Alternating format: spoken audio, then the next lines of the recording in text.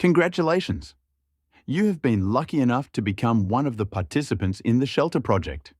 You have received a perfect synthetic body. Take care of it and upgrade it. You are in control of a basic shelter. Urgently upgrade it to protect against unknown threats. Minimum survival supplies issued. 2 androids at disposal. The planet is teeming with dangers. Act with caution outside the shelter. Every 10 days, the shelter is exposed to various risks. Prepare in advance. The atmosphere is filled with powerful radiation. Control the body's radiation background. Concentrate to activate the control interface. Enjoy the game. Ye-yun opened his eyes and found himself in a room with steel walls. He was completely at a loss. A shelter project? He had lived well on Blue Star and had no desire to participate in such experiments. After his initial dissatisfaction, he quickly pulled himself together. Complaining won't change what happened. It's better to soberly assess the situation. Taking a deep breath, he calmed down and focused on the translucent screen in front of him. Name: Ye-yun code 9545. Strength 5. Attention 5. Endurance 5. Charisma 5. Intelligence 5. Dexterity 5. Luck 5. Radiation 0%. Hunger 100%. Hydration 100%. Shelter occupied sectors 4. Free sectors 3. Food 10 out of 100. Drinking water 10 out of 100. Energy 10 per 100. Medicines 0 per 100. Construction robots 1 androids 2 below. The statistics were 4 options: trade, construction, production, chat. The corner of Ye-yun's mouth twitched. The interface looked exactly like a video game. Were these highly developed aliens like the gaming corporations on Earth? Opening the shopping section, he found an empty space. It makes sense. The other participants were probably just waking up too. In the construction menu, all the blueprints were inactive, marked as unavailable. The production section was also blocked. Additional activation was required. Finally, he moved to the last option: chat. The interface was divided into public and private communication channels. Ye-yun looked into the public chat under number 001. Help! What's going on? This is some kind of idiotic prank. Oh my God, is this heaven? I have 2 beauties in my hideout who obey me without question. They're androids. Calm down. So what? The quality is far superior to silicone dolls that cost tens of thousands. Intrigued by the mention of androids, Ye-yun opened the system map. The current shelter is extremely compact. Only 7 construction zones, 3 of which are empty. The 4 existing rooms are residential quarters, 55, power unit, 55, warehouse, 55, entrance gate, 55. Looking at the system list, Ye-yun felt a little disappointed. The shelter was really primitive. After leaving the residential block, he found himself in a narrow metal corridor separating 6 building sections, excluding the main entrance. To the left of the residential block was the power unit. To the right, the warehouse. As they approached the energy compartment, the doors opened automatically. In the center of the room, a cubic blue source glowed with wires connected to its base. When Ye-yun focused on the glowing object, detailed information appeared. Nuclear battery. Output: 1 unit per hour. Durability: 999 out of 1,000. 2 androids stood next to the battery. Their appearance was almost indistinguishable from human. Smooth skin with a natural shine, ideal body proportions. Only the serial numbers on the forehead and mechanical connections in the joints gave away their artificial nature. It was no wonder that the chat members were delighted. The motionless figures activated when Ye-yun appeared. "Welcome home, manager," they said in unison, their voices emotionless. Ye-yun rubbed his nose awkwardly, not yet used to being addressed like that. Despite their artificial nature, their flawless appearance and realistic facial expressions were uncomfortable. "Do you have names?" he asked cautiously. The left android immediately responded, "According to the shelter's settings, we are temporarily nameless. The manager can give us names." Ye-yun hesitated, looking at the numbers above their heads. Although they were almost indistinguishable from humans, they were still robots. Giving them human names seemed strange. Then you will be first and second, he decided. New names accepted, the androids confirmed. Ye Yun studied their stats. Name. First strength. 3. Awareness. 3 endurance. 3 charisma. 3 intelligence. 3 agility. 3 luck. 3 condition. 100% repairable. Charge. 100%. The parameters are lower than his own, but the advantage is that it only requires recharging without food and water. For the normal functioning of the power unit, an operator is needed. Otherwise, the generation of electricity stops. One android must be on duty here at all times, although a change is possible. The shelter's current energy consumption is 4 units per day. The power unit provides this demand in 4 hours of operation. In the far corner, in addition to 2 charging stations, there was a square silver construction robot. His intellect is even more primitive than androids, incapable of even simple dialogue, only carrying out system commands for construction. Having not yet come up with tasks for androids, Ye Yun headed to the warehouse. In the center of the room was a massive disk. Quantum matter transporter. Description. Provides movement of items between retail outlets. Around the disk were 4 rows of metal shelves with modest supplies. Ye Yun walked to the nearest shelf and picked up a blue cube slightly smaller than his fist with a yellow lightning bolt on its surface. Small energy unit. Description. Converts to 1 unit of electricity. Other shelves held concentrated food and drinking water. Both were cubic in shape, but larger than the power units. The food cubes were yellow with a cutlery symbol. The water cubes were green with a drop. Small food block. Description. Restores 100 units of satiety. Small hydro block. Description. Restores 100 units of hydration. In the shelter, only he needed food and water. Androids only needed recharging. According to the system data, his body was using 100 units of satiety and hydration daily. Suddenly, he realized a serious problem. The shelter currently lacked the production facilities to produce food and water. This meant that without new resources, there would be a critical shortage of supplies in 10 days. He activated the construction panel and quickly found the information he needed. Water treatment plant, white. Requirements for construction, small filter, white, 0/1. Electricity, 20 units, 10/20. Construction robots, 111. Operational requirements, android/human/engineering mechanism. 1. Energy consumption, 0.1 unit per hour food workshop. Requirements for construction, small protein converter, white, 0/1. Electricity, 20 units, 10/20. Construction robots, 111. Operational requirements, android/human/engineering mechanism, 1. Energy consumption, 0.1 unit per hour. After examining the requirements for both units, Ye Yun frowned. The situation was more complicated than expected. Electricity was the least of the problems. The power unit produced 1 unit per hour, while the daily requirement was only 4 units. Over 20 excess units accumulated per day. However, it was completely unclear where to get a small filter and protein converter. Unable to find an immediate solution, Ye Yun remembered the other participants. 100 million people have been put into this system. Maybe someone has some ideas. He turned his attention to the seething general chat. The shelter is too primitive. Small filter, white. Does anyone know how to get it? We all only have a 10-day supply of food and water. If we don't find a solution, we'll die of hunger and thirst right in our shelters. There's nothing in the shelter. We'll have to go outside for more resources. Has anyone explored the outside world? I tried it. Outside the shelter, the radiation is constantly growing. When it exceeds 10%, it starts to affect the body.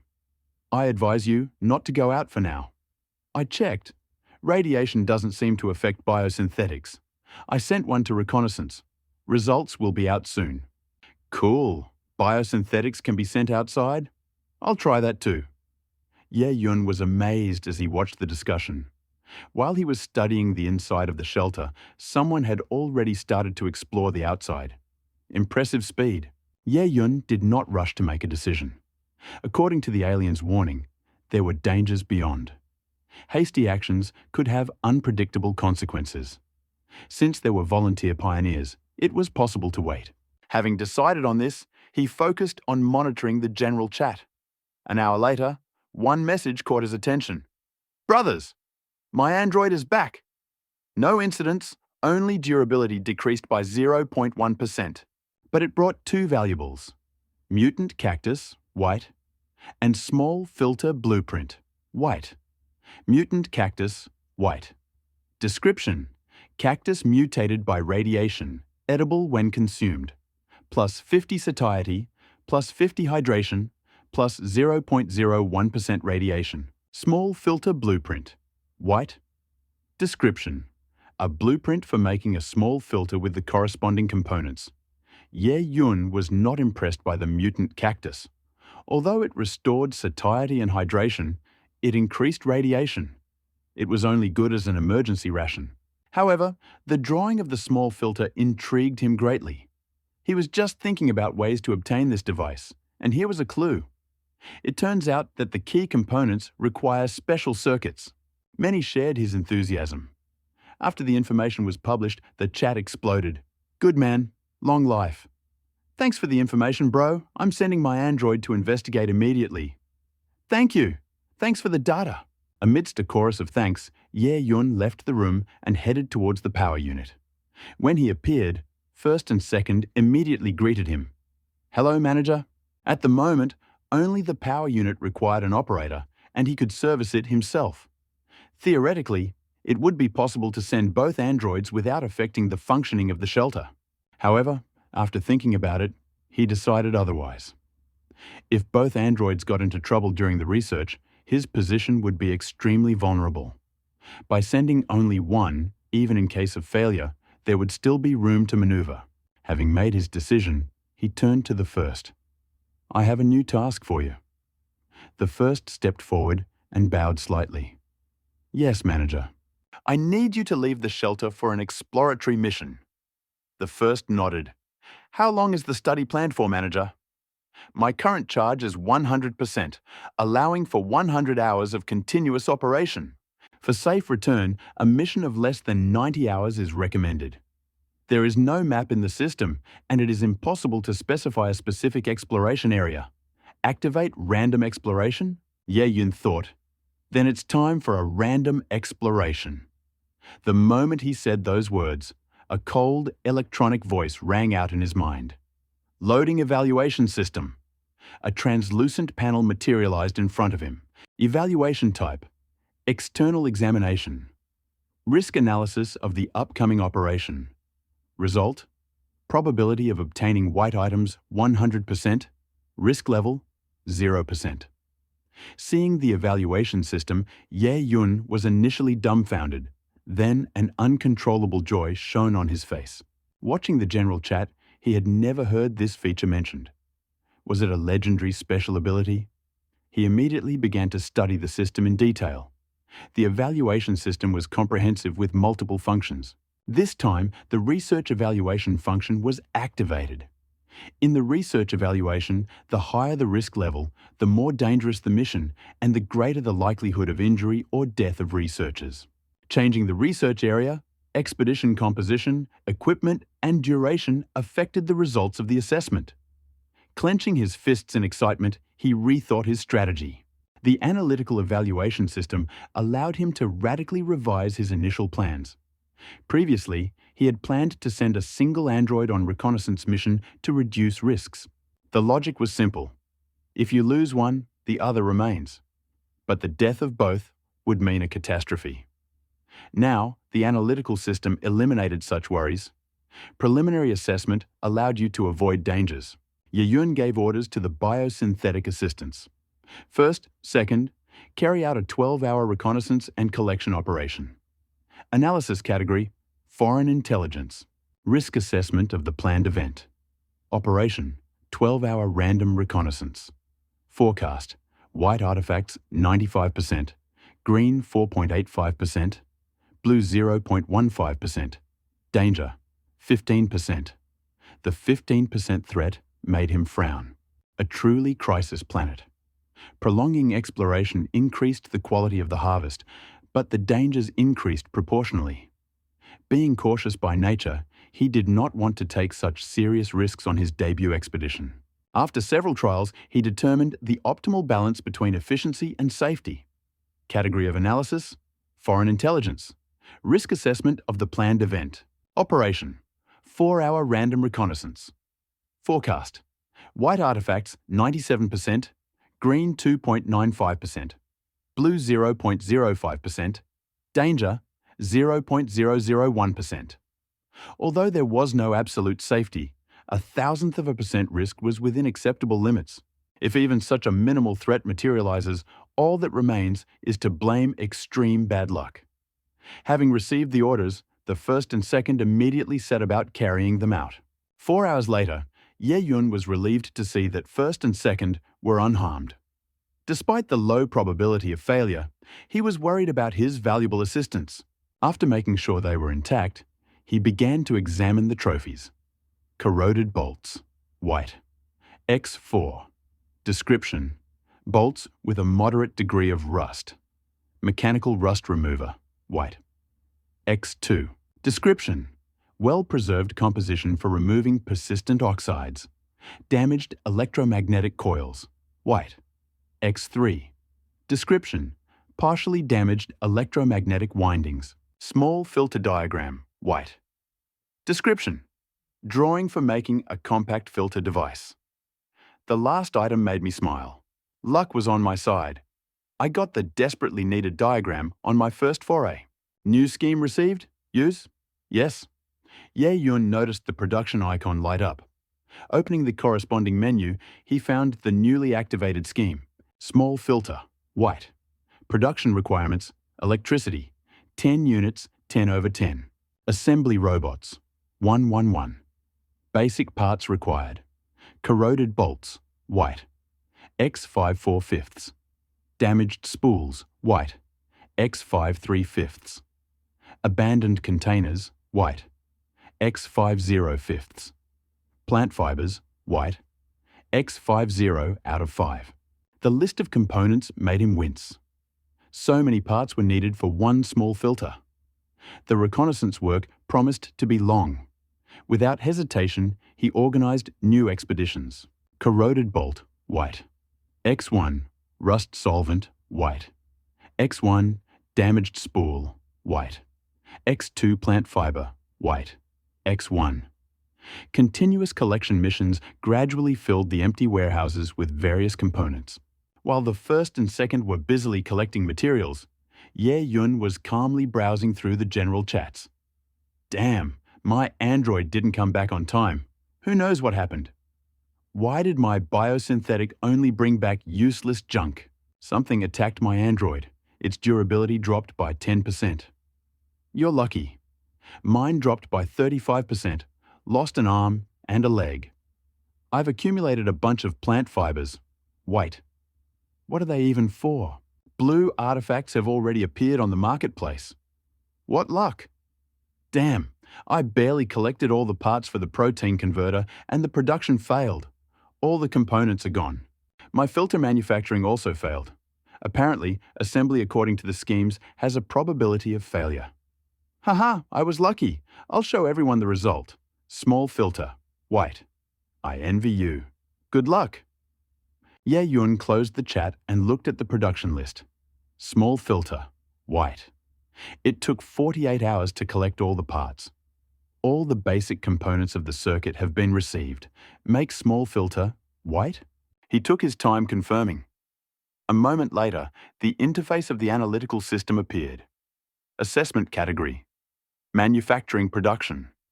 Manufacturing risk analysis. Item manufactured. Small filter. White. Forecast. White products. 100%. Defect risk. 25%. Ye Yun frowned after seeing the results.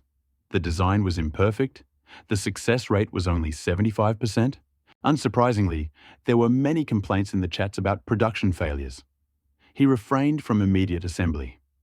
The components were very difficult for the first and second to assemble, and their loss would mean a significant waste of time. However, he soon noticed the key phrase. Basic components of the circuit obtained. Make small filter white. Ye Yun focused on the word basic. If there are basic parts, it is logical to assume that there are non-basic components. Perhaps the design did not offer an optimal configuration, hence the 75% success rate. With this thought in mind, he began experimenting. Opening his inventory, he added a bottle of rust remover white to the production list. Evaluation category: production manufacturing. Production risk analysis. Item being manufactured: small filter, white. Forecast: 100% white items, 24% risk of defects. A 1% reduction in risk brought a smile to my face. The guess was confirmed. The schematic recipes were incomplete and required additional ingredients. Ye-Yun continued to vary the combinations of ingredients. After dozens of attempts, he arrived at the perfect formula. Assessment category: manufacturing. Manufacturing risk analysis. Item produced: small filter, white. Forecast: white products 100%. Defect risk 0%. Ye-Yun jumped up and down with joy. Seeing the long list of components required for assembly, Ye-Yun couldn't help but whistle in surprise. The actual recipe was noticeably different from the original design. No wonder the failure rate was as high as 25%. Luckily, he had an analysis module. Without it, if this failed, he would have to spend 2 days collecting all the elements again. He pressed the button to start the build. The robot builder, who had been peacefully charging in the power compartment, immediately perked up and entered the workshop. Mechanical manipulators lifted the parts one by one and connected them with jeweler's precision. A few minutes later, a neat silver hourglass-shaped device appeared before Ye-Yun's eyes. "Well, it looks like it came from a factory, not scrap metal," he chuckled. Small filter, white. Cleaning efficiency, 1 unit per hour. Durability, 1000 out of 1000. With the advent of this filter, he could finally move on to the construction of a new facility. Water treatment station, white. Requirements for construction: small filter, 1:1. Electricity, 20 units, 20 to 20. 1 construction robot, 1:1. Maintenance, 1 worker. Bio-android, human or mechanic. Energy consumption, 0.1 units per hour. Build now? Yes or no? Select the location of the building. After confirmation, the holographic map displayed a diagram of the shelter. At the moment, it had 7 building cells, 4 of which were already occupied. The entrance and 3 buildings on the left. Without thinking twice, he chose the first free cell on the right. The robot immediately began to work, and half an hour later, the frame of a new building appeared in front of Ye-Yun. The filter, just assembled, took center stage inside. Water treatment station, white. Disabled. Productivity, 1 unit per hour. Maintenance, 1 employee per 0.1 units of energy per hour. Ye-Yun immediately directed his first bio-android towards the new object. A second later, the previously inactive station began to hum and turn on. 1 hour has passed. Purified water block. Description: restores 100 units of pure water when used. Seeing the neat bluish cube in the storage, he nodded with satisfaction. It turned out that the station was very efficient. In just 1 hour, it was possible to provide 1 person with water for the whole day, without spending too many resources. Now, only 1 hour of work per day was enough. The rest of the time could be used to collect components. Operation rating: reconnaissance. Type: random 4-hour reconnaissance, reward. Probability: white items, 97%. Green items, 2.95%. Blue items, 0.05%. Risk level, 0.002%. He noticed right away that the danger level had increased from 0.001% to 0.002%. Only 48 hours had passed since the first reconnaissance. This confirmed his guess. The outside world was not standing still. It was becoming more dangerous every day. Even though the risk was tiny, it couldn't be ignored.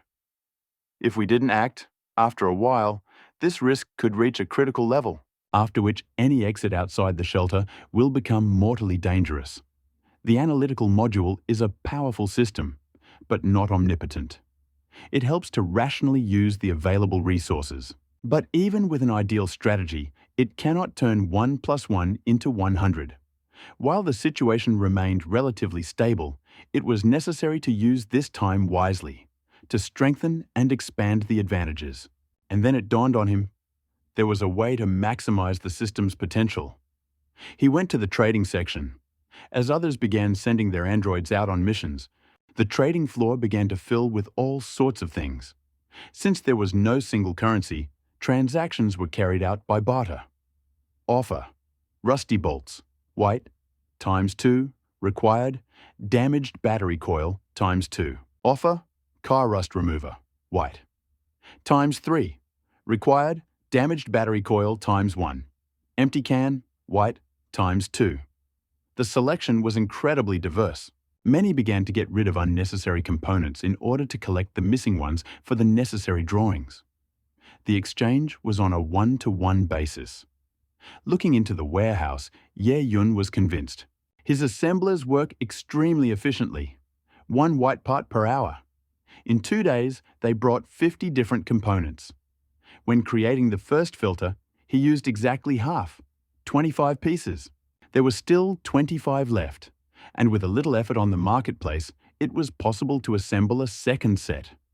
The rest did not have an evaluation module, which meant that no one knew the exact composition of the recipe. Their chances of successfully building were only 75%. Every fourth attempt ended in failure and the loss of all resources. He had already seen many people complaining about their failures in the chat. Some people were cursing, some were blaming the system, but even those who hadn't started assembling yet were clearly nervous. If you put a ready-made filter up for sale, it will definitely generate interest. The main thing is to set an adequate price. He quickly calculated the costs: 25 white components, 10 units of electricity, 20 minutes of construction robot time. He has plenty of energy. At the current level of consumption, 20 extra units remain daily, and energy blocks can also be put up for exchange. Without wasting time, he immediately got down to business and soon collected all the missing parts for the second filter. But Ye Yun didn't pay attention to these conversations. Some were just complaining, some were trying to confuse others so they could buy the goods earlier. There are 1 million shelters registered on the platform. Even if only a tiny fraction of players are interested in filters, that's a huge market. And with its current capabilities, the robot is only capable of creating 1 filter every 20 minutes, a total of 72 per day at full load. There were no problems with sales expected, and that's what happened. All day long, lots with filters disappeared almost immediately after being put up. Each deal brought him 5 white components and 10 power units. Over the course of a day, he had accumulated quite a few resources. The only limitation now was the production robot. He scratched his chin thoughtfully. It's a pity that he doesn't have a scheme for creating a second such robot yet. The doorbell rang. The first and second appeared on the camera monitor. They returned from another raid. Ye Yun let them in and began checking the loot. One of the trophies was a blueprint for a protein converter. He immediately activated it. A new item appeared in the list of available production. Small protein converter. The production parameters were identical to the filter. 20 minutes, 20 parts, 10 units of energy. He selected this option, and the evaluation system immediately began the analysis. Evaluation type: production. Subject: small protein converter. Risk: 25%. Chance to get a white item: 100%. Risk percentage matched the filter. Based on his previous experience, Ye Yun immediately began experimenting with combinations of parts, trying to find the most reliable assembly option. After several unsuccessful attempts, Ye Yun finally found the perfect combination of ingredients. The system confirmed. The chance of successful production of a protein converter is 100%. The risk is 0. In 20 minutes, the device was ready. Productivity, 1 unit per hour. Durability, 1,000 out of 1,000. This meant that he could finally begin building the kitchen, which until now had only existed in plans. While the construction robot began to build a new object, the general chat became restless. Why haven't there been any new filters on the exchange for half an hour? Maybe Ye-Yun has problems? What problems? The number of shelters is still the same. 1 billion. Don't panic. Why did everything suddenly stop? I wonder if he's reading the chat. While the building was being built, Ye-Yun looked into the chat. Recently, many players have already collected the necessary parts and blueprints. However, due to the fact that he posted filters in extremely limited quantities, almost everyone was forced to produce them themselves. And, as often happens, the number of losers quickly grew. Those who succeeded were silent, but the losers did not skimp on comments. The problem was that even without incident, one android could bring in a maximum of 20 components per day. A production failure meant the entire day was wasted. No wonder many people took to the chat room to express their opinions. This created the false impression that the chances of success were catastrophically low. Seeing the chat room increasingly discussing the lack of new filters, Ye-Yun decided to clarify the situation. He wrote a message. "Hello, this is Ye-Yun. Thank you all for your interest in my products. My Android just got the blueprint for a protein converter, and I'm currently building a kitchen for it. As soon as it is ready, I will resume the production of filters and start producing protein blocks in parallel. By the way, I am very interested in receiving drawings or information on the production of construction robots. I am ready to pay generously." After that, the chat exploded. "Yes, it really is him. Ye-Yun, did you find a bug? Share it. How do you manage to produce so many filters? Everyone else has 3 failures for every success, and you have stability. Are you sure you only need 30 components? Someone give him the robot blueprint. We all benefit from this. Ye-Yun, take me to your shelter. I'm obedient. Hey, we're all surviving here. Let's exchange useful information." He glanced ironically at the stream of those eager for freebies. Giving gifts just like that? That was definitely not part of his plans. He already sells devices almost at cost price. That's already noble. Demand significantly exceeds supply. And even if he raises the price to 35 components, there will still be people willing to buy it. But now he deliberately kept prices below the maximum in order to gain a foothold in the market. While he was pondering the situation, he was inundated with friend requests, more than 100 in a matter of minutes. Realizing that he shouldn't expect useful information from most of them, he still accepted all the requests, simply out of curiosity. Some of the messages were interesting. "Are you selling the filter directly? I'm ready to give away 30 parts and 40 energy. I don't have time to buy anything on the stock exchange. I have valuable information. Give me the filter and it's yours. We're from the same zone. Can you take me on the team? I have a green level blueprint. Do you want to buy it?" He opened a dialogue with the latter. "What kind of blueprint? Show me." The answer came immediately. It was a diagram of a damaged green level 0.32 caliber pistol. Ye-Yun frowned. A real weapon was serious. He had been monitoring the exchange for a long time, and in all this time, he had not seen a single combat scheme. And now, in front of him, was a full-fledged drawing of a firearm. And not just rare, but green class, that is, higher than standard. He immediately understood. He needs to take it. At the moment, his androids are completely unarmed. In case of danger, they are powerless. But with weapons, it's a completely different level. It will be possible to send them deeper into uncharted zones. He wrote, "Excellent find. How much do you want?" The answer came immediately. 1 filter, 1 protein converter, and 100 white components. Hearing these conditions, Ye-Yun winced. The deal would cost 160 components, not a small amount.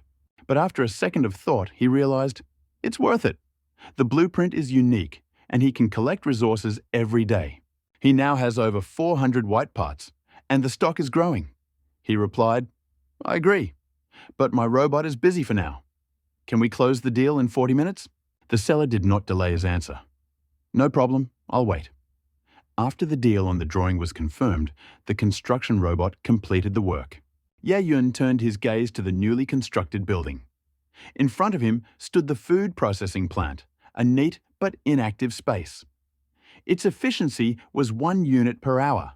Maintenance required 1 worker and minimal energy consumption.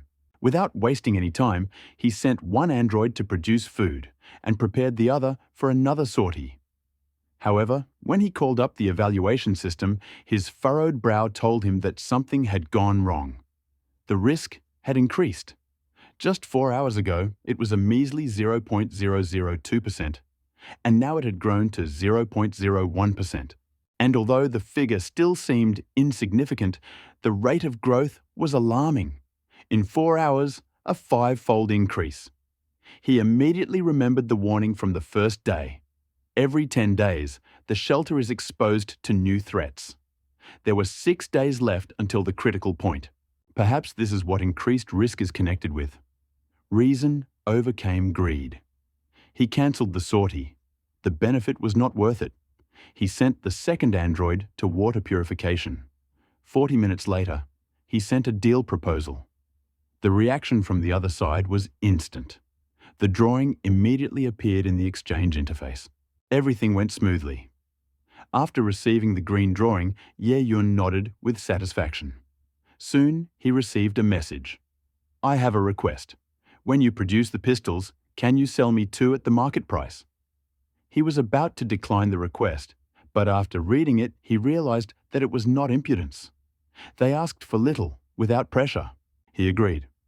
"No problem. I'll write when they're ready." "Thank you, brother. If I find more blueprints, I'll contact you first." He didn't pay much attention to the promise. In such matters, words don't mean much. Without wasting time, he activated the blueprint he'd received. The list now includes the ability to create a gun. The requirements are 10 units of energy, 1 robot, and a number of components. Among them are 3 green pipes, 1 deformed sight, a white rusty trigger, a white handle, and 5 rusty wires. Ye Yun's forehead furrowed again. Green components? Do you need 5 of them at once? He immediately opened the exchange and filtered the offers only for green items. The white ones disappeared, leaving behind an unattractive list. The prices were shocking.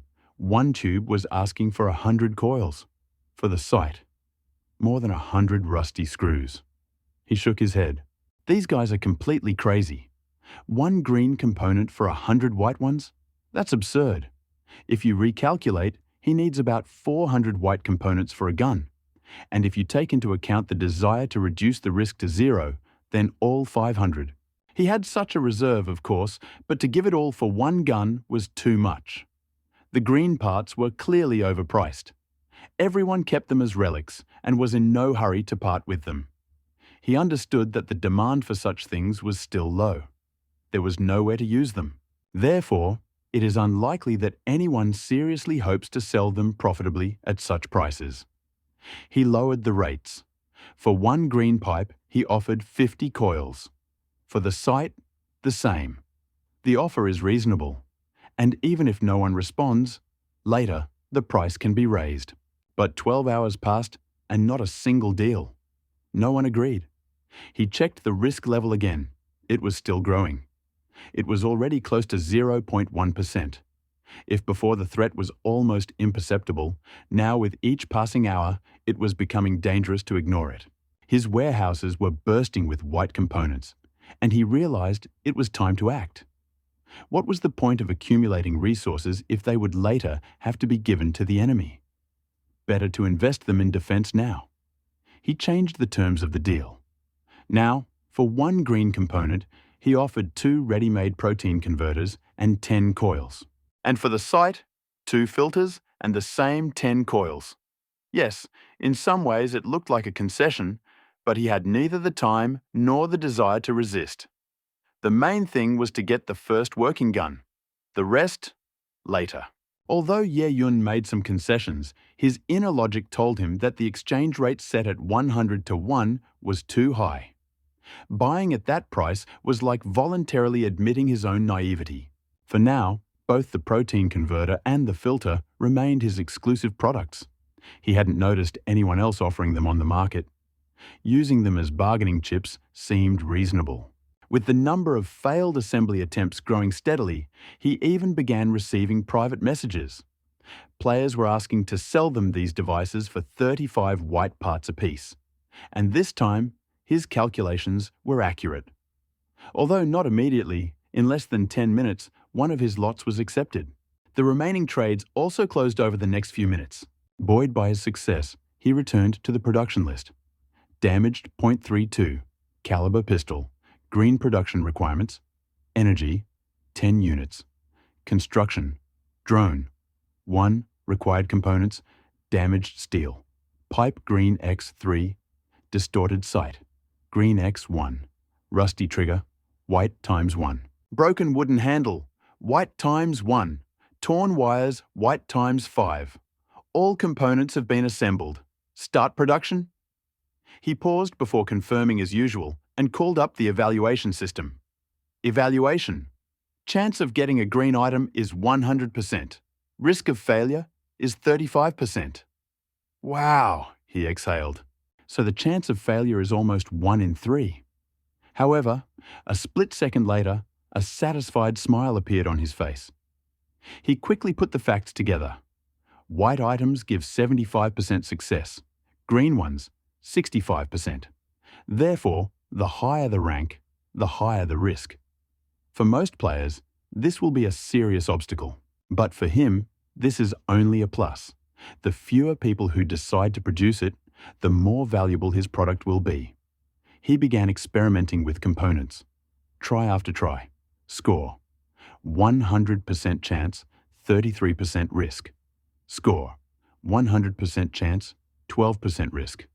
Score. 100% chance, 4% risk. He tried over 100 options, buying up almost the entire available market for white parts.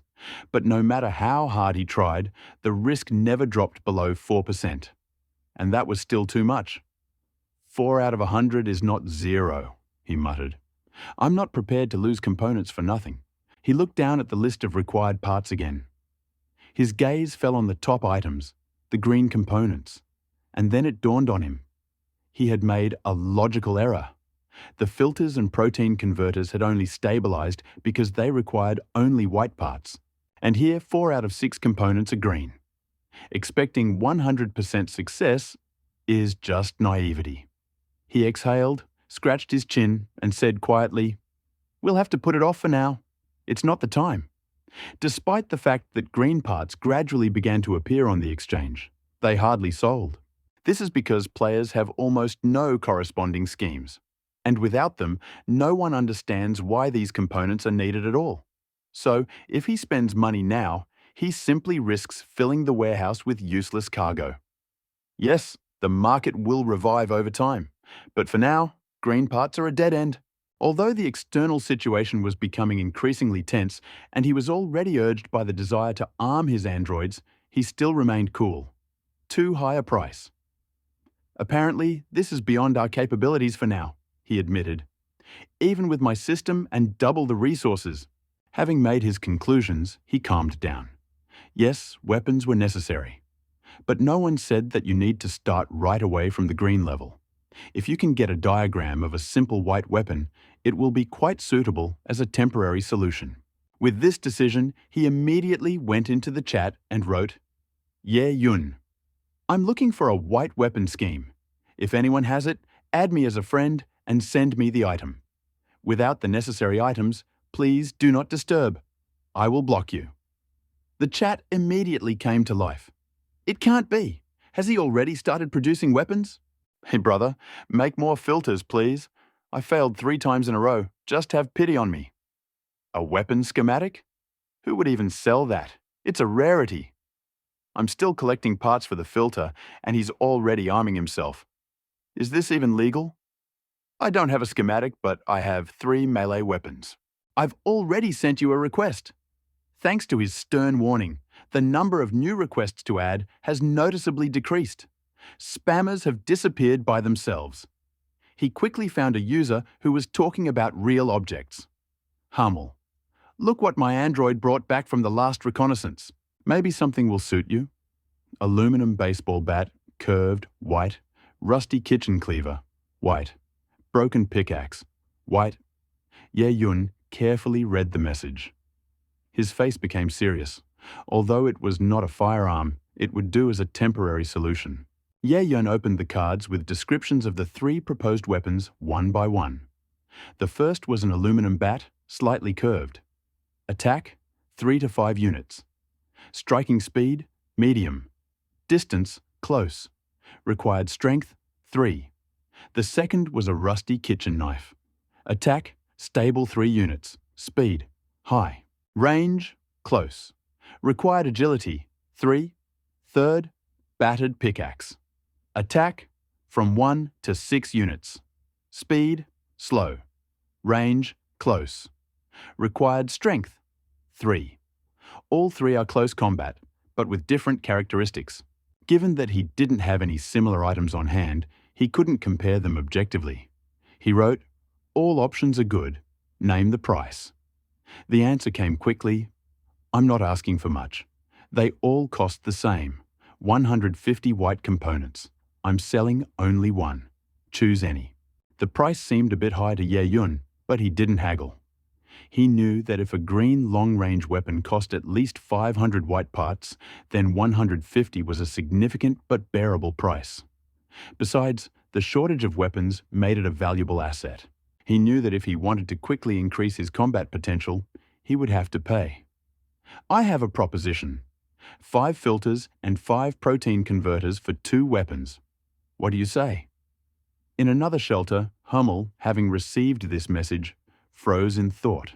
He understood perfectly well how important weapons were in the current circumstances, but he still did not consider them to be something absolutely irreplaceable. Every day he sent his androids, Lucy and Jessica, on reconnaissance. In the last 4 days, they had already brought back 4 units of white weapons. One of them has very impressive characteristics. Old machete. Attack, 4 to 5. Speed, high range, close required agility, 3. At first, he planned to keep 1 weapon for himself and each of the androids and sell the 4th. But now, looking at Ye Yun's proposal, he hesitated. Considering the rarity of filters and converters, he could well afford to wait a little while until the androids obtained another weapon. He replied, "I agree. But if you have something like a filter for sale, I would like to buy it at a fair market price." Ye Yun didn't even argue. In fact, he promised something that no one could verify. And at the first opportunity, he could simply forget about it. Although, if the situation allowed, he tried to keep his word, only for the sake of his reputation. While his production could not cope with the current volume, he asked Hummel to wait a little, and he himself was busy checking other messages. But opening one after another, his face darkened. He clearly wrote in the chat, "Do not write to him without a specific offer." However, there were many who ignored the request. He did not stand on ceremony with them. He immediately sent them to the blacklist. What they thought there, he did not care. He had just decided that the weapon from Hummel would be his only trophy for today, when suddenly one message caught his attention. Zhang Heng. "I have 2 heavily damaged green-level construction machines. Ye Yun, I thought you said you were interested in such things. Take a look. Maybe this is what you need?" About to press the block, Ye Yun froze. His intuition worked. He immediately revealed the details of the item. Heavily damaged construction robot green description. Out of order due to serious damage.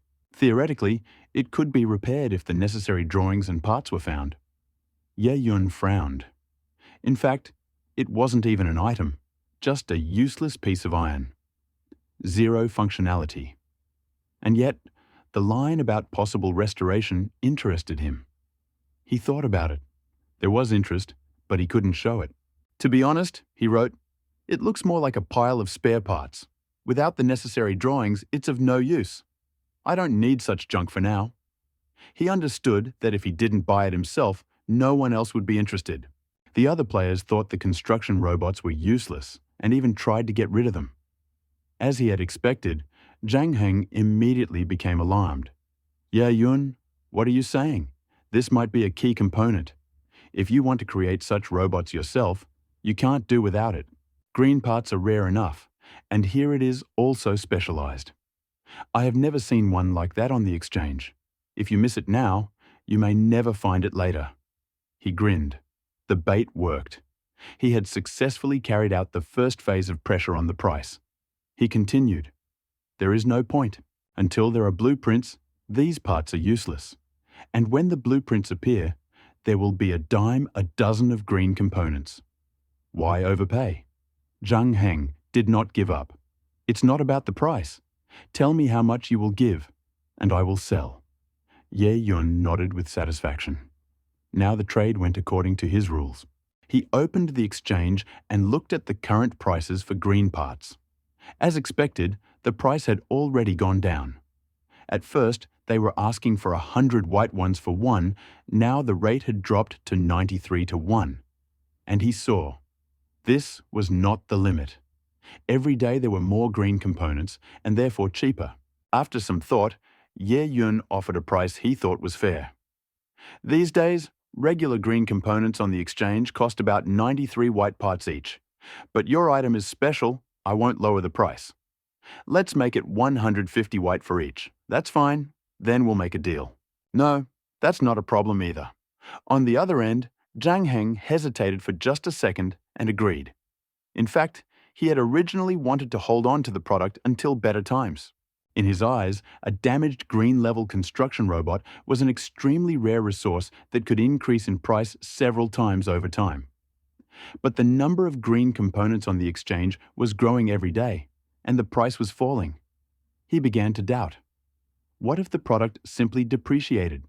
And even though such a robot had not yet appeared on the open market, Zhang Heng did not want to take any risks and decided to sell it right away. "Okay, then 300 coils for 2 copies," he replied. The decision was surprisingly quick, even for Ye Yun. He expected a bargaining session, but since everything had gone smoothly, it was better to act immediately. He immediately sent an offer for exchange. The deal was successful. Having received the devices, he opened their description. Heavily damaged construction robot green description. Due to critical damage, it does not function. It can be restored if you have the appropriate drawings and components. And here is an additional question. Do you want to try restoring it without a drawing? He felt the excitement. The system confirmed. There was a chance of success. And most importantly, he was the one who could check it. Any other manager in his place would have simply ignored such an opportunity. But he had a powerful tool in reserve, the evaluation system. He took a random white part and activated the analysis. Action type: repair. Object: green construction robot. Damaged chance of getting a green item. 100% risk of failure. 99.9%. What the? Ye Yun almost cursed. Almost 100% failure rate? He immediately began to combine various parts. Attempt after attempt. Risk, 94.1%. Risk, 37.5%. Risk, 5.8%. He tried more than 300 options until he reached the minimum threshold. It couldn't go any lower. He sighed. Probability, 5.8%. It didn't seem like much. But if he had just one robot, maybe he would think about it. But he had 2. That meant the chance of both repairs failing in a row was only 0.3364%, less than 1 in 300. If this doesn't work, then it's just not meant to be, he muttered. The loss would be unpleasant, but the potential gain was enormous. An additional construction drone would allow him to double his production capacity. There was no point in delaying. He confirmed the repair. One by one, the white parts disappeared from the storage, absorbed by the internal mechanism of the damaged hull. Visually, everything looked like a repair in the literal sense. Old elements were replaced with new ones. Mechanical units came to life.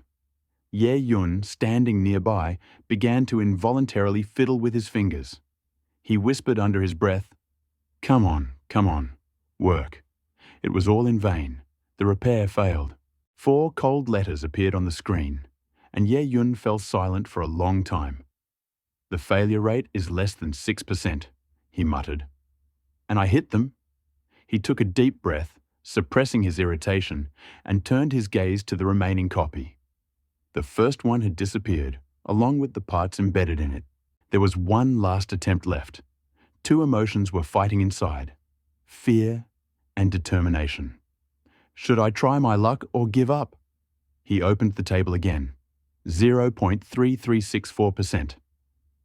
That was the chance that both attempts in a row would fail. That was like 4 failures out of 1,000.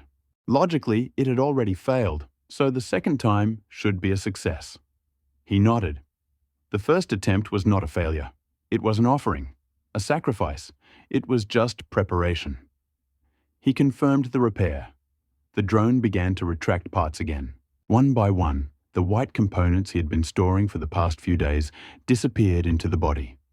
Metal plates, chains, cables, everything was absorbed. A few minutes passed, and at that moment, Ye-yun could no longer bear it. He looked away, trying not to think. But as soon as he turned around, the system emitted a familiar signal. Repair completed successfully. You received green construction robot. It worked, he exclaimed, and quickly turned around. In front of him stood a completely new robot, sparkling with metal panels, with smooth surfaces and a reliable chassis. There was no trace left of the previous rusty box. Construction robot green. Description: universal construction machine, used for construction and production on the territory of the shelter. Condition: 100% repairable. Now everything was for real. Doubled production capacity, new opportunities, competitive advantage. He knew this victory was no fluke. He had suffered for it, and it was worth it. Looking at the system instructions, Ye-yun clenched his fists and almost jumped off the ground. Although the probability of failing twice at the same time is only 0.3364%, the first failure still left him with many shadows. Fortunately, the second repair was ultimately successful. Otherwise, these two failures would have wiped out the first mover advantage he had accumulated over the past few days. Although he succeeded the second time, Ye-yun quickly calmed down. The second success could be called a result of probability or luck. However, this also made Ye-yun realize a very serious problem. The next time he encountered a similar situation, he would have to make decisions more carefully. Activities with too low a probability of success should be avoided as much as possible. He was a person with a rating system. Instead of taking unnecessary risks, it is better to wait for the right moment to act. However, the benefits of taking the necessary risks are also significant. Thanks to the second construction robot, the production efficiency of the shelter has doubled. 20 minutes later, Ye-yun completed the deal with Hamel. Ye-yun did not choose the broken white pickaxe with the highest attack power. Although this thing has a higher attack power, its attack speed is also the slowest, and its attack fluctuation is also relatively large. In the end, he chose two white weapons with relatively average characteristics. Curved aluminum baseball bat. White attack, 3 to 5 attack speed, medium attack range, close use. Attribute: strength, 3 rusty iron kitchen knife. White attack, 3 to 3. Attack speed, fast attack range, close use.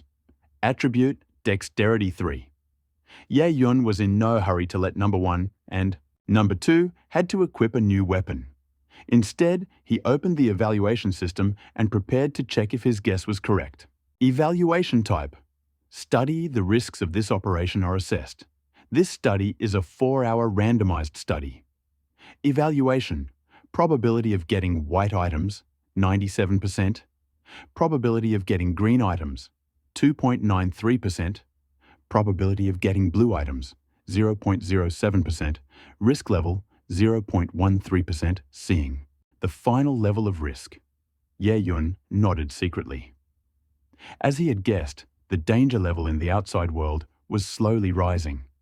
After handing over the two weapons number 1 and number 2 respectively, Ye-yun reorganized the reconnaissance mission. Evaluation type: study. The risks of this operation are assessed. This study is a 4-hour random study. Evaluation: probability of getting white items, 95%. Probability of getting green items, 4.84%. Probability of getting blue items, 0.16%. Risk, 0.00002%. When Ye-yun saw the evaluation results, a golden light flashed in his eyes. The evaluation results were even better than he expected. He assumed that equipping androids with weapons would reduce the risk assessment. However, he did not expect that not only would the risk be reduced, but the quality of the items would also improve. The chance of getting green items has increased from 2.93% to 4.84%, a full 2 percentage points. The chance of getting blue items has also increased from 0.07% to 0.16%, which is a significant increase. Seeing that the risk level was only 0.0002%, Ye-yun had an idea and changed his exploration plan. 4 hours is too short. Let's explore the city for 8 hours this time. You have posted a new task. Evaluation type: study. The risks of this operation are assessed. This study is an 8-hour randomized trial. Evaluation: probability of getting white items, 84%. Probability of getting green items, 14.61%. Probability of getting blue items, 1.39%. Risk, 0.001%. Risk level increased from 1 in 200,000 to 1 in 10,000. But the probability of obtaining the corresponding high-level items also increased. In just 8 hours of continuous research, 14.61% of green items and 1.39% of blue items were obtained. What if the research time was increased? Evaluation type: study. The risks of this operation are assessed. This study is a 12-hour randomized trial. Evaluation: probability of getting white items, 74%. Probability of getting green items, 22.55%. Probability of getting blue items, 3.45%. Risk level, 10.109%. To be honest, Ye-yun was very happy when he saw the probability of obtaining the item. But when I saw that the risk level had become 10.109%, my enthusiasm immediately cooled. The risk of 1 in 10,000 is still within his acceptable range, but the risk of 1 in 10 is too much. Bionic humans are different from the public green accessories.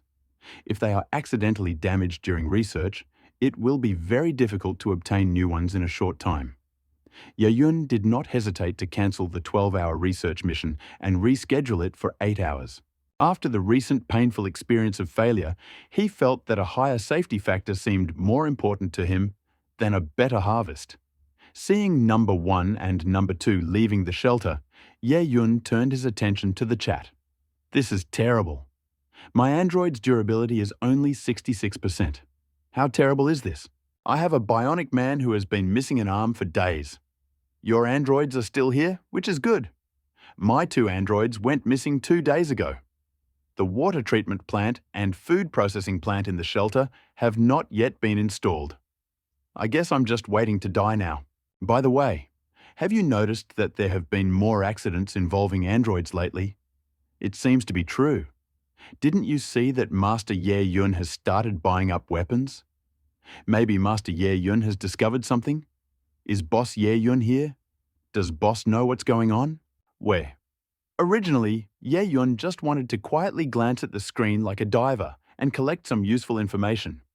However, seeing that many people had mentioned it, he thought about it and felt that he still needed to step up and remind them a few times. Currently, most of the shelter managers are still in the research stage. Ye-yun thought for a moment and quickly thought of a way to remind him of this without revealing his golden finger. I think everyone remembers how the aliens warned at the very beginning that the shelter would face different dangers every 10 days. Now, out of 10 days of counting, only 5 are left. I think that this is probably why the dangers in the outside world are constantly increasing, and why cyborgs sent to explore the outside world are getting injured or disappearing. It will probably continue to get worse over time. I have collected statistics based on chats, and most of the accidents happened when people let their bionic people go out of the house for a long time for research. These are just my personal statistics and have no scientific basis. I suggest you shorten the research time each time and, if possible, equip your androids with some weapons. Seeing Ye Yun appear again, the public channels suddenly became lively. It's Boss Ye Yun. Good morning, boss. Brother Ye, have you discovered any secrets of making props? Can you share? Yes, please share. Let's move forward together.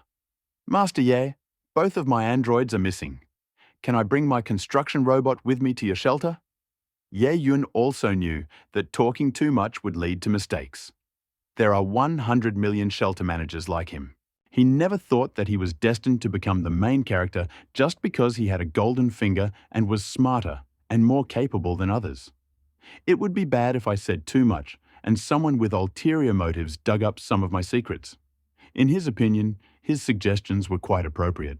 As long as you follow your own advice, don't let the android stay out of the shelter for long and keep it armed whenever possible. Even if it encounters danger, it will likely be able to return safely, and at best will only suffer a slight loss in durability. As for those smug guys, if they die, they die. What does it matter to him? Ye Yun doesn't think he has to help them just because they're all humans. Ye Yun, as long as there are so many people here, I'm going to collect another wave of weapon designs. There will only be more drawings, and the prices will inevitably be lower and lower. If you are ready to sell, please add me as a friend and send me a private message. Also assembled, seriously damaged construction robot green. By the way, I do not accept private chats and insults. If you encounter something like this, just block. After Ye Yun issued the final warning, he immediately closed the public chat. Just like last time, the number of friend requests immediately exceeded 99. Ye Yun accepted all of them, and then checked the messages sent to him by these people one by one. Perhaps the previous 2 times of blocking hundreds of people finally yielded results, and this time the number of people sending offensive messages had finally decreased significantly. As for some people who added him as a friend but did not communicate with him, Ye Yun did not block them. After all, the number of friends lists in the system is unlimited.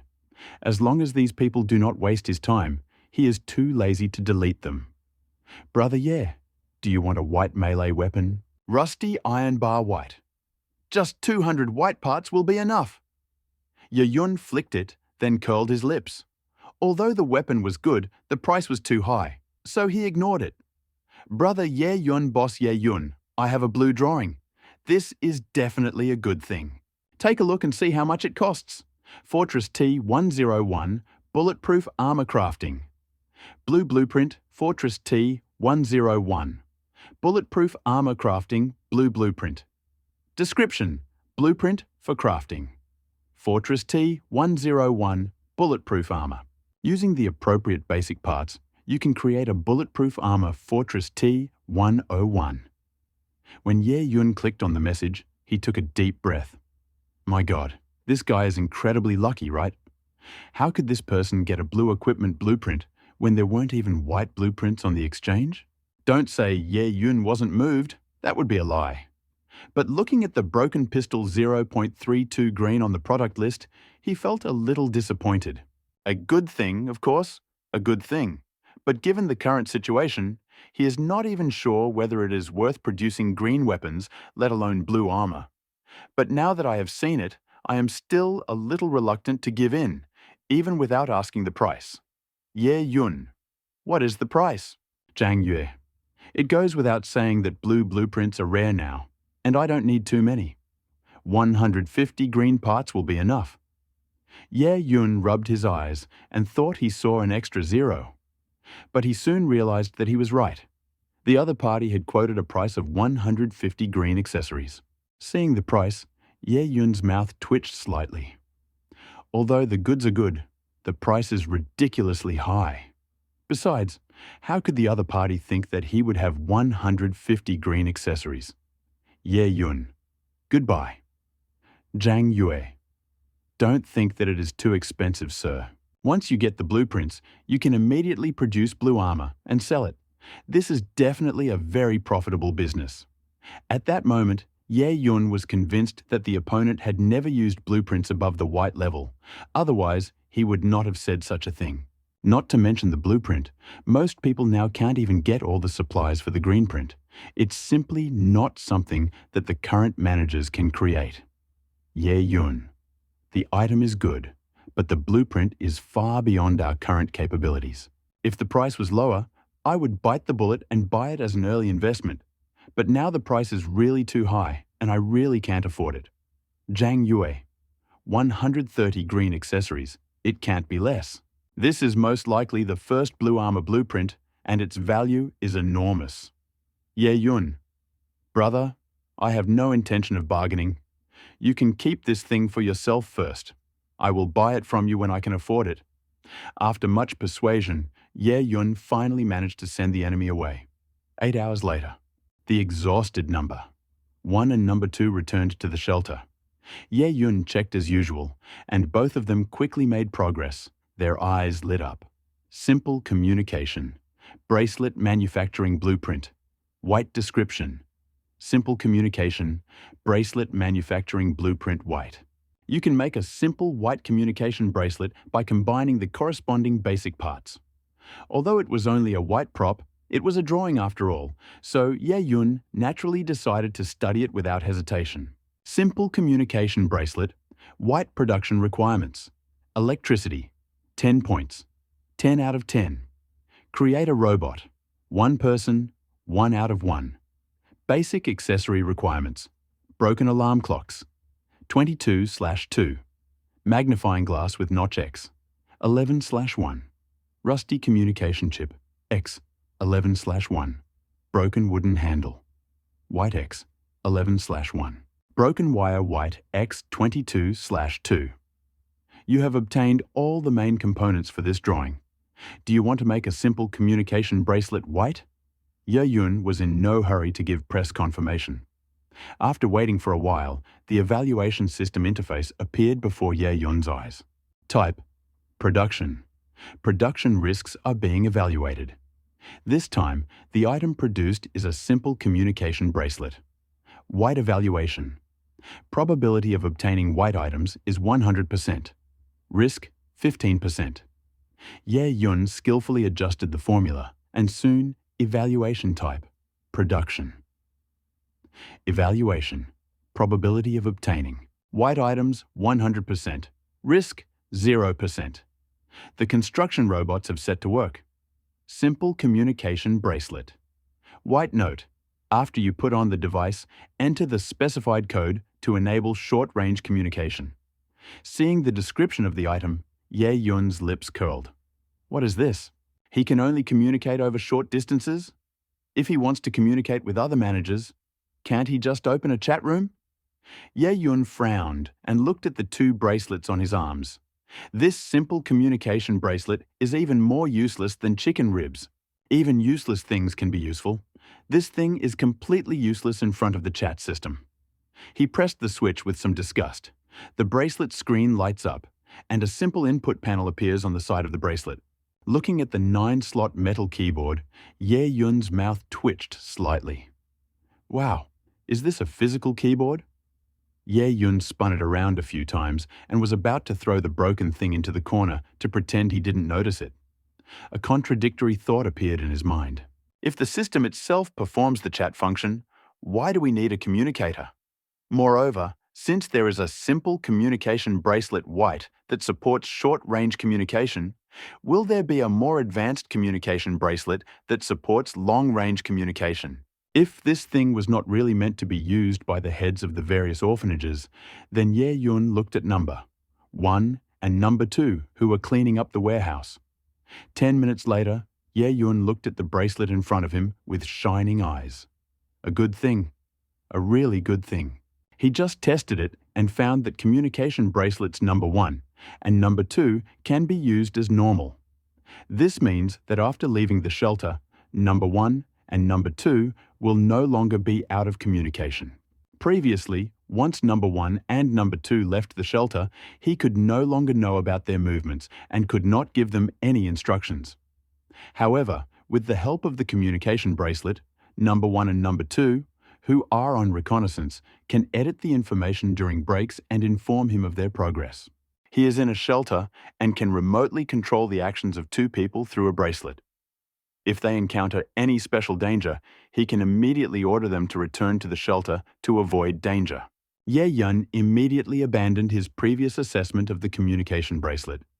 Divine weapon. Absolutely divine weapon. Ye Yun immediately assigned reconnaissance tasks 1 and 2. You have published a new task. Type. Study. The risks of this operation are assessed. This study is an 8-hour randomized trial estimate. Probability of getting white items, 84%. Probability of getting green items, 14.61%.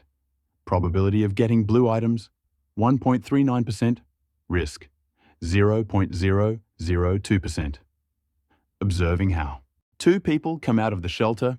Ye Yun also turned on the communication bracelet on his hand. 10 minutes later, the communication bracelet vibrated slightly. Number 1.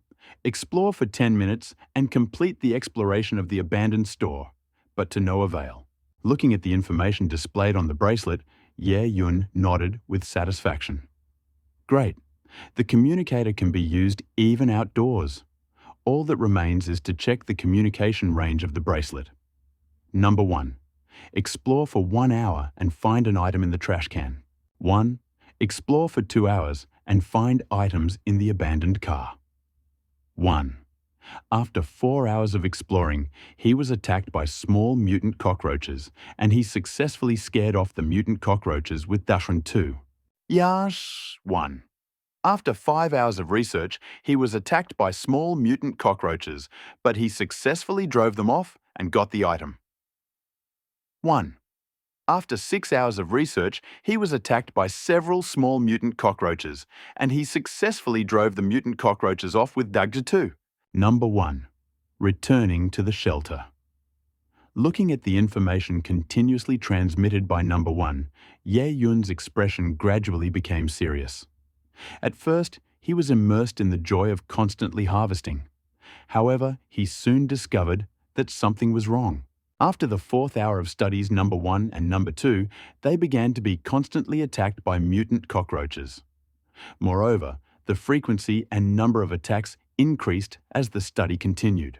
If the evaluation system had not shown that the risk of this study was only 0.002%, moreover, the feedback received was very smooth, and Ye Yun plans to ask them to return to the shelter as soon as possible.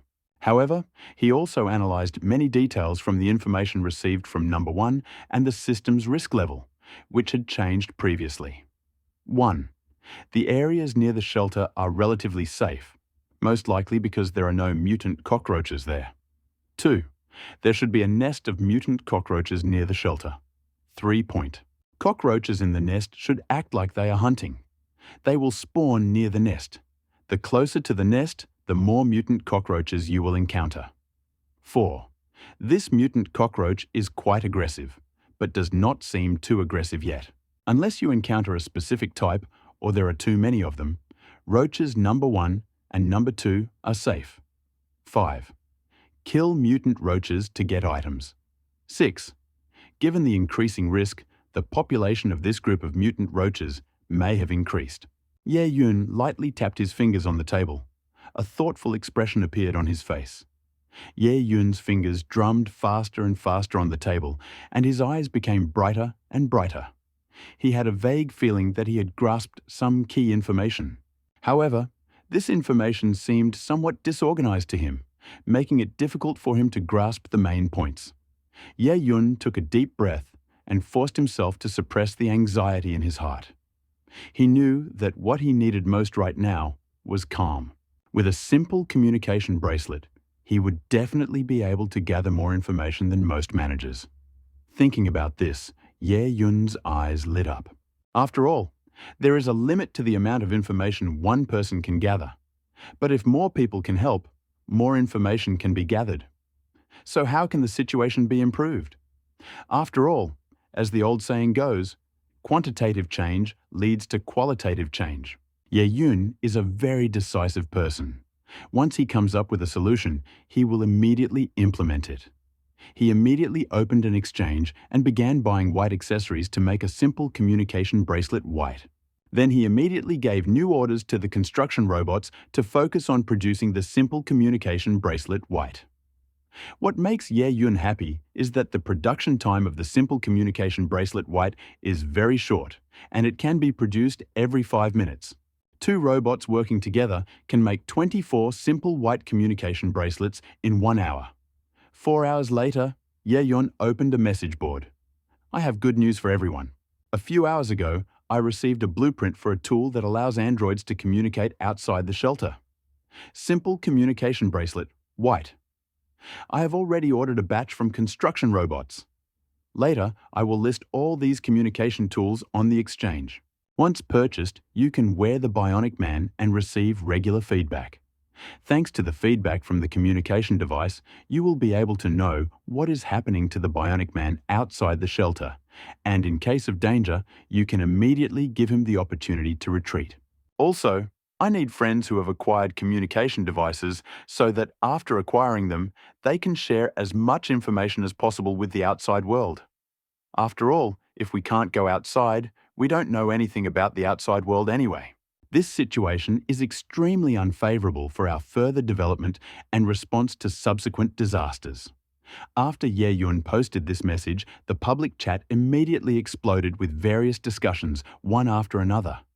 Everything that Master Ye Yun created is a masterpiece. I fully support him. Boss Ye Yun, what is the range of this communication bracelet? If it is only for short-range communication, it seems useless. Even bionic people can use it? Isn't it amazing? Boss Ye Yun, how much does this communication bracelet cost? It's too expensive, I'm afraid. Few people can afford it. Boss Ye Yun's support. I'm willing to buy. Ye Yun watched the discussion in the chat room. He didn't reply right away, but waited a few minutes, letting the discussion ponder for a while before slowly replying. Firstly, according to my test results, the range of the communication bracelet is more than enough for 8 hours of research. I charge only the cost of the bracelet and a small amount for the work.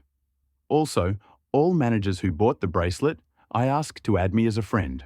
I will create a private chat for all buyers to make it easier to organize and summarize important information. After saying this, Ye Yun stopped checking the contents of the public chat, immediately opened the exchange and placed all the bracelets there. Thanks to the previous warning, all the bracelets were removed in less than 10 seconds. Ye Yun turned on the friend request function, and the next moment he received more than 99 friend requests again. As before, Ye Yun directly approved all the applications and then carefully selected the managers who purchased the bracelets one by one and moved them to the newly created private chat. When the last administrator was transferred to the private chat, Ye Yun also changed the name of the private chat to Number 1 Information Collection and Analysis Team. First of all, thank you all for your trust and support. I know very well that the resources you all have are hard-earned, so I will never abuse your trust. As the initiator of this private chat, let me first explain the current situation. Everyone must have noticed that as time went on, more and more androids entering the battlefield were injured or went missing. I hadn't been able to explore the outside world before, so I wasn't sure. However, according to the information that the androids reported today, there is a nest of mutant cockroaches near my shelter. I believe that this nest has already reached a certain size and is constantly growing. The capabilities of one person are very limited to gather all the information on your own, so I hope everyone can pitch in. I don't require everyone to reveal all the information they've gathered, but sharing even some of the important information will greatly increase everyone's chances of survival. After a moment of silence, the 25-person chat suddenly came alive. I fully support. Brother E is right. The strength of one person is really too small. I have already sent 2 androids with me. Once they have collected the information, I will immediately report it to the chat. I will also make the information I have collected as public as possible. Looking at everyone's answers, Ye Yun nodded with satisfaction. Although he knew that most of the people here would never divulge some important information they had obtained during their research, of course, he doesn't need everyone to publish all the information. It's enough to provide basic information to get an idea of the overall situation. After closing the chat, Ye Yun began to organize further work. At present, the number of simple communication bracelets is still too small, and the two construction robots need to work hard to produce more simple communicators. After assigning production tasks, Ye Yun looked at the two bionic people. Although number 1 and number 2 had returned safely to the shelter, Ye Yun keenly felt that their durability was declining faster than before. Normally, every hour of exploration would consume 0.1% of their durability, and 8 hours would consume 0.8% of their durability. However, after returning this time, number 1 and number 2 had used up 1.7% and 1.8% of their durability respectively, which was more than twice the norm.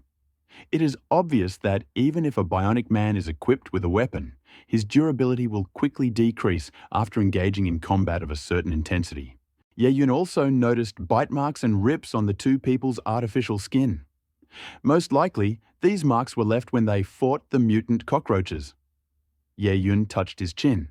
It seemed that the weapons in the hands of both men were still too weak. Of course, this could also be related to the problem of the armor. Simply equipping a weapon can only increase the attack power of two people, but not enhance their defensive ability. Thinking of armor, he immediately thought of the Fortress T-101 bulletproof armor blue production drawing. The next moment, he shook his head and decisively threw this thing away. The blue armor was certainly good, but it was definitely not something he could hope for now.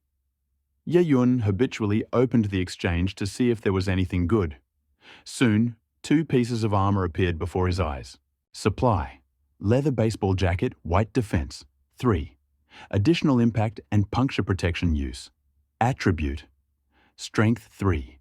Durability: 100% need. Broken battery coil, white. X170 supply. Leather baseball jacket, white defense. 4D additional impact and puncture protection. Use attribute: strength 3. Durability: 100%. Requirement: broken battery coil, white X210. When Ye Yun saw these two pieces of armor, he immediately knew that someone had obtained the leather baseball jacket white. Looking at the prices of the two items, Ye Yun hesitated for a moment, and then immediately bought them. Although the price of these two pieces of white armor was higher than the price of the white weapon he bought earlier. However, he did not feel too bad. So far, no one has found a way to repair the bionic man.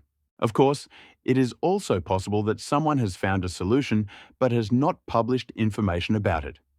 But in any case, this means that in a short time, the strength of the bionic man himself will become a relatively valuable resource. Ye Yun asked number 1 and number 2 to wear baseball uniforms respectively, and then sent out another reconnaissance mission. You have posted a new task. Type: study. The risks of this operation are assessed. This study is an 8-hour randomized study. Evaluation: probability of getting white items, 84%. Probability of getting green items, 14.61%. Probability of getting blue items, 1.39%.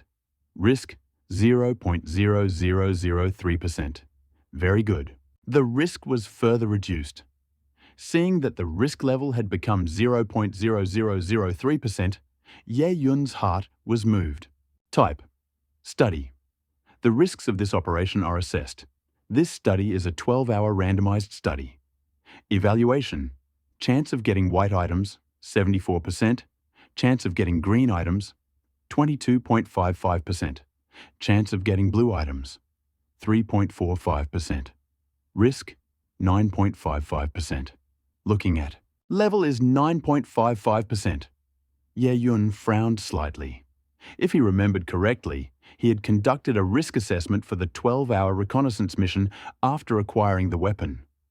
The risk level at that time was 10.109%. Now, even if both number 1 and number 2 are equipped with white armor, the risk is only reduced by 0.5%. This high level of risk indirectly proves that once the reconnaissance time increases to 12 hours, number 1 and number 2 will be very close to each other's nests. And with protective gear and weapons in hand, they will most likely not be able to play a big role. Ye Yun looked at the high level of risk. Despite his intense anxiety, he quickly pulled himself together. With his current abilities, even if he was worried, he couldn't change anything. The only thing he could do now was to accumulate resources as quickly as possible and increase his strength. Number 1 and Number 2 were moved to 8 o'clock reconnaissance. Ye Yun waited silently for everyone's response. Soon, 4 hours later, another 96 simple communication bracelets white were made. He continued the previous operation, hung these communication bracelets on the telephone exchange, and then formed the information collection and analysis group number 2. The purpose of separating these two groups is very simple. When there are relatively few people, everyone will develop a corresponding sense of belonging and group mentality. This is more conducive to collecting and summarizing information. After announcing some important information, Ye Yun closed the Group 2 chat. 4 hours later, the other admins of Chat 1 began to provide feedback on the information they had collected. Surprise! The androids I sent also encountered mutant cockroaches. I finally found out how my android got injured. It turns out he encountered a mutant cockroach. I'm a mutant cockroach too. Oh my God, has everyone encountered mutant cockroaches? Could it be that every human's shelter is built next to a roach nest?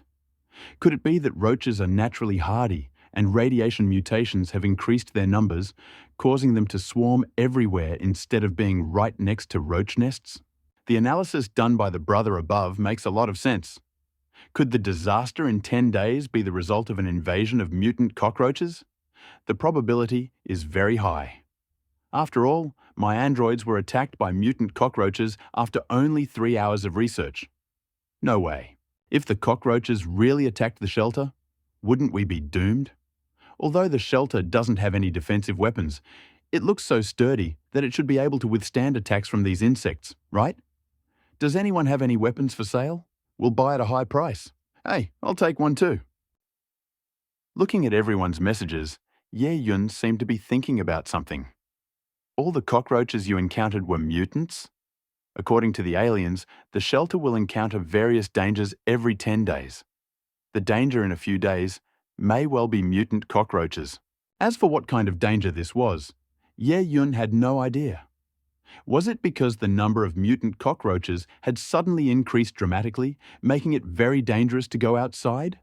Or would a large number of mutant cockroaches directly attack the shelter? Or will an extremely powerful mutant cockroach appear? The information collected so far is too little, and the possibilities for guessing are already limited. Further speculation would be pure absurdity.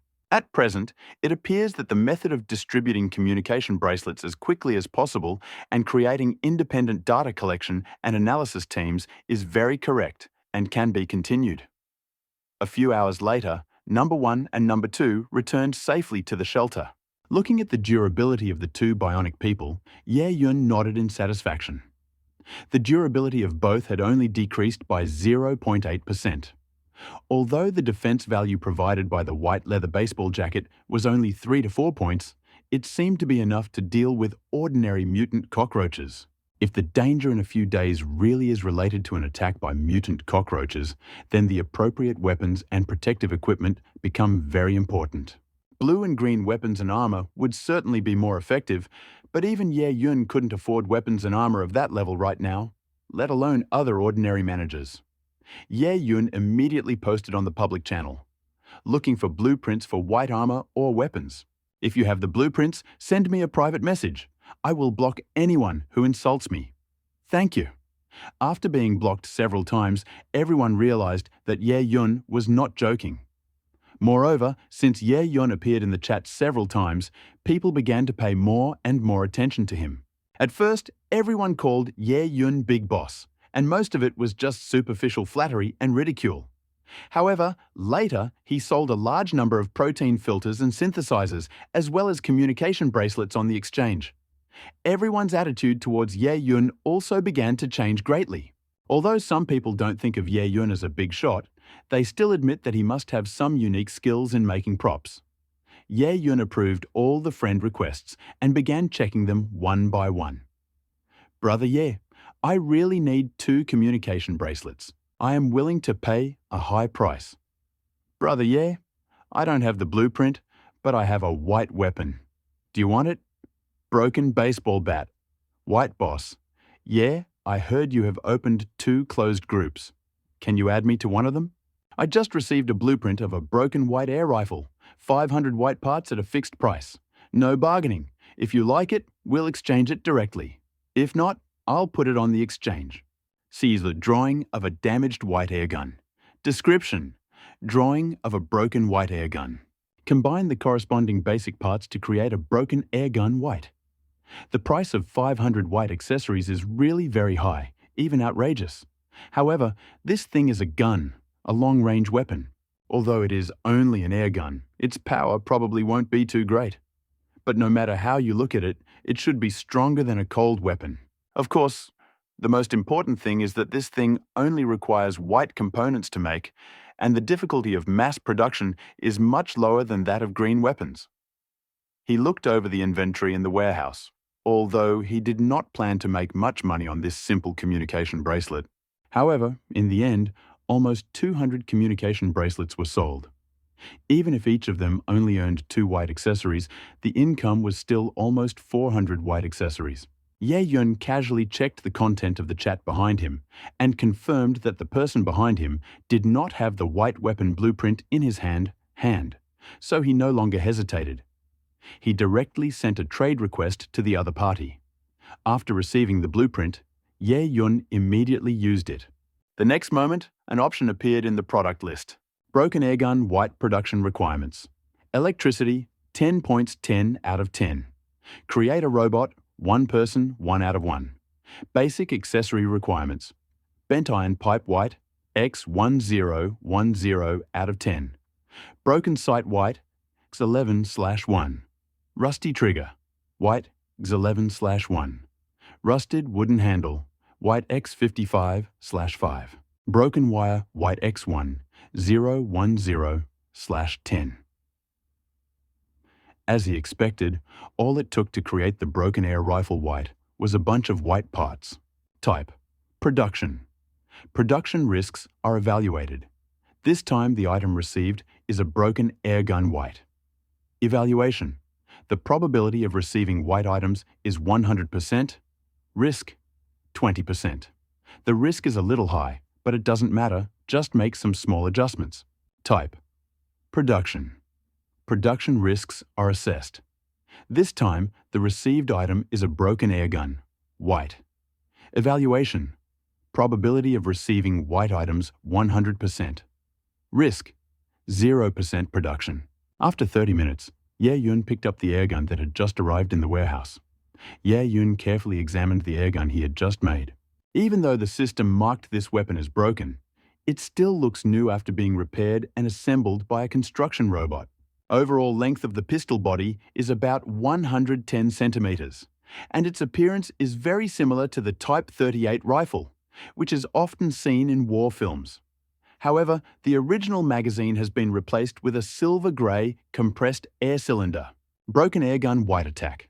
4 to 6 attack speed. Average attack range. Average use. Attribute, dexterity 3. The stats are quite good. Whether it's attack power, attack speed, or range, they are much better than the 2 white weapons in his hands. Ye Yun was a little upset just now because he spent 400 white accessories to buy the blueprint. But after seeing the excellent performance of the airgun, his mood suddenly improved greatly.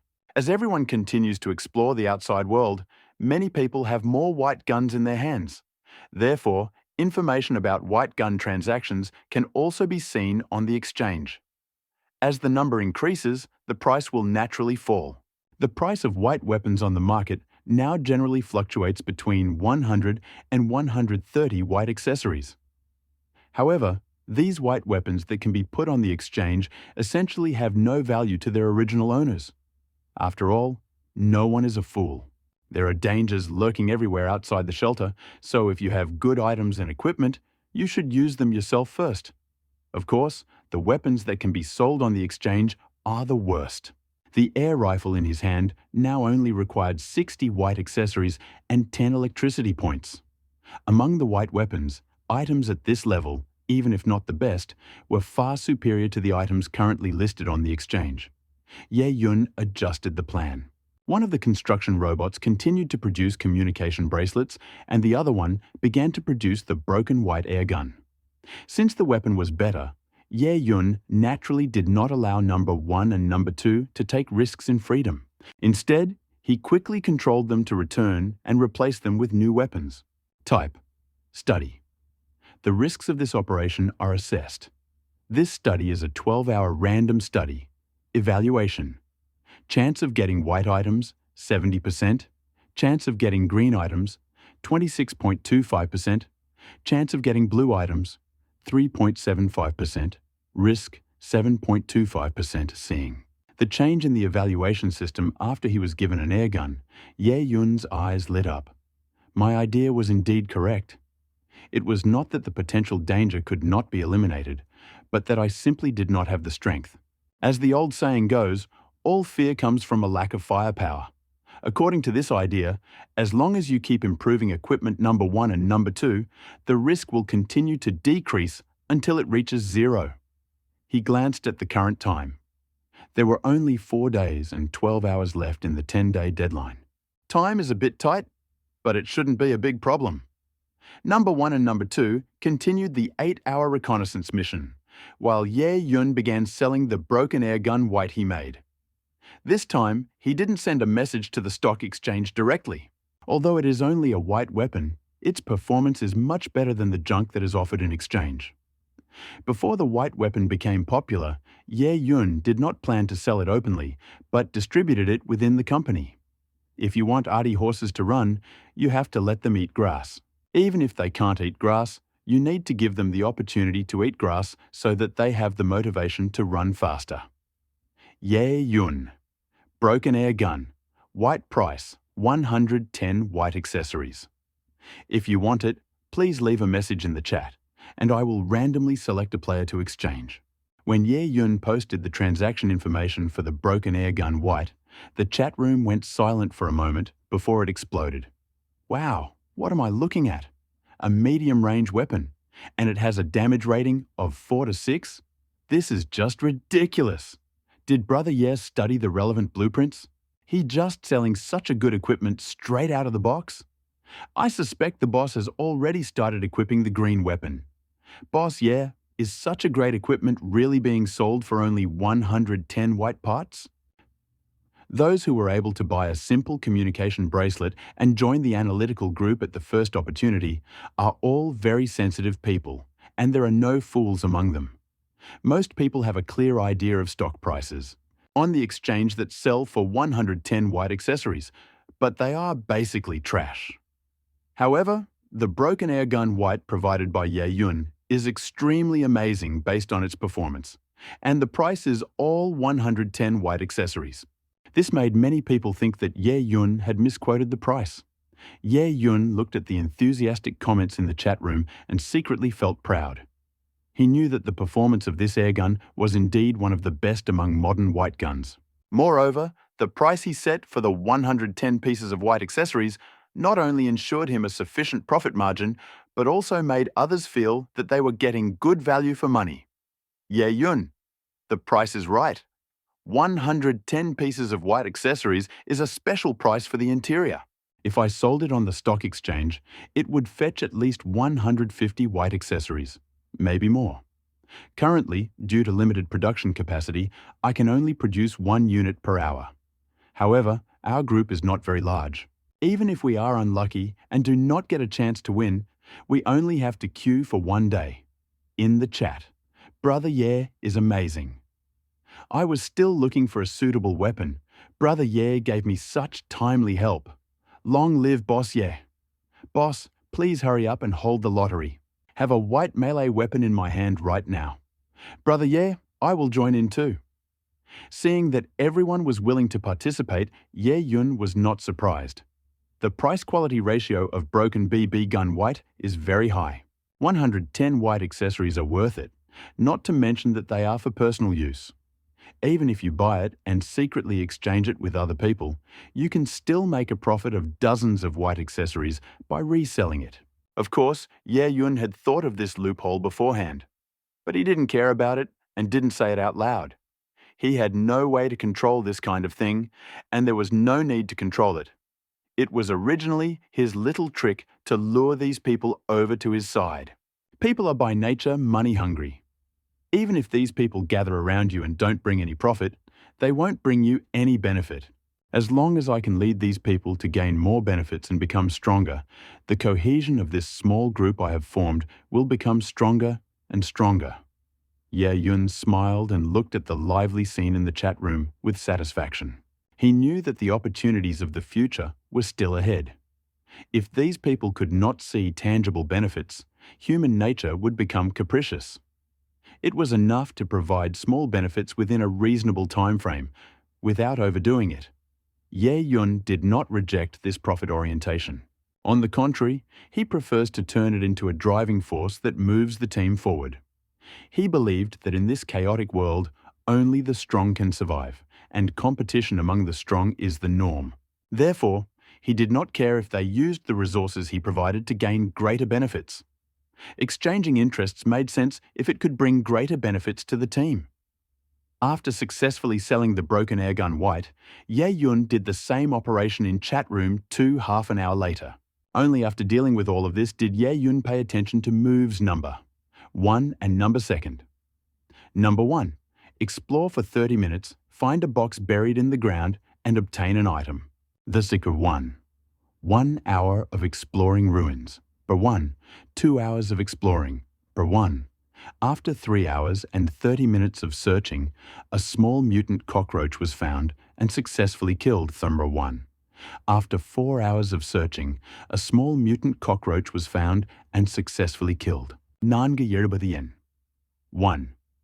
After exploring the area for 6 hours and 10 minutes, encountered an attack from many small mutant cockroaches and successfully drove away the mutant cockroaches with the help of number 1. Returning to the shelter.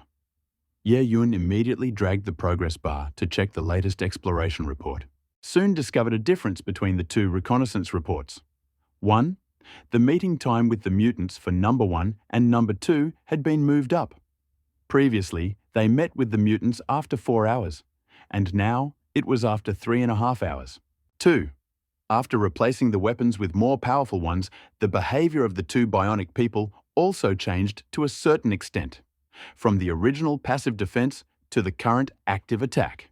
Ye Yun was not sure about the discovery described in Article 1. In the end, the information collected so far was too little and was not universal. Mutated cockroaches are creatures that move everywhere. Perhaps this early encounter was simply the little mutant cockroach's sudden desire to see the outside world. Or perhaps he had gotten lost and had come to the shelter. Previously, if Ye Yun wanted to understand his ideas, he would have to organize more research missions, and the data obtained might be inaccurate. But now, it is different. After thinking for a while, he opened the chats of Group 1 and Group 2. I noticed something here. It seems the time it takes my android to meet the mutant cockroach has increased. Has anyone else experienced this? It's clear that with the tangible benefits, cooperation among all participants has risen to a higher level. Within moments, dozens of replies appeared in 2 chats. Tell the boss, I have never encountered such a situation before. It seems to have happened to me too. It was 3:50 before, but this time it was 3:30. I was also 25 minutes early. Brother Ye, I didn't find anything here.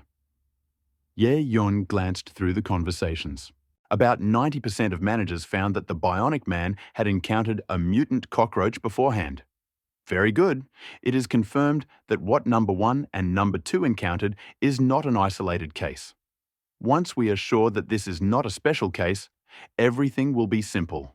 Initial encounters showed that these mutated cockroaches were appearing closer to the shelter, meaning that either something was drawing them closer, or the number of these creatures in the group was increasing, meaning their range of activity was expanding. Ye Yun compared the current and previous action logs and guessed that the former was more likely. The time when number 1 and number 2 encountered the mutant cockroaches did indeed happen earlier, but the situation of encountering a large number of mutant cockroaches did not happen much earlier. If the area of activity had expanded due to the sudden increase in the number of groups, then the time when number 1 and number 2 encountered a large number of mutated cockroaches should also be moved up. After thinking for a while, Ye Yun came up with a very plausible guess. Obviously, these mutated cockroaches are probably heading for shelter. Ye Yun glanced at the time. There were only 4 days and 7 hours left until the first danger. So, what happens on the 10th day? Mutant cockroaches appeared right at your doorstep? Or maybe after the mutant cockroaches found shelter, the cockroaches would attack directly. But despite everything, he finally found a strategy to deal with it.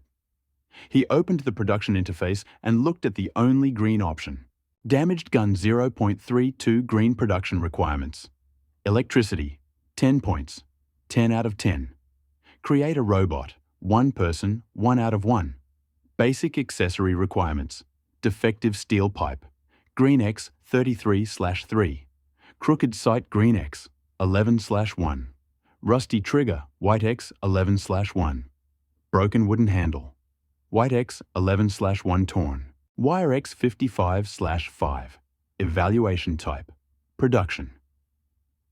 Evaluation. Probability of getting green items 100%. Risk 4%. If the situation at that moment is really too bad, he will take the risk of failure and produce that thing. Although the production risk is quite high, he has accumulated a lot of spare parts in recent days. He can still accept 4% risk in critical situations. Moreover, after replacing the new equipment on number 1 and number 2, the efficiency of obtaining green accessories has also increased significantly. Perhaps in the coming days, he will be able to find the perfect formula and successfully reduce the risk to 0%. Ye Yun came to the warehouse. Thanks to the constant transactions these days, the resources in his hands were rapidly expanding. 800 white accessories, 9 green accessories, 500 small power supplies, 20 small food blocks, and 20 small water purification blocks. It's not that the last 2 types can't be produced more, but in Ye Yun's opinion, there's no need. A certain amount of these basic survival tools would be enough. Instead of wasting time making this thing, it would be better to let number 1 and number 2 explore the shelter's surroundings for a few more hours. Ye Yun dared to say that among all the managers, he had the most supplies. Others still make bionic people get accessories from the outside world, like ants move around the house. He easily earned several times or even tens of times more resources than others through the exchange. In the next few days, in addition to organizing the production tasks of the construction robots, Ye Yun focused almost all of his attention on number 1 and number 2, which were missing. Number 1. Explore for 50 minutes and find the item in the trash can. 1. Explore for 1 hour and 30 minutes. Number 1. 2 hours of exploration. 1. After 3 hours and 20 minutes of searching, a small mutant cockroach was found and successfully killed. 1. Explore for 4 hours and discover. 1. 6 hours of exploration. 1. Return to the shelter. As time goes by, the time when number 1 and number 2 encounter the mutant cockroaches gets earlier and earlier. In the group chat, someone said that the bionic man they sent encountered the mutant cockroaches after only an hour of exploration. When Ye Yun developed the 3rd private group, he decisively stopped producing simple communication bracelets and turned his attention to producing the broken white air gun. Although the simple communication bracelets were given to less than 70 people, it is clearly not enough compared to 100 million people. However, the purpose of creating a simple communication bracelet was not to benefit everyone, but to improve the collection of information from the outside world. Now that the information he needed has been successfully collected, he naturally won't waste precious production time making communication bracelets. After fulfilling the requirement to sell 2 broken air gun white to all members of the 3 chats, Ye Yun immediately put up for exchange the subsequently produced broken air gun white. Of course, these broken white air guns put up on the exchange are not sold at a low price of only 110 white accessories, but are directly sold for 150 white accessories. In a closed chat, he can, of course, make concessions to everyone, but this is done to increase the cohesion of the closed team. Strategy was very clear.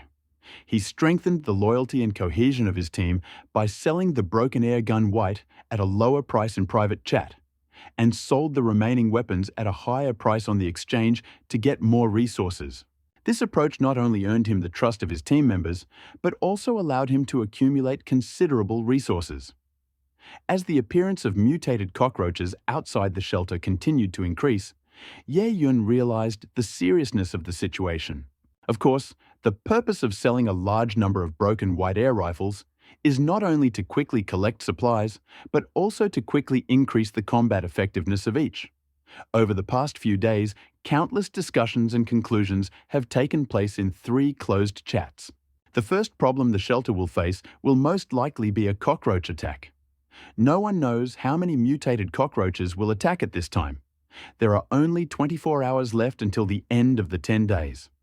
Ye Yun opened a public chat, left until the 10-day deadline given to us by the aliens. I need to remind everyone of something. When Ye Yun appeared, the public chat, which had been frantically refreshing the screen at first, immediately went silent. Based on my findings and assumptions discussed with some managers, all shelters should be attacked by mutated cockroaches to some degree within 24 hours. I suggest everyone to upgrade their strength to the maximum within 24 hours. Also be sure to take into account the time the bionic people spend exploring, and make sure they return to the shelter early to deal with this problem. During the next period of time, build robots to produce broken air rifle White at full capacity. You can also buy useful armor and weapons on the exchange. Ye Yun originally thought that after his reminder, the public chat would be filled with praise, but the situation completely exceeded his expectations. My God, we were told to prepare in advance. There are only 24 hours left? With so little time left, what else can I prepare for? Maybe it's better to wait until death? Isn't this guy too selfish? He just tells us to get ready now? Outrageous! They only sell their own 110 white parts, but we get 150. Isn't that too unfair? We are all human. Not only are you not helping us now, but you are taking advantage of our blood. How disgusting. I heard he's already lured dozens of orphanage managers over to his side. Each of them has at least 2 broken white BB guns. This guy doesn't care about our lives at all. That's not true. Brother Ye doesn't have to remind us of that, right? 150 white parts. It's not that expensive, right? I've seen a lot of good white weapons on the exchange for about that price. Looking at the questions and insults from the group of people, Ye Yun frowned slightly. What is this? My kindness is valued like a donkey's liver and lungs? It seems like I was a good person for nothing? Okay, I'll give you a hint now because I couldn't confirm it before. As for the price of the broken BB gun White, I should clarify that I didn't inflate it intentionally. The price of 150 white accessories is calculated based on market supply and demand, as well as production costs. As for me, offering white accessories to my own people in my private chat for 110, you know they are my own people, so is there anything wrong with me giving them a discount? Plus, time is running out. Instead of wasting time barking, we should think about how to improve the combat capability of our shelter. After saying this, Ye Yun simply closed the public chat so as not to see it. I reminded these people of this with good intentions, but not only did they not express any gratitude, they also began to complain. It was simply outrageous.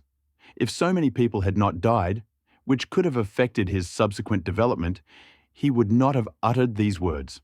Ye Yun didn't want these guys to affect his mood, and he had little time left, so he needed to improve all the buildings that needed improvement as soon as possible. He was busy sending number 1 and number 2 to gather information and discussing the crisis with everyone in the private chat, so he didn't have time to pay attention to the buildings in the shelter. There are currently 7 construction sites in the shelter.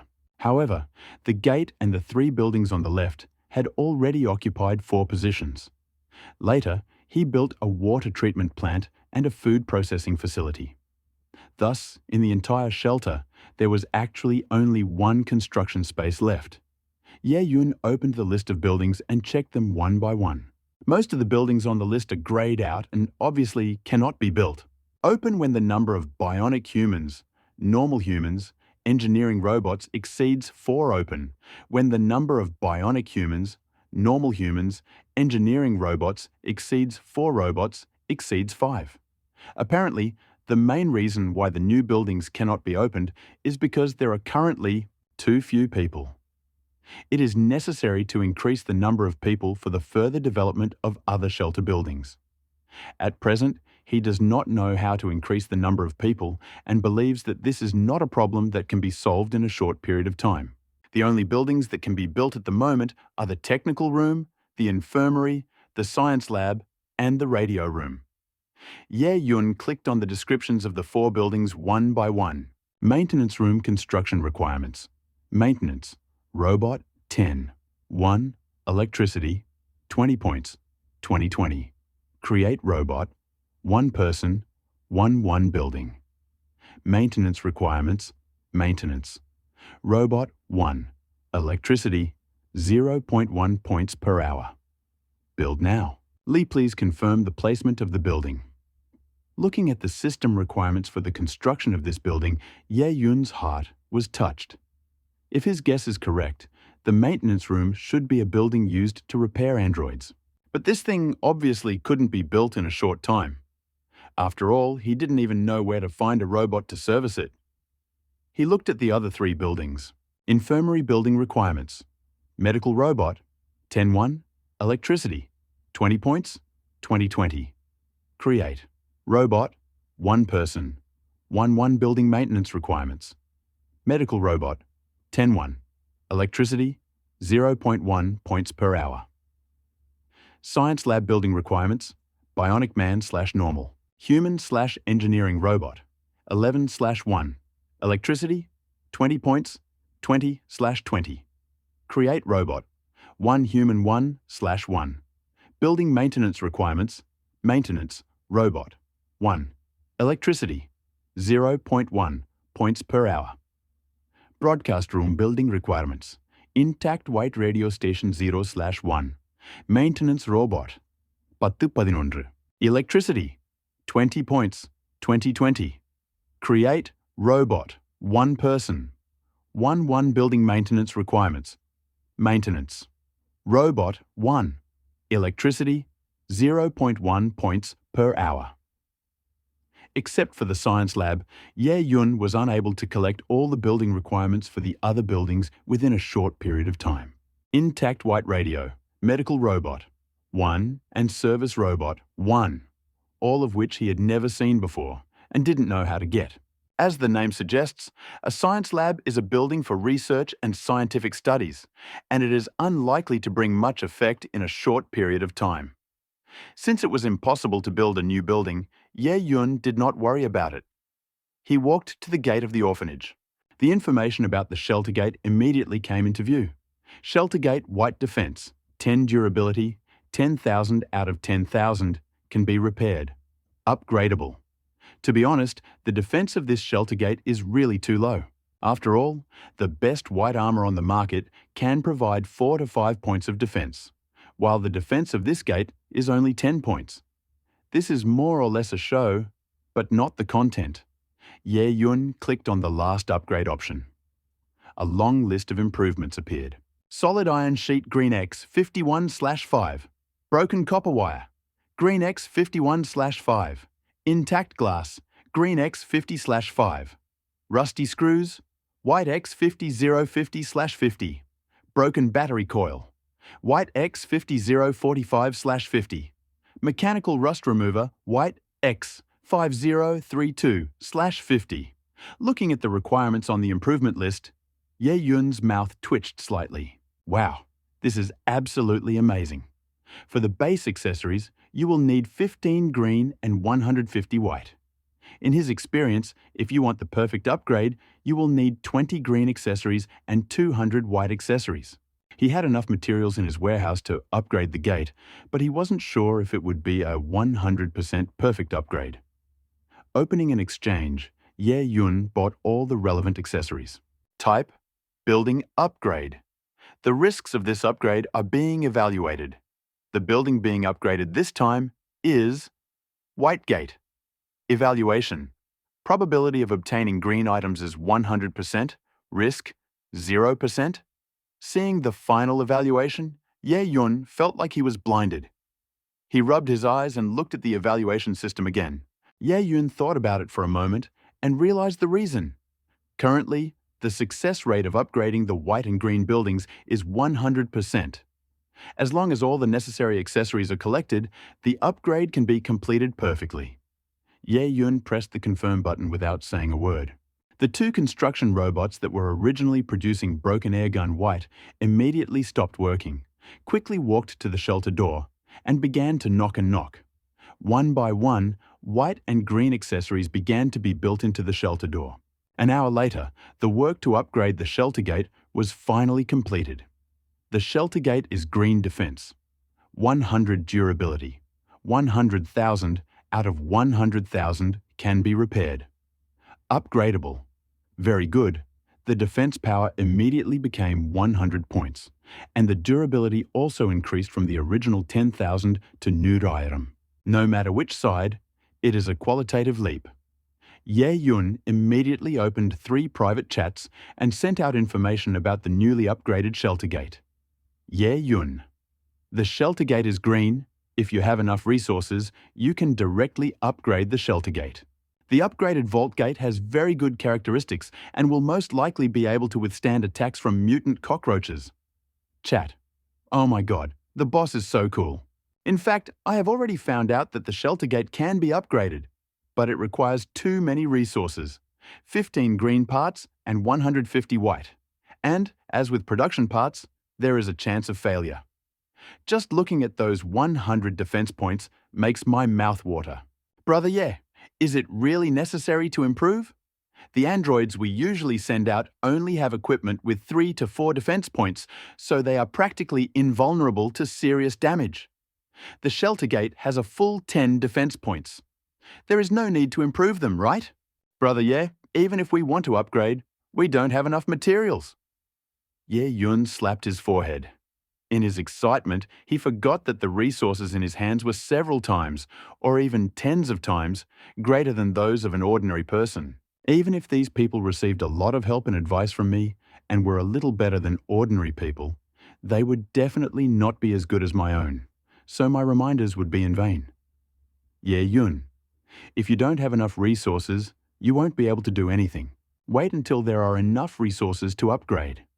After upgrading the shelter gate, Ye Yun finally felt less rushed these days. The green shelter gate has superior characteristics compared to the white shelter gate.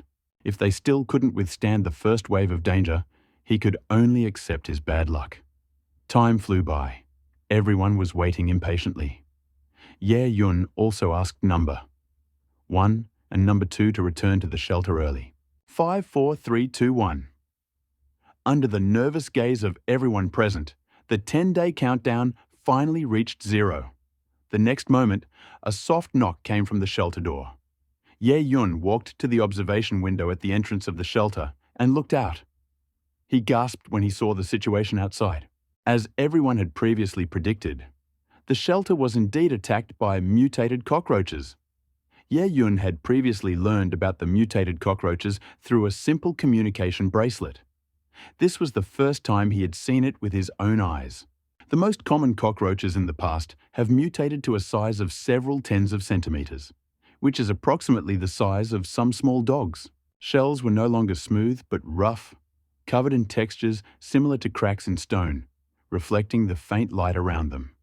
Its eyes glowed an eerie green, like 2 will-o'-the-wisps hanging in the darkness. The antennae of these cockroaches are unusually long, and they wave in the air as if they are detecting something. Their originally small mouths are now covered with sharp teeth. At this moment, these mutated cockroaches furiously attacked the door of the shelter with their sharp teeth. Ye Yun counted the number of cockroaches that had attacked the shelter. There weren't many, only 6. After counting the number of cockroaches outside, a puzzled expression suddenly appeared on his face. What kind of threat did these mutated cockroaches pose if there were so few of them? He looked at the state of his shelter gate. The shelter gate is green defense, 100 durability, 99,999 out of 100,000 can be repaired upgradable? Wow, 6 mutant cockroaches gnawed for almost a minute, but only gnawed off a little durability? However, Ye Yun quickly realized that without the help of the evaluation system, it would be impossible to obtain a large amount of resources through transactions. However, 10 days is not enough for ordinary managers to collect enough materials to upgrade the shelter gate. It was completely unexpected that the gate of the shelter was now so strong. In a normal game, players like him who exploited the bugs and obtained large amounts of resources would be banned by the system. However, another thought soon occurred to him. Even if number 1 and number 2 were not wearing protective gear, the most they would suffer from when encountering the mutant cockroaches would be a slight decrease in their durability compared to normal humans, as well as some minor damage to their skin.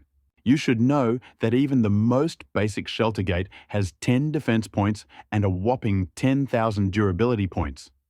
In other words, just 6 mutant cockroaches can't be dangerous in some way? Ye Yun always felt that something was wrong. He quickly turned on the chat function in the system, but before he could go to his private chat, he saw that the public chat was already in turmoil. Oh my God, there are more than a dozen mutant cockroaches outside my shelter. These mutant cockroaches are attacking my gate, and its durability is decreasing. God, how did this happen so quickly? My android is still outside and hasn't returned yet. Does anyone know what to do now? Ye Yun glanced at the lively conversation and frowned slightly. It seems like the number of mutant cockroaches near each person's shelter is different.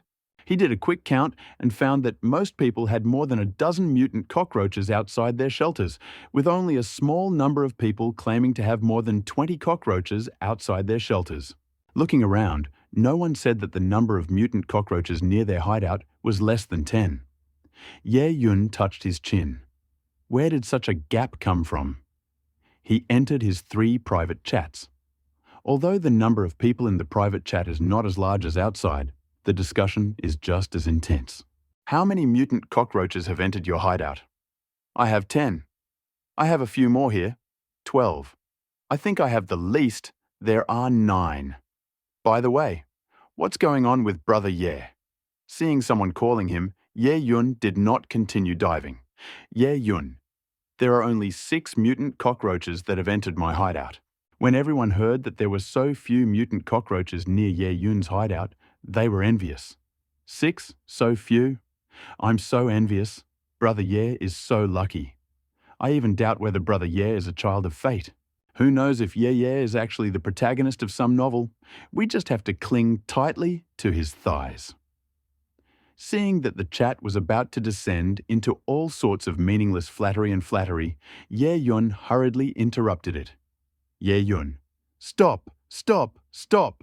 Now is not the time to talk about this. Each of you, please report the number of mutant cockroaches outside the shelter and the current durability of the shelter. Everyone realized that now was not the time to joke and immediately stopped bragging. I have 12, and the durability of the shelter gate is 9,760. I have 14. The durability of the shelter gate is 9,720. Tsar. After reading all the reports, Ye Yun took a deep breath. According to everyone's reports, each mutated cockroach could deal about 10 points of durability damage to an unimproved shelter door every minute. According to the information he just saw in the public chat, there are about 20 mutant cockroaches outside of most people's shelters. If 20 mutant cockroaches attack at the same time, they can deal 200 damage per minute and 12,000 damage per hour. God, this seemingly indestructible shelter door is actually so fragile. Based on this assumption, the shelter gate for most people would not last even an hour. Ye Yun shuddered at the thought of more than 20 mutant cockroaches breaking into the shelter, destroying the door. However, he quickly realized that he shouldn't worry too much. 1 hour was only for the simplest white shelter door. He looked at the situation in his own shelter. Gate green defense, 100 durability, 99,997 out of 100,000 can be repaired. Upgradable very good, the cockroach attacked for 6 minutes and only reduced 3 durability. Ye Yun also roughly understood why the gap was so big. After all, the white shelter gate's defense is only 10 points, But after upgrading to the green shelter gate, the defense increases tenfold to 100 points. When faced with a defense of 100 points, these little cockroaches will probably have a hard time breaking through. With these 6 tiny mutant cockroaches, it would be very difficult to break through the door of his upgraded shelter. But just sitting and waiting for death is never a good thing. Ye Yun quickly thought of another problem. Maybe I should just let those 6 little mutant cockroaches block the door. So if those 6 little mutant cockroaches didn't leave, he couldn't send the androids out to investigate? A chat conversation caught his attention. Brothers, I have calculated that although our gates have a durability of 10,000 points, they will not hold for long. In 2 days at most, these mutant cockroaches will chew through the door. I plan to instruct the androids to take weapons and kill the mutant cockroaches from the outside. When Ye Yun heard this man's words, his eyes lit up. Yes, why can these guys block my door just by coming here? There must have been at least several hundred mutant cockroaches that died at the hands of number 1 and number 2, if not 1,000. Wait, Ye Yun suddenly thought of such a possibility. Could it be that there were so few mutant cockroaches near my hideout because number 1 and number 2 had killed too many of them in the last few days? But he also knew that now was not the time to think about such things. 6 mutant cockroaches weren't really that many. Considering the combat effectiveness of number 1 and number 2, if they wanted to destroy these 6 mutant cockroaches, they would most likely just lose some of their durability. Although this idea had already been in his mind, Ye Yun did not act rashly. Since someone had already thought about it, it was better to wait and see. After all, if someone is willing to take the blame, there is no need to stop him. 15 minutes later. Lei Hu. It's over. Only 9 mutant cockroaches. You still want to block my door? Seeing him again, the chat suddenly became lively. Brother Tiger is super. He dealt with those mutant cockroaches so quickly. Tiger, are those mutant cockroaches hard to deal with? I blocked the door, but there are 13 of them. Lei Hu. It's not that hard. I have a white suit of armor with 5 defense points, so I put it on the howling dog. I also gave her a melee weapon and asked her to stand in front as a human shield to draw fire from the mutated cockroaches. Alice and I, holding the air rifles sold by Brother Ye, fired from behind. Alice and I were unharmed, but Gudan lost 15% of its durability. After hearing about Lei Hu's experience, the chat members were filled with gratitude and admiration, and everyone declared that they were willing to follow his example and exterminate all the mutant cockroaches outside the gate by repeating Lei Hu's operation. Ye Yun couldn't help but sigh inwardly. He really shouldn't underestimate anyone. Lei Hu is not only decisive in his actions and does what he says, but he is also very meticulous in his micromanagement. In fact, he considered using one of the androids as a human shield to ensure his own safety. Since someone had already succeeded, Ye Yun no longer hesitated. Ye Yun and number 2 retreated to a later place, and then he asked number 1 to open the shelter door. At that moment, the shelter door opened. The mutated cockroaches behind the door immediately stopped gnawing at the door and instead quickly rushed into the shelter through the crack in the door. Number 1, who was standing by the door, instantly became the target of an attack by 6 mutated cockroaches. Number 1 did not hesitate at all, immediately grabbed a baseball bat and began to fight back. Number 2, who was standing next to Ye Yun, also raised his airgun and started shooting at the mutant cockroaches. Ye Yun was stunned for a moment, but then he immediately realized that now was not the time to be stupefied, so he quickly raised his gun and shot at the mutant cockroach. I don't know if it's because of the bionic body, but Ye Yun found that his accuracy was unexpectedly high. Although he can't reach the level of hitting the target, no matter where you aim, the deviation when shooting is small. Of course, this could also be due to the relatively close shooting range. 10 minutes later, the last mutant cockroach fell to the ground, twitching. Seeing that all the mutant cockroaches had been destroyed, Ye Yun breathed a sigh of relief. While monitoring number 1 and number 2, Ye Yun checked the bodies of the mutated cockroaches individually. Only after confirming that they were all dead did he carefully approach. Holding the air rifle in his hand, he carefully turned over the body lying on the ground. These mutated cockroaches had a hard shell all over their bodies. If you want to kill them, you can only attack the weak points or cracks in their shells. Most of these corpses were killed after their shells completely shattered somewhere. Ye Yun was very glad that he had directly applied Lei Hu's method. Otherwise, there would have been no way to kill these cockroaches so quickly. These things have a thicker shell. Neither a baseball bat nor an air rifle bullet would cause serious damage. To kill them, you need to continuously attack the same body part. Also, judging by the way they ran out of the door, we can see that these mutant cockroaches are actually very fast. If it weren't for number, one acting as bait, I'm afraid there would be no way to get rid of these cockroaches in 10 minutes. Ye Yun closed the door of the shelter again and then asked Number 1 and Number 2 to remove the bodies at the door. However, he was not too relaxed. After all, this danger was too easy to eliminate. He always felt that these mutated cockroaches were probably just an appetizer, and that he would be in for more serious trouble later. However, when he opened the public chat and looked at the conversations that appeared, he immediately wondered if he was being too suspicious. It's not that the danger is too simple this time, but that I'm too strong. Although it's only been a little over an hour since the mutated cockroaches attacked the shelter, the initial panic in the public chat has already turned into crying. Help! The door of my shelter is now twice as strong as before. Do I really need to let the cockroaches in to fight them?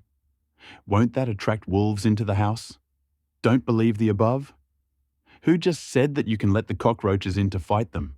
I'm mad at you. You're still thinking about hurting people at a time like this? Both of my androids died because of the cockroaches. I'm hiding in the dorm and waiting to die. Those mutant cockroaches are already gnawing at my dorm door. Putting the cockroaches in a shelter and attacking them is absolutely the right approach. I've already dealt with all 21 mutant roaches blocking the exit, but one of the androids' durability dropped by 53%, and he almost died. I also successfully dealt with the mutant roaches, but one of the androids only had 15% durability left. I also used Brother Tiger's method, so how could it be a scam? Looking through everyone's messages in the chat, Ye Yun fell silent for a moment. Of course, it wasn't that the danger was too simple, but that his current strength was too great. And he forgot one thing. That was only the first danger. According to the logic of normal games, such things should increase gradually. Unless the aliens themselves want humans to survive, they won't be able to use their main trick from the very beginning. By the fact that most chat participants said they had successfully exterminated the mutated cockroaches. The first danger is not a life or death crisis for most people. Of course, if you don't prepare well, you will definitely have to pay a considerable price. Yeyun saw many people saying that their bionic people had suffered very serious injuries. As for those who claimed that their bionic people couldn't resist, although Yeyun wasn't sure about their situation, he believed that it was highly likely that they didn't even have the basic equipment to operate a whiteboard, and those who prevented the androids from returning to the shelter before the allotted time. About these two types of people, Ye Yun can only say that their deaths would be in vain. The efficiency of collecting accessories from bionic people is not low. Even if they are unlucky during the day, they will still be able to collect 20 to 30 white accessories. If they are lucky, among them there may be extremely valuable green ones. To prepare, even if you are lucky or not lucky, the main thing is that the android is not sent to his death from the very beginning. There should be at least several hundred white accessories in the warehouse, or even more. With so many white accessories and buying some discarded white armor and weapons from others in exchange, we can grit our teeth and deal with the first wave of danger. Time is ticking with every minute and every second. Ye Yun saw that many managers began to resist after seeing examples of success. However, there are also leaders who, for various reasons, do not take the initiative in the struggle. However, the course of time cannot be changed by one's own will. A durability of 10,000 units, and it simply cannot withstand the attack of a large number of mutated cockroaches. Soon, Ye Yun noticed that the number of shelters in the upper right corner of the system began to rapidly decrease. Just 10 minutes, the number of shelters dropped from the original 100 million to 99 million. The downward trend was not stopped, but rather continued to grow. 98 million, 97 million, 95 million, 92 million. The numbers jumped so fast that it is impossible to see the changes in the numbers below 100,000. But over time, this frantic decline finally reached a tipping point. The decline slowed significantly after the number of shelters dropped to 9.1 million. The numbers stopped jumping wildly, and after another half hour, they stopped changing altogether. In the end, the number of people in shelters who survived the first danger was only 90.2 million. Just when the numbers stopped jumping, the alien voice that was in everyone's heads 10 days ago appeared in Ye Yun's ears again. Congratulations! You have successfully survived the first danger. As for those managers who died, I can only say that I am very sorry. The fact that they cannot cope with such a simple attack only proves that such people are not fit to live on this dangerous planet. They lost their lives forever, and at the same time, some of the supplies in their base will become treasures buried under the ruins. These treasures will be awarded to the managers who are the first to kill the mutant cockroaches attacking the shelter. A massive attack of mutant cockroaches has caused a huge stir. Your shelter may be noticed by some people. In 10 days, an even more severe danger will arise again. Please be careful with all shelter managers. Of course, those of you who successfully survive will also receive some rewards. The alien's words were cut off. Ye Yun found that new clues had appeared in his system. You have unlocked new admin rights map. Members. You receive the coordinates of an abandoned shelter. You receive a random green armor blueprint. You receive 5 random green accessories. Ye Yun was not interested in the drawings and accessories and immediately clicked on the new function. The next moment, a huge map appeared in front of Ye Yun. However, most of the map was covered in grey fog. A red star appeared at the location of the shelter, located in the lower left corner of the entire map. Was illuminated, which must have been the area that number 1 and number 2 were exploring. He extended his finger and pulled it gently, and the next moment, the map began to enlarge with the movement of his finger. The map was so detailed that Ye Yun could even see the trash cans on the street. He zoomed out again and soon found a marker for a treasure chest not far from the shelter. Upon closer inspection, relevant information immediately popped up. Abandoned shelter. A shelter occupied by mutant cockroaches, which may contain unexpected supplies. A light flashed in Ye Yun's eyes. He realized what the coordinates of this abandoned shelter meant to him. In this dangerous world, every resource could be the key to survival, not to mention the entire shelter. If he was lucky, he could find androids and robot remains inside. If the condition was relatively good, then perhaps the wreckage could be repaired. However, he did not plan to act immediately. The distribution of these abandoned shelters should be done according to the principle of proximity. But even so, this abandoned shelter is still a little far from the shelter where it is located. Judging from the distance marked by numbers 1 and 2 on the map, this hideout was at least 20 hours away. Ye Yun had never tried to let number 1 and 2 stray so far. Although they now had a full set of white armor and weapons, the danger of urgent research was still very high. Type: Study. The risks of this operation are being assessed. This study is a randomized study that lasts 24 hours. Evaluation: Chance of getting a white item, 60%. Chance of getting a green item, 34.2%. Chance of getting a blue item, 6.75%. Chance of receiving a purple item, 0.05%. Risk, 20.25%. Seeing the risk, Ye Yun frowned slightly. It's not because he thought the risk was too high. On the contrary, it was much lower than before. You know, he had previously checked how high the risk was of sending number 1 and number 2 out to scout for 24 hours, and the answer was 65%. Could it be that, since the first danger had passed, the risks that came with it had also decreased? He first assumed that the danger level in the outside world was increasing because there was a nest of mutant cockroaches near the shelter.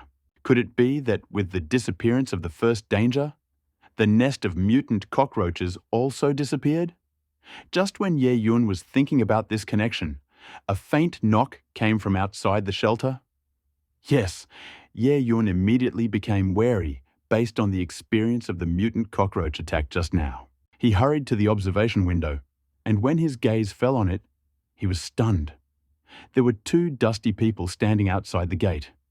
It was impossible to tell whether they were a man or a woman because they were wrapped tightly.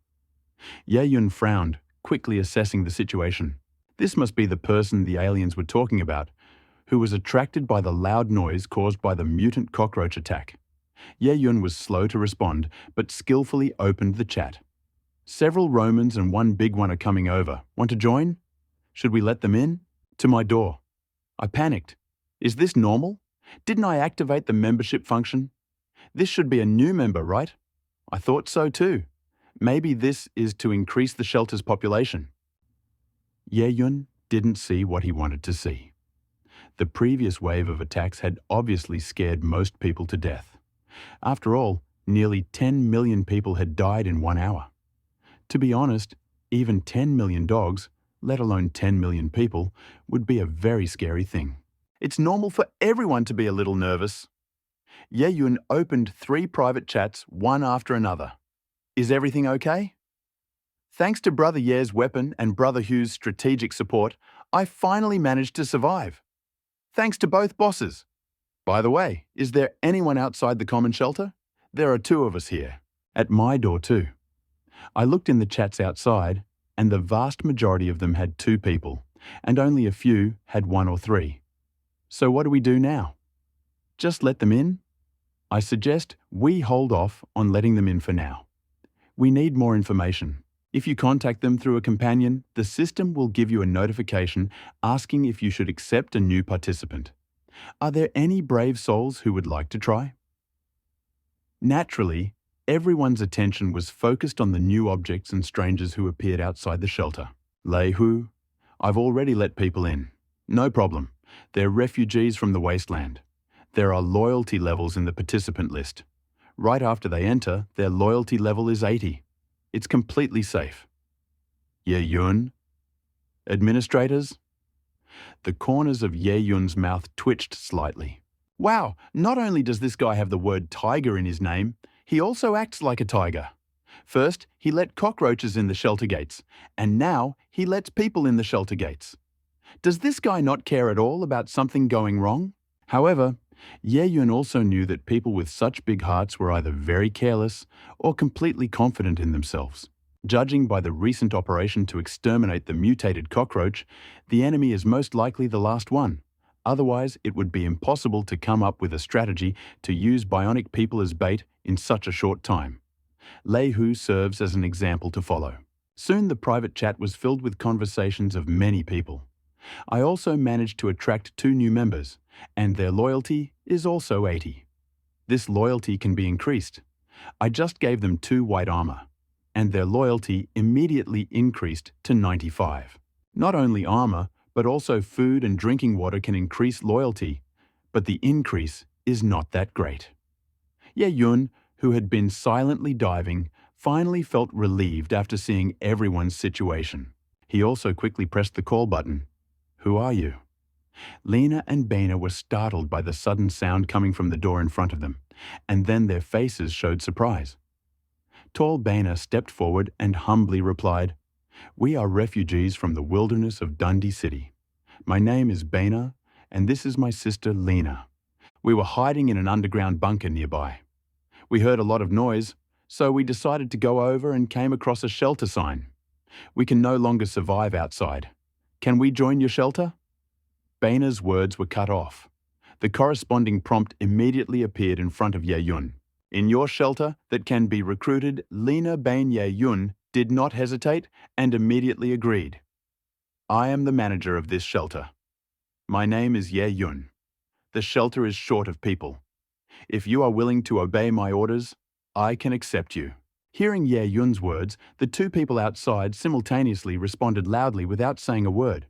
Yes, of course, we are willing to obey Mr. Ye Yun's orders. You have acquired a new member. Ben, you have acquired a new member. Lena, you have unlocked new construction capabilities. Click to view. You have unlocked. Ye Yun did not rush to open the shelter door, but immediately clicked on the list of participants. The original list of participants was only 3 people. Ye Yun, number 1 and number 2. But now there are 2 more. Name, Lena Strength, 3. Observation, 3. Endurance, 3. Charisma, 7. Intelligence, 4. Dexterity, 3. Luck, 5. Radiation. Value, 12%. Food and clothing cost, 29 hundredths. Water purification rate, 15 hundredths. Loyalty, 80. Name, Bana Strength, 7.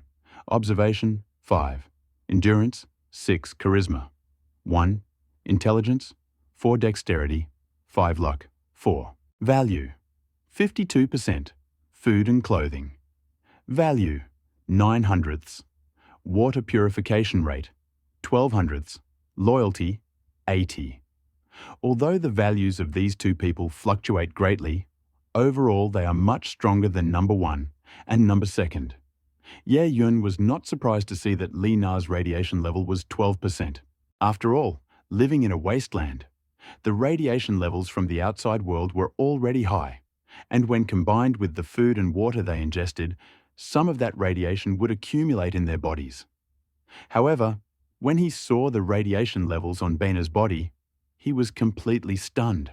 Level reaches 52%? You should know that if the radiation level in the body exceeds 10%, the body will experience negative effects. Is it true that radiation level of 52% does not lead to immediate death? But looking at Ben standing in front of him, he knew that the answer was obvious. No. After reading the messages from the 2 people, Ye Yun also pressed the switch in his hand. The shelter door made a hissing sound, and then the entire door slowly opened inward. Seeing the shelter door open, Bana's bloodshot eyes flashed with joy. He hurriedly took his sister's hand and carefully entered the shelter. Looking at Ye Yun standing next to the console, Bana knelt down without hesitation. Bana, meet the administrator. Lena also reacted quickly and immediately knelt down. Lena, I also met the administrator. Seeing the 2 people kneeling, Ye Yun quickly waved his hands. Get up, everyone, get up. Such things are unacceptable in my office. Bana hesitated for a moment, but she still stood up involuntarily. Seeing how exhausted the 2 looked, Ye Yun felt a little sad. After all, they now belonged to him and his inhabitants. It was too disgusting to see them so miserable. Ye Yun, number 1, go to the warehouse and bring them water and food. Number 1, who was waiting in the distance, quickly replied, Yes, Mr. Administrator. After a moment, he glanced at the 4 small cubes in front of him. Bana and Lena glanced at each other. Seeing that they were not taking any action, Ye Yun thought that they were embarrassed and waved his hands. Please, I see you haven't eaten or drunk for a long time. Come and eat quickly. Hearing Ye Yun's words, they lowered their heads even more. Finally, Bana said, a little embarrassed, Dear Administrator, we have never seen this before and don't know how to eat it. Ye Yun hit his forehead. It turned out that he was not shy, but simply did not know how to do it. He made a mistake. Ye Yun walked up to the 2 of them, picked up a small food cube, and introduced himself. Each block has a symbol. The blue drops are water, and the green knife and fork are food gel. Press the symbol, and the corresponding item will flow out of the black hole below. Try it. Ben had heard that the world inside the shelter was different from the outside world, but he never imagined that even the food and water there were so special. He carefully picked up the small blue cube in front of him, for him to imagine that there was water inside him. However, he didn't think that the respected head of the orphanage needed to deceive him about this. He imitated Ye Yun and carefully ran his finger along the drop of water. His cracked and pale lips had already matched the black cut underneath. With a little effort, he pressed his fingers, and a few drops of water fell on Baina's lips and tongue. Baina's eyes immediately widened. He felt the wetness and coolness of his tongue, and an electric shock instantly spread through his body. This is what water tastes like? The feeling almost brought him to tears. In the outside world, clean water is almost non-existent, and refugees like themselves can only drink contaminated water. So-called contaminated water is water contaminated with radioactive substances. Even water with a very low level of contamination has a disgusting smell.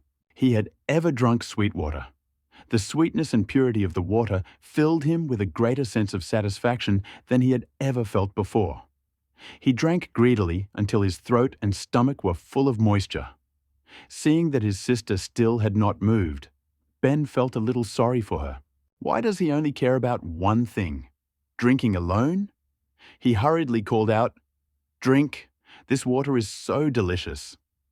Hearing her brother's words, Lena eagerly waited for another cube of water and also felt the long-lost freshness and moisture. In her eyes, something she had never experienced in the desert. After they drank enough water, Ye-Yun told them to use the food gel cubes. Baina and Lena followed Ye-Yun's instructions, clicked on the green knife and fork icon, and gel-like food flowed out. They carefully tried a piece and found that although the food looked unremarkable, it tasted extremely delicious.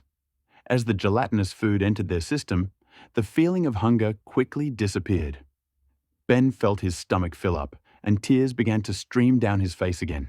In the wild, there is actually quite a bit of food.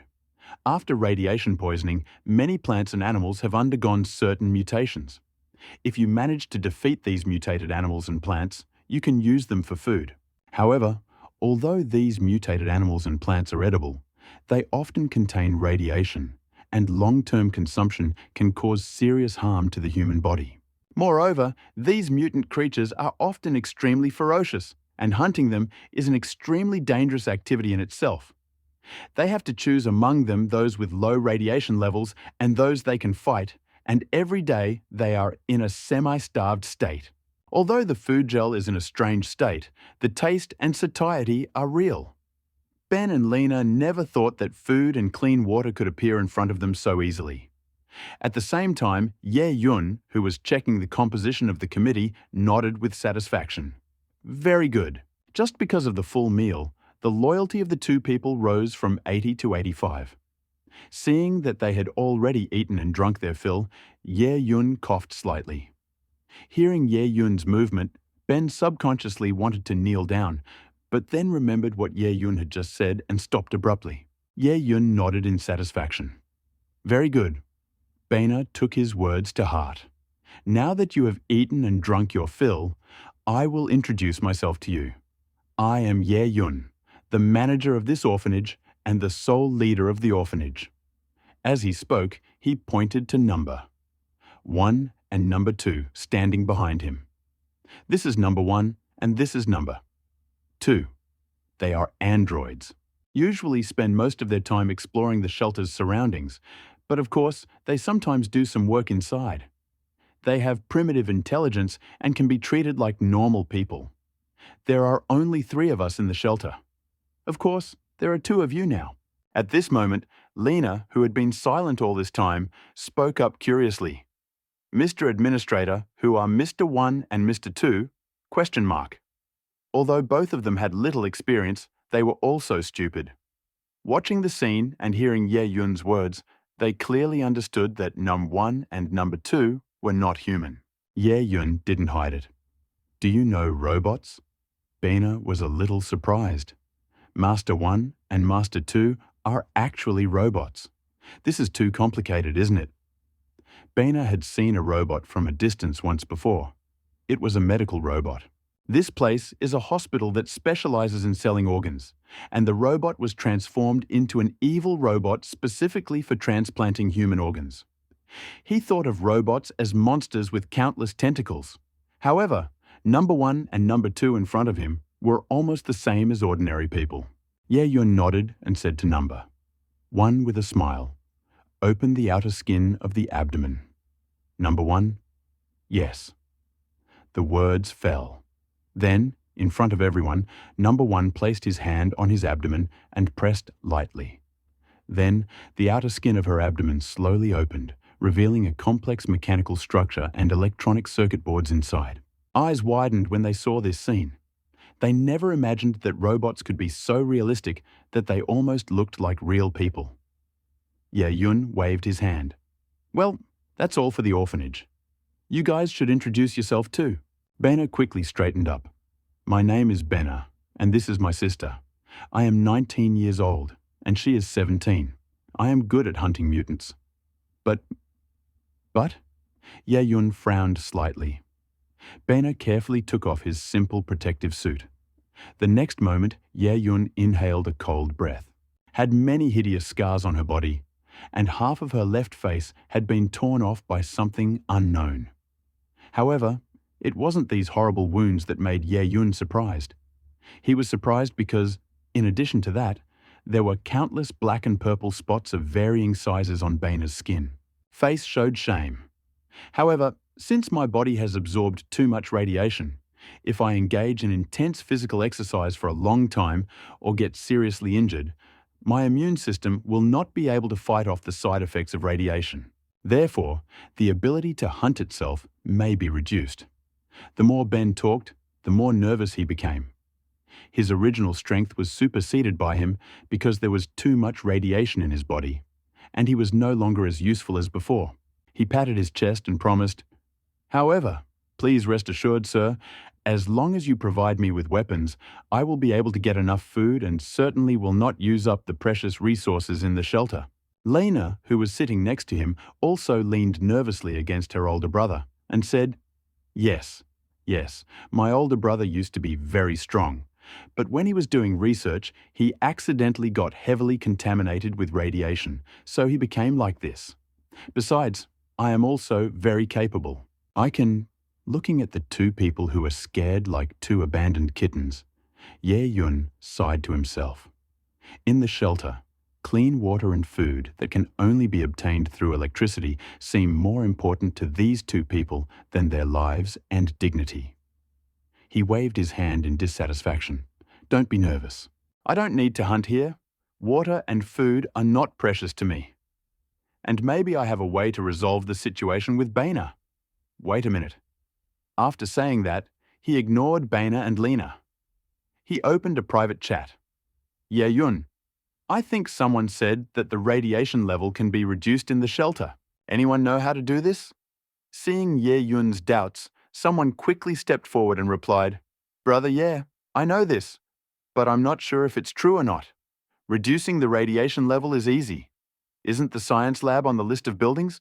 It is said that after building this thing, something called a radiation neutralizing agent can be created.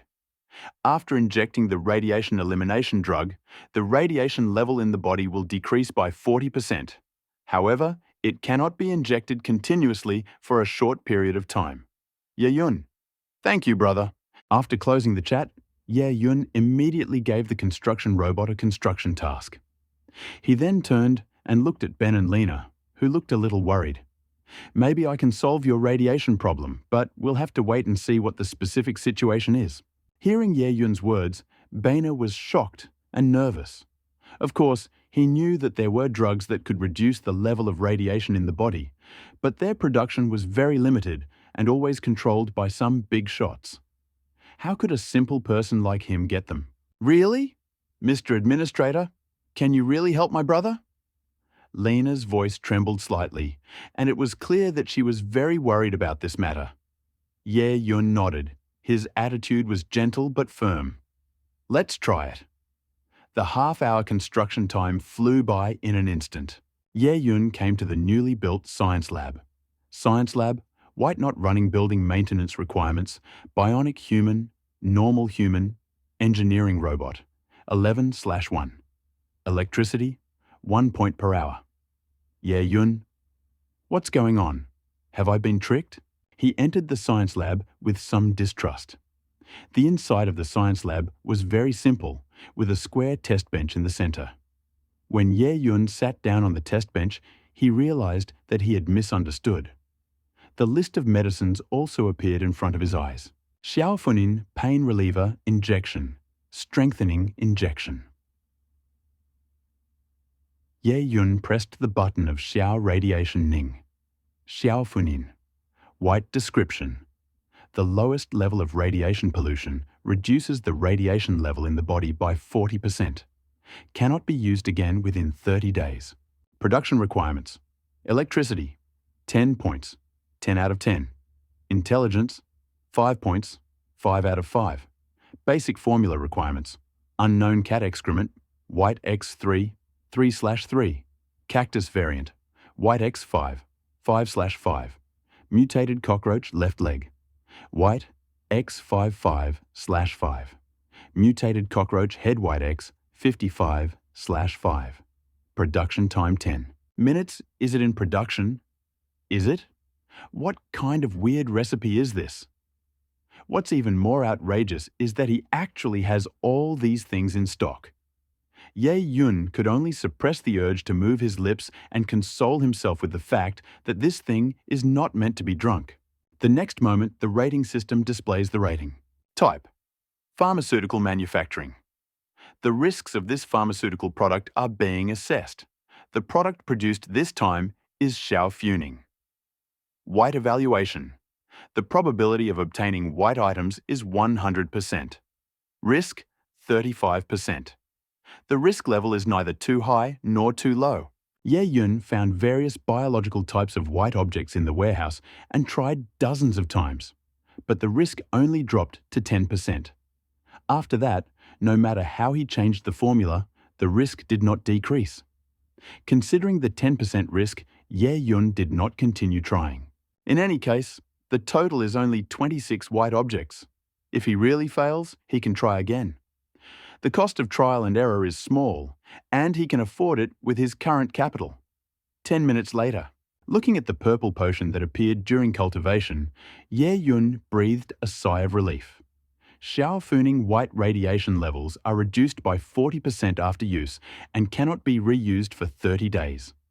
The pharmaceutical industry was lucky this time. Rate was as high as 10%, but one attempt was still successful.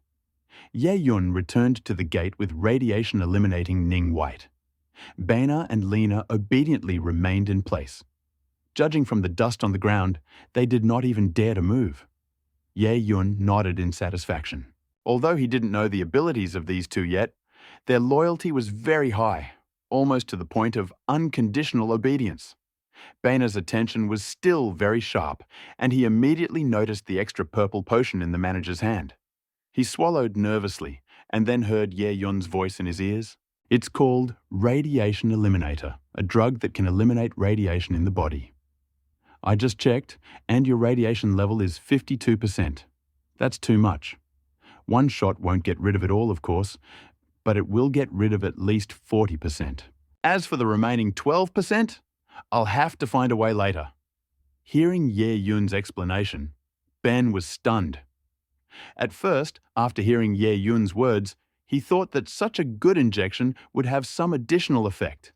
But when he heard that she couldn't completely eliminate the radiation, he immediately breathed a sigh of relief. A glimmer of hope flashed in Ben's eyes, his lips trembled, and he was so excited that he couldn't speak.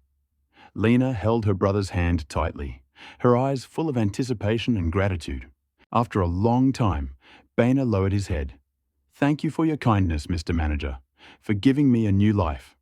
From now on, my life belongs to you, Mr. Manager." Ye Yun waved his hand. "Benna, please sit down first. I will inject you with the radio elimination drug." Baina sat down as he was told, and Ye Yun carefully prepared the radiation elimination injection.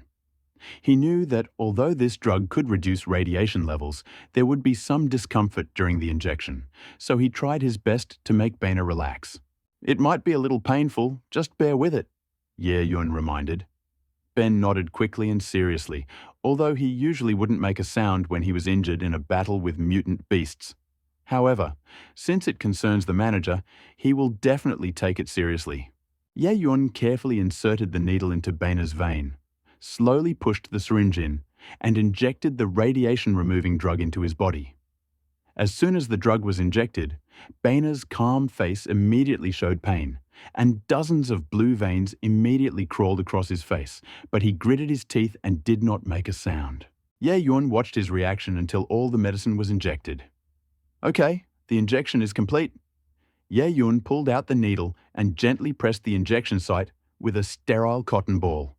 How are you feeling? Boehner took a deep breath and gently felt his body.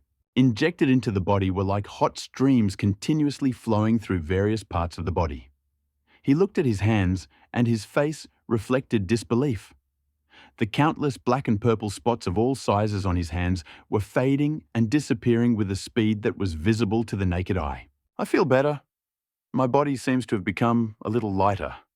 The radiation spots on my body are also starting to disappear, he said in surprise.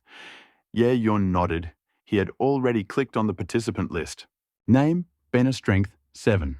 Observation, 5. Endurance, 6. Charisma, 2 intelligence, 4 agility, 5 luck, 4 radiation. Level, 32%. Radioxin in effect. Food and clothing cost, 100 out of 100. Water purification rate, 100%. Loyalty, 92.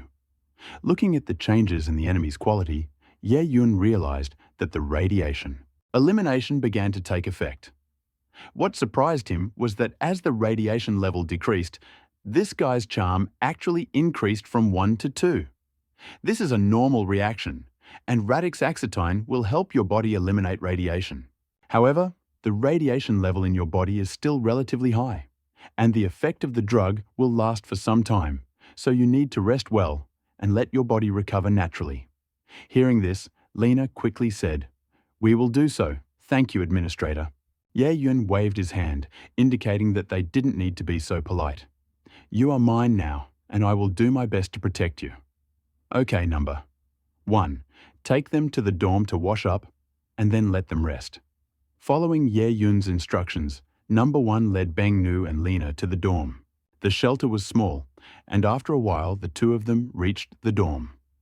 Although the dorm was not renovated and looked a bit rustic, it was much better than their previous surroundings.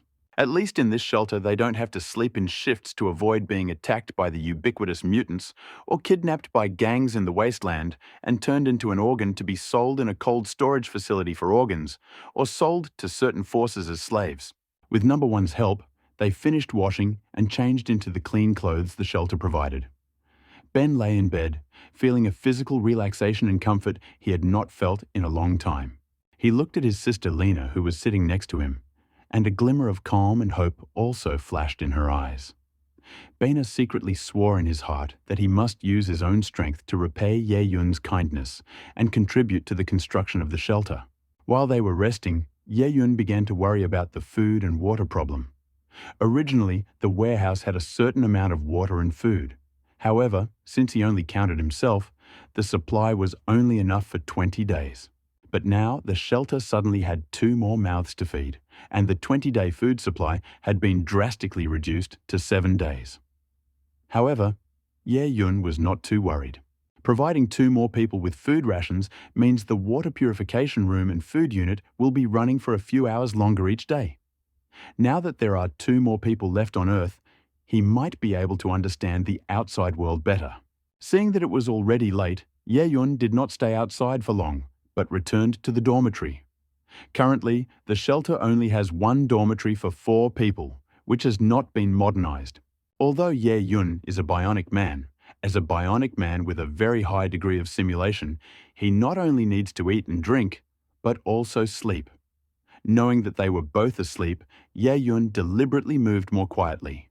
However, the sudden sound of the door opening made Bennu instantly open his eyes, and his hands subconsciously tensed, ready to repel a possible attack at any moment. However, when he saw Ye Yun appear at the door, he immediately felt relieved. At first, he thought that the administrator wanted to give him some important instructions. However, when he saw Ye Yun carefully walk over to the other side of the bed to sleep, he was extremely shocked. In his opinion, a high-ranking figure like the manager would never live in the same dormitory with ordinary people like them. Even if there was only 1 dormitory in this shelter, Ye Yun should live in it, and he should probably only sleep in the passage or near the gate. At the end of time, class and status divisions become more obvious than ever before. The strong and leaders always enjoy privileges, while the common people are left to accept reality. Baina's respect and gratitude towards Ye Yun grew even more. He realized that Ye Yun was not an arrogant and unapproachable manager, but a leader who truly cared about ordinary people like them. This further strengthened his loyalty to Ye Yun and his sense of belonging to the orphanage. The next day. Name, Baina strength. 8. Observation. 5. Endurance. 6. Charisma. 2 intelligence. 4 dexterity. 6. Luck.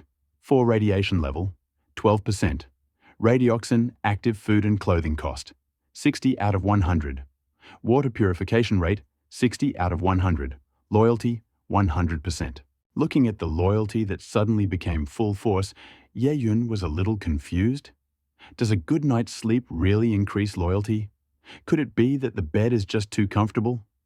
However, Ye Yun's thoughts were soon distracted by other things. After most of the radiation values were eliminated, Ben's attribute values increased slightly again, which was an unexpected surprise. Ye Yun smiled, patted Ben's shoulder and said, "Very good, you have recovered." Ben quickly lowered his head. "Thanks to the precious medicine given by administrator, otherwise, how could my body recover in just one night?" Seeing that the other party was about to give another long speech of thanks, Ye Yun quickly raised his hand to interrupt him. "I already said this yesterday. You are now a member of my shelter. I have the duty to treat you. Now that you have recovered, you will have to go on missions with number 1 and number 2. When Baina heard that Ye Yun entrusted him with such a dangerous job on the very first day, he was not upset at all, but on the contrary, he was inspired. As the leader who gave him a new life and a safe haven, he was willing to do anything for him. It is an honor to serve the administrator and the shelter. His voice was full of determination and expectation, and he was extremely proud to be entrusted with this task. Ye Yun nodded, satisfied with Baina's attitude. "Very good. I think you can do it. Now go and eat. I have prepared your equipment in advance. Then you, number 1 and number 2, check the equipment and prepare to go out." Ben suddenly thought about the question, and after hesitating for a moment, boldly asked, "Excuse me, I was wondering what kind of work the administrator is planning to assign to my sister Lena. Will you come with us?" Ye Yun waved his hand. "I have other plans for her." He pointed to the water purification room and the food processing plant next to it. These are the 2 places where the shelter produces food and water. Although the equipment is modern, operators are still needed to produce water and food. I intend to use Lena as the shelter's current logistics provider. Hearing that Lena was actually staying at the shelter to get food and water made Benaby even happier than he had been the day before when he learned that he might be injected with a radiation-killing drug. Logistics and production are much safer than hunting and reconnaissance. These jobs are mandatory at any gathering point and can only be performed by trusted members of the top management. Is it true what the administrator said? Ye Yun nodded. This job was originally supposed to be done alternately by number 1 and number 2. But since Lena is still a girl, it is not very convenient for her to go out. So I assigned this job to her. If she doesn't like it, I'll consider replacing her when a more suitable job comes along in the future. Baina quickly waved his hands. The logistics and production are very good. There's no need to replace her. She'll definitely do a good job. Ye Yun didn't care about protecting Baina. Thanks to yesterday's experience, the 2 quickly found a corner, and after receiving the cubes, they began to eat calmly. Yesterday, when Ye Yun was free, he bought another set of white equipment from the exchange. Since it was only a temporary purchase, he did not specifically choose the best ones. Of course, he was not stingy since he had no shortage of money. Damaged thick body armor. White defense, 5 additional protection against impacts and punctures. Usage attributes, strength 4/dexterity 4, durability 100%. This thing was probably thrown straight to the stock exchange by some manager, because its consumer characteristics are too high and bionic people can use it. Ye Yun found a small loophole and easily implemented it with 120 white accessories. Although androids can't use this thing, Refugees in the wasteland can. As for the weapon, of course, it is a pneumatic weapon of our own production, which is still a unique thing in today's market. After eating and drinking, Ben saw the equipment handed to him, and his face reflected disbelief. Of course, he knew about weapons like pistols, but he wasn't qualified to wield them. The bulletproof vest next to him looked a little damaged, but that little damage meant it was 99% new and had come from the wasteland. "Mr. Administrator, this is so valuable," Ben stuttered. He didn't expect Ye Yun to provide him with such advanced equipment. Ye Yun smiled and shook his head. "Bana, you are already a member of the shelter. By protecting you, we protect the shelter. Moreover, you will have to face not only mutants, but also other dangers. This equipment can increase your chances of survival. Only by surviving can you bring more benefit to the shelter, so don't refuse." Bana took a deep breath and suppressed the endless gratitude in his heart. He decided that not only his own life, but also the lives of his sons and grandsons must die for the steward, if there was one. Seeing that Ben was unfamiliar with weapons, Ye Yun did not immediately send him out to scout. Instead, he ordered the first to teach Ben how to use them. Number 2 is responsible for training Lena on how to use the equipment in the maternity ward. The learning curve is slow on both sides. Although Ben has never used a gun before, he has seen pigs run even if he hasn't eaten them. After some time of training, thanks to his good physical condition, his aim quickly improved. Although his accuracy at long range still leaves much to be desired, attacking targets at close range is no longer a problem. Lena has also made good progress. The technology in the shelter is very advanced, but this makes many of the devices very simple and efficient to operate. In just half an hour, Lena was able to successfully use the filter to create cubes of clean water. Seeing that Bana's initial training was complete, Ye Yun gave the command for a new reconnaissance mission. Since Bana had just joined, it would definitely take him some time to adapt, so he chose the safest 4-hour route and explored. Type: Study. The risks of this operation are assessed. This study is a 4-hour randomized study. Evaluation: probability of getting a white item, 95%. Probability of getting a green item, 3.55%. Probability of getting a blue item, 0.395%. Probability of getting a red item, 0.000%. Purple item, 0.005%. Risk level, 0.00001%.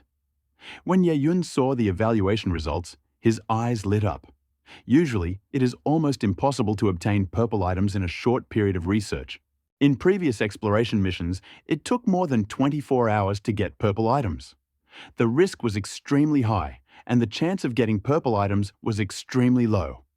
However, this time, in just 4 hours of safe exploration, there is a chance to get purple items. Ye Yun looked thoughtfully at the variable of this research, Ben knew. Most likely, it was because of him that the ability to choose purple items suddenly appeared. He immediately cancelled the aforementioned reconnaissance mission and redefined the exit candidates as number 1 and number Dusra. As expected, the probability of obtaining purple items instantly disappeared. Ye Yun was delighted. Wow, he didn't expect to find treasure? Adding Bana to the team can actually increase the probability of obtaining purple items, which is probably a very rare attribute in the game. Ye Yun revised the task and increased the time to 12 hours. Type: Study. The risks of this operation are being assessed. This study is a 12-hour randomized trial evaluation.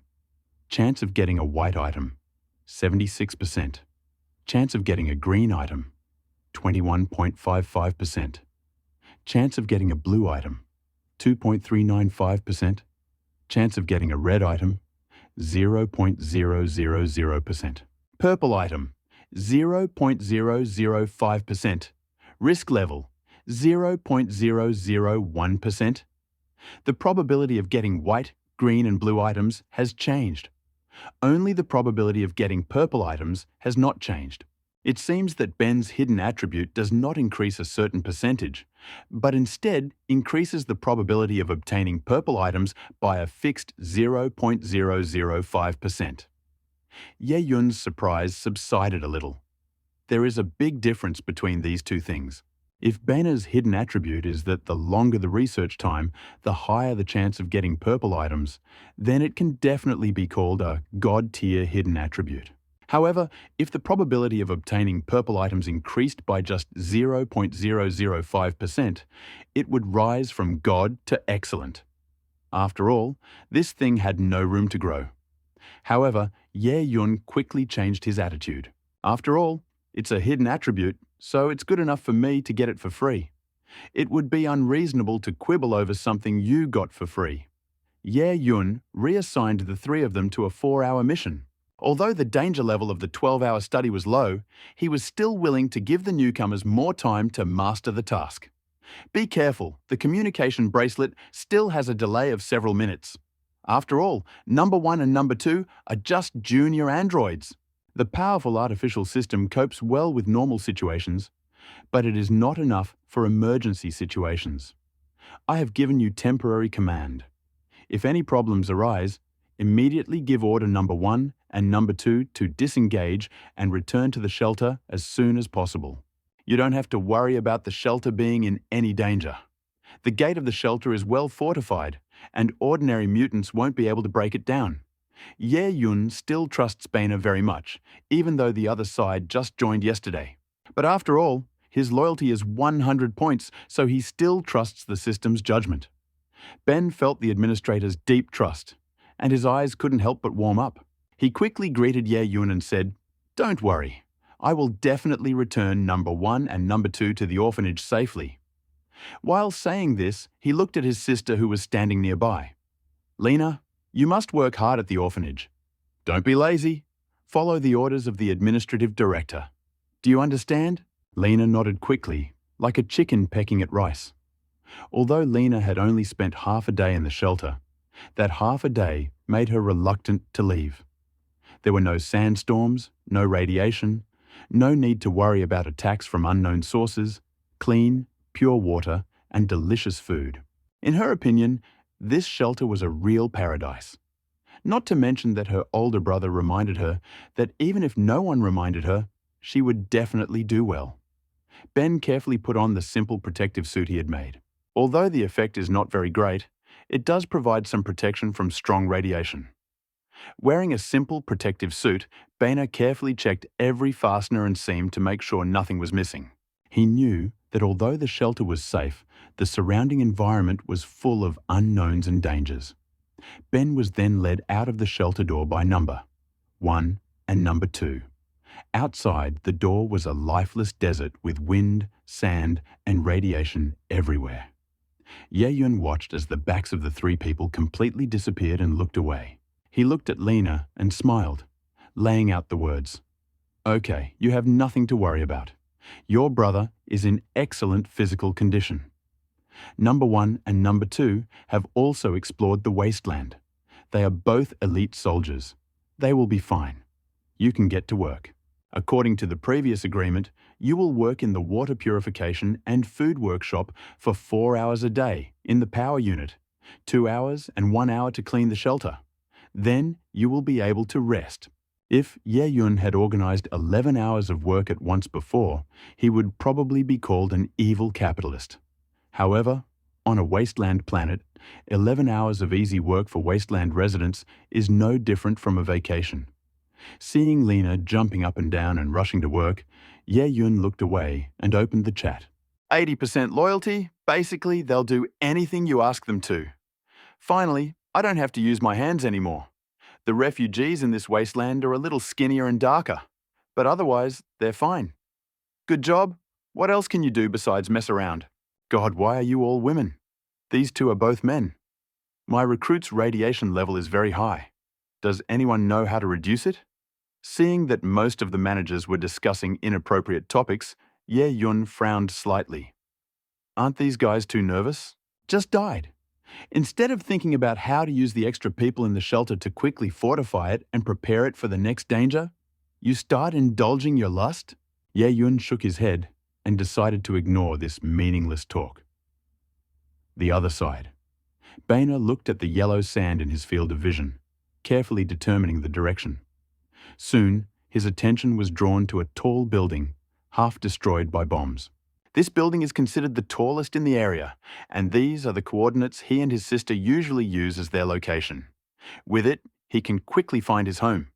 Having determined the direction, Ben quickly said to number 1 and number 2, who were standing next to him, "Brother, we found it. Let's go." Although he knew that number 1 and number 2 were not real people, after a short conversation, he still felt that the androids mentioned by the two managers were more human-like than most of the people he had seen before. At least he didn't have to worry about being betrayed by number 1 and number 2, and he didn't have to worry about them doing anything wrong. Number 1 and number 2 nodded and immediately followed Boehner. Half an hour later, the three men cautiously approached the ruined site. Ben looked carefully at the little marks he had left around himself, and when he saw that no one had visited the place during the day he had been away, he immediately sighed with relief. He turned to number 1 and number 2 and said, "Wait here 5 minutes, you two. I'll get something and then I'll come out." Number 1 and number 2 nodded. "Don't worry, we're here." Ben skillfully broke apart a pile of rubble, and then a dark hole appeared among the ruins. This seemingly destroyed place actually has a large underground cavity. Without hesitation, he slowly and carefully walked down the slope. The descent was short, and soon Boehner's feet reached the bottom. This space under the ruins is not very large. It is a hiding place that Boehner discovered thanks to his innate talent. From a very young age, Ben knew that he could be what adults call a psychic with extraordinary abilities. However, his ability was not to become stronger, breathe fire, or harden his skin, but rather a strange feeling of emptiness. When he was close enough, he could sense certain voids that others couldn't. Of course, this ability seemed completely useless, so he didn't tell anyone about it. After all, in this terrible wasteland, sometimes even parents cannot be fully trusted, not to mention that his parents died when he was very young, and he has lived with his uncle since he was 9. Therefore, he never dared to tell anyone about his physical abnormalities. However, when he grew up, Ben joined the scavenger crew in Scraptown and followed his uncle to scavenge the wastelands. Scraptown is a very common wasteland town with a population of only a few thousand people. It is named so because it is common to see a lot of discarded copper parts nearby. Scrap Copper Town itself does not have a very large production volume and does not have any special products, so it has to pay nearby robbers on a monthly basis to ensure its safety. If everyone can find enough high-quality copper parts and enough food, then the problem won't be too big. However, if they fail to complete the monthly tasks, they will only face the wrath of the robbers. However, since everyone continued to loot like locusts, the materials that could easily be obtained from the ground had long since been taken away, and what remained was either useless rubbish or bulky devices that required powerful machinery to move. Sure, there are still big machines in the wasteland, but all these complex machines are controlled by some big organizations. In a city like Scrap Copper Town, where no one even wants to protect it, there is definitely no technology for transportation. As resource gathering becomes more and more difficult, resource gathering teams are left with only the option of heading to more remote and dangerous areas to gather supplies and hunt for prey. The further you go, the greater the chance of severe radiation or the appearance of dangerous mutants or zombies. But they had no conditions for refusal. If they could not make the monthly payment, the marauders took some of the city's inhabitants. In the wastelands, people are also a resource. Processing them into canned food or dried meat, or selling them on the black market to hospitals as raw material for organ transplants, can bring in considerable profits. Of course, predators rarely kill everyone unless necessary. After all, there are only a limited number of humans in the area, and if the hunting is too harsh, their lives as predators will get worse. The situation has improved slightly since Boehner arrived. While Ben's special abilities seem useless or even insignificant during normal times, they often play unexpected roles during treasure hunts. Certain areas that appear to be ransacked often contain underground cavities or even secret compartments hidden within buildings, and his ability may just help him locate these areas. With each success, the scavenging team's business improved, and Baina, a seemingly insignificant little orphan, began to be taken seriously. As a result, the city of Phaetun enjoyed several years of peace and stability. Baina is usually very cautious. Because he has no parents, he is more sensitive than others. He is afraid that if his secret is revealed, he will be killed without a place to bury. After all, a mutant like him who lacked sufficient defensive capabilities could never become a strong person and could only become a bargaining chip in the hands of others. Therefore, he did not demonstrate his abilities too obviously, and no one noticed anything unusual. Everyone simply thought that it was Baina's exceptional observation and luck that led everyone to good harvests time after time. However, just then, Baina thought he could live his life in peace. Something happened again that made him panic. Supplies around him were starting to run out again, despite having been stored for years. While he can detect nearby openings, this ability is not invincible. He found every ruin and pit he could find nearby. Seeing that the monthly payments are about to be delayed, the city and the garbage crew have returned to the old cycle.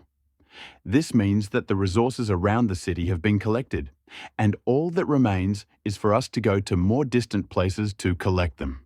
As for migration, this is simply not possible.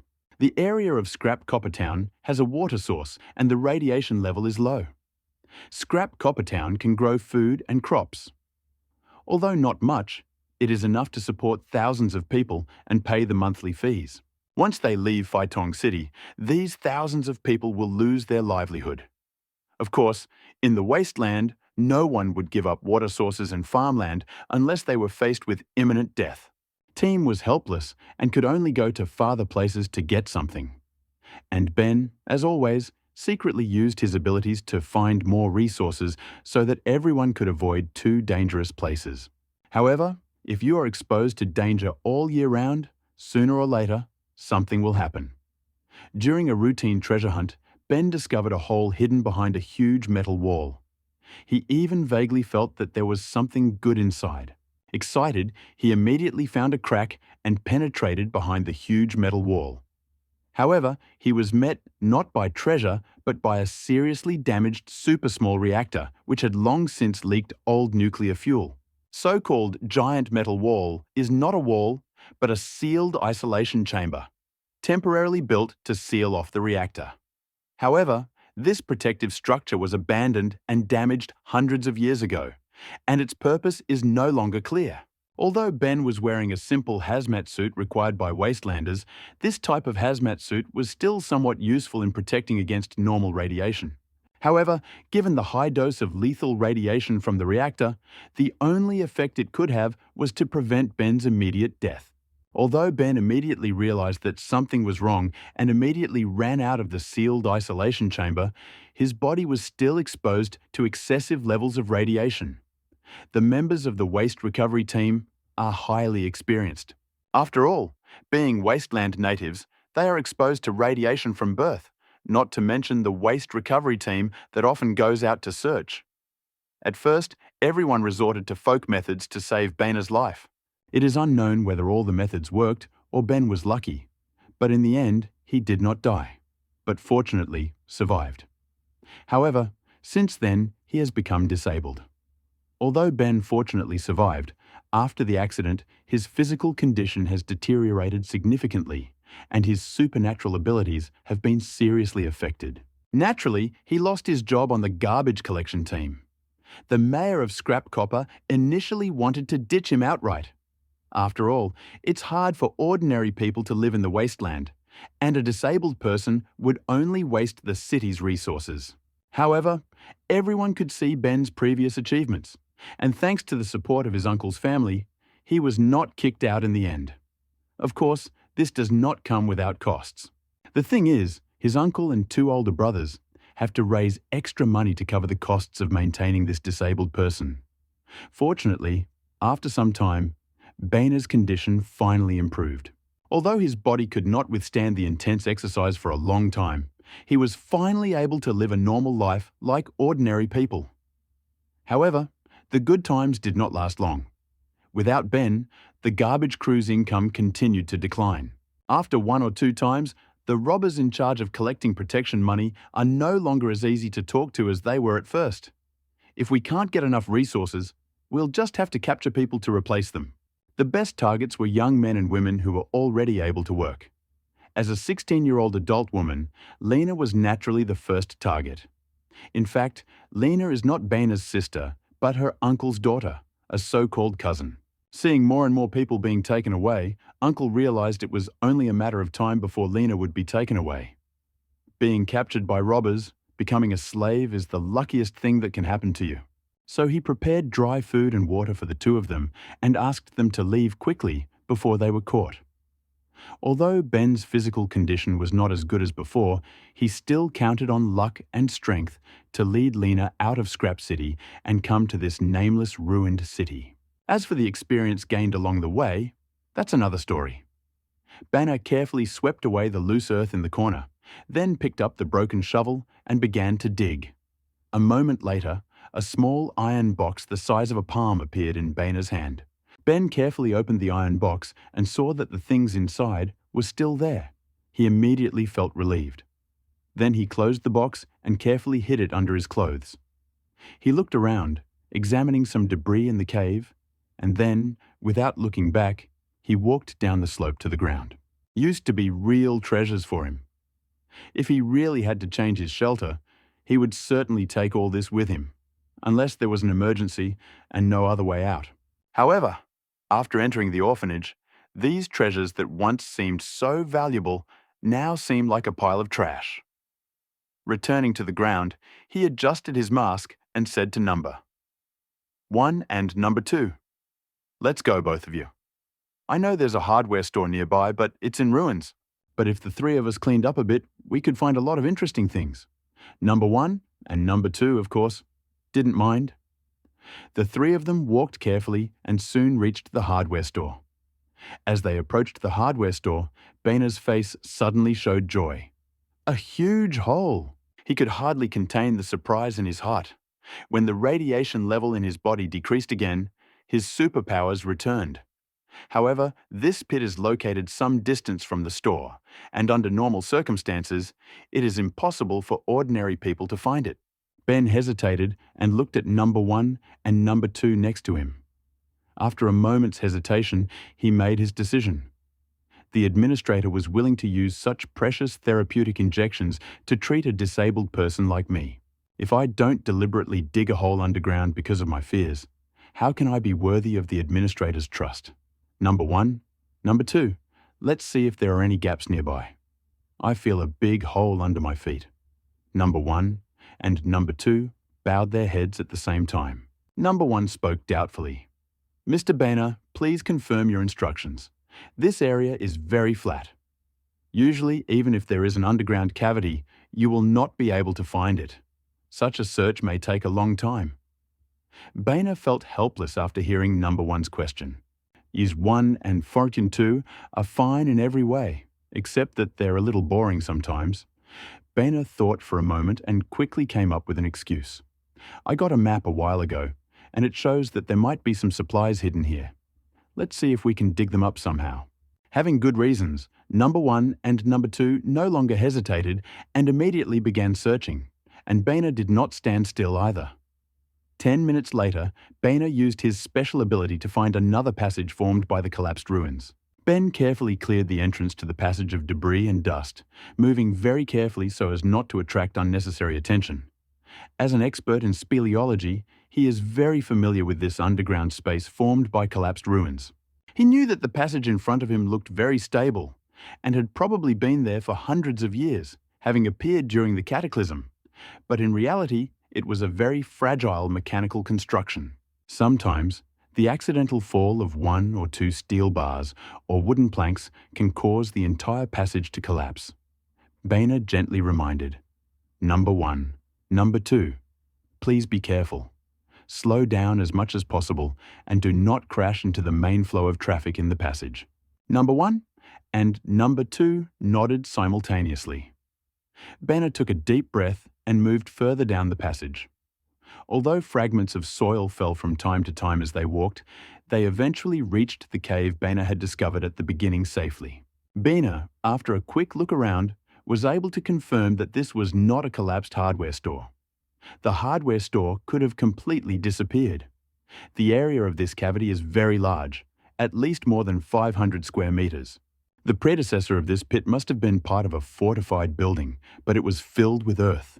Judging by the defensive layer formed by metal walls and sea shields on all sides, this place could be an important facility, perhaps a warehouse in a shelter or part of a research institute.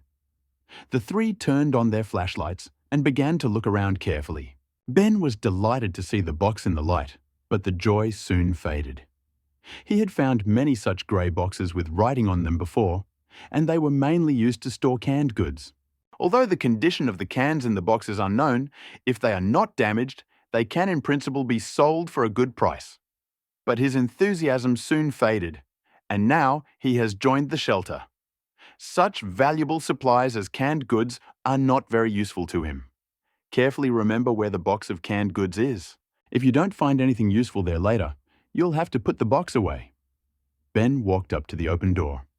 He carefully pushed it with the butt of his pistol, and the bolt creaked unpleasantly. The sound continued to echo through the empty underground space. After making sure that no mutant beast had escaped, Boehner carefully entered. The things in the room were scattered everywhere. Boehner had seen this situation many times. In fact, looking at the door, we can see that the entire space is turned upside down. So, when the building collapsed, it flipped 180 degrees, and the original ceiling became the floor, and the floor became the ceiling. Looking at this mess, Boehner felt a slight headache. It was hard to find anything useful in this situation. However, you will have to grit your teeth and face the difficulties. Ben looked carefully, and soon his attention was drawn to the drawing. He was a rude man, unable to read a word, so of course he could not understand what was written there. However, he knew that such complete blueprints could be sold at a good price to some large organizations. They said that this was due to the technology that existed before the cataclysm. Previously, they had no way to give these blueprints to large organizations to exchange for useful things. However, this thing is hard currency and can be used as a resource to pay the monthly payments to the robbers. At first, Ben wanted to keep the plans. After all, now he could not contact these large forces, and he did not need to use them to pay the monthly payments. However, he quickly realized that this thing was related to the previous technology. And is it useful for managers too? After all, there are many high-tech things in the shelter. Thinking about this, he quickly put the drawings in the backpack on his back, looked at them carefully once more, and made sure there was nothing else, and then walked out of the room. Inside the shelter, Ye Yun looked at the drawings in his hand with undisguised joy on his face. Boehner, you are truly lucky. Have such a good harvest on my first trip. White maintenance robot production drawing description. White maintenance robot production drawings. You can assemble a white maintenance robot by combining the corresponding basic parts. He had planned to build the maintenance room earlier. After all, due to the research and battles of that time, although Number 1 and Number 2 did not receive any visible damage, their durability had noticeably decreased. Unfortunately, the maintenance room requires a maintenance robot to build, so it was never built. Now we have the most important maintenance robot as well as the most important blueprint. This is more useful than just returning the repair robot. After all, studying the blueprints meant he could mass-produce the thing in the future. After yesterday's mutant cockroach attack, all the shelters had suffered varying degrees of damage. Damage to buildings can be repaired by building robots and consuming electricity, but damage to bionic humans cannot be repaired.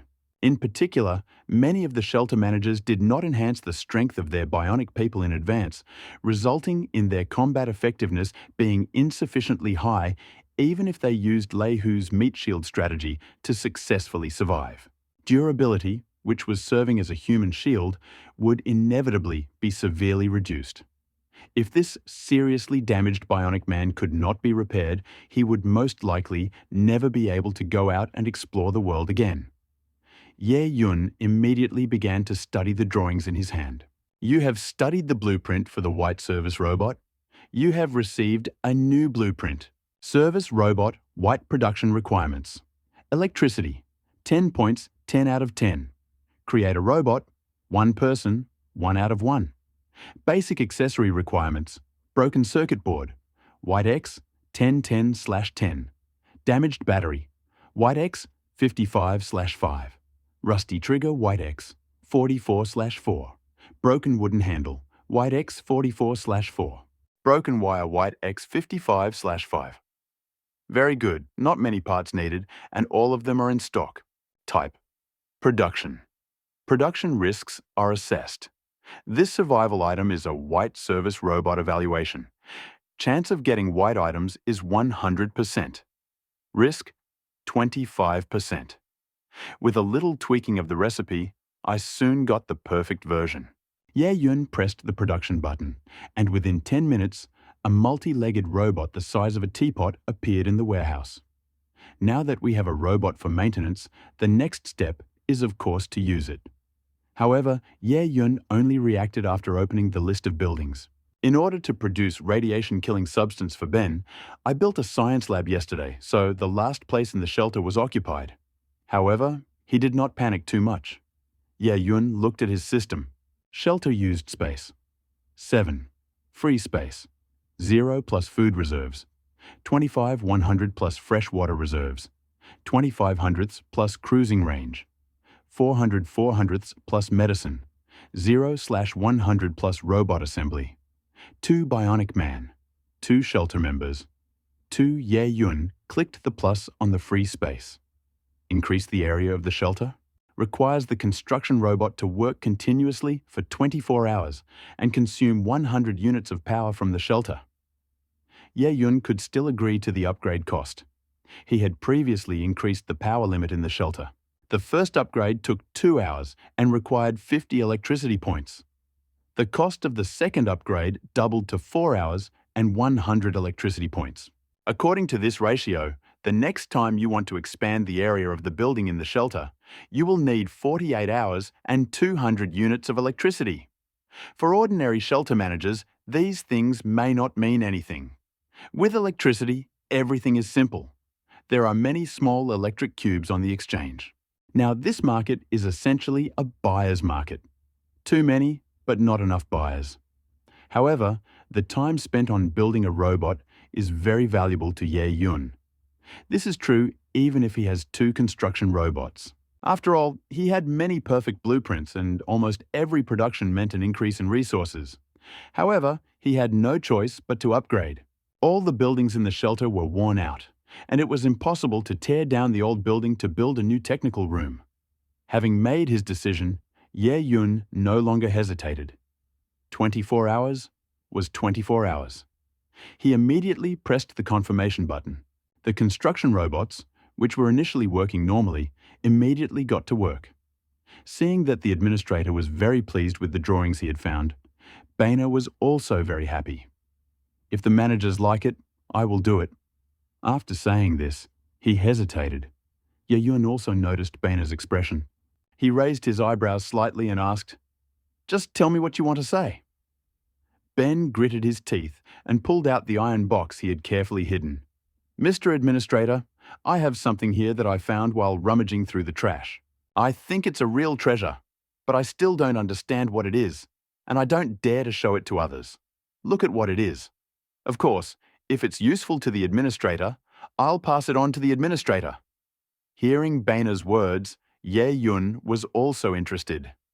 "Okay, let me take a look." Ye Yun picked up the iron box and a purple gem appeared in front of him. Purple energy stone.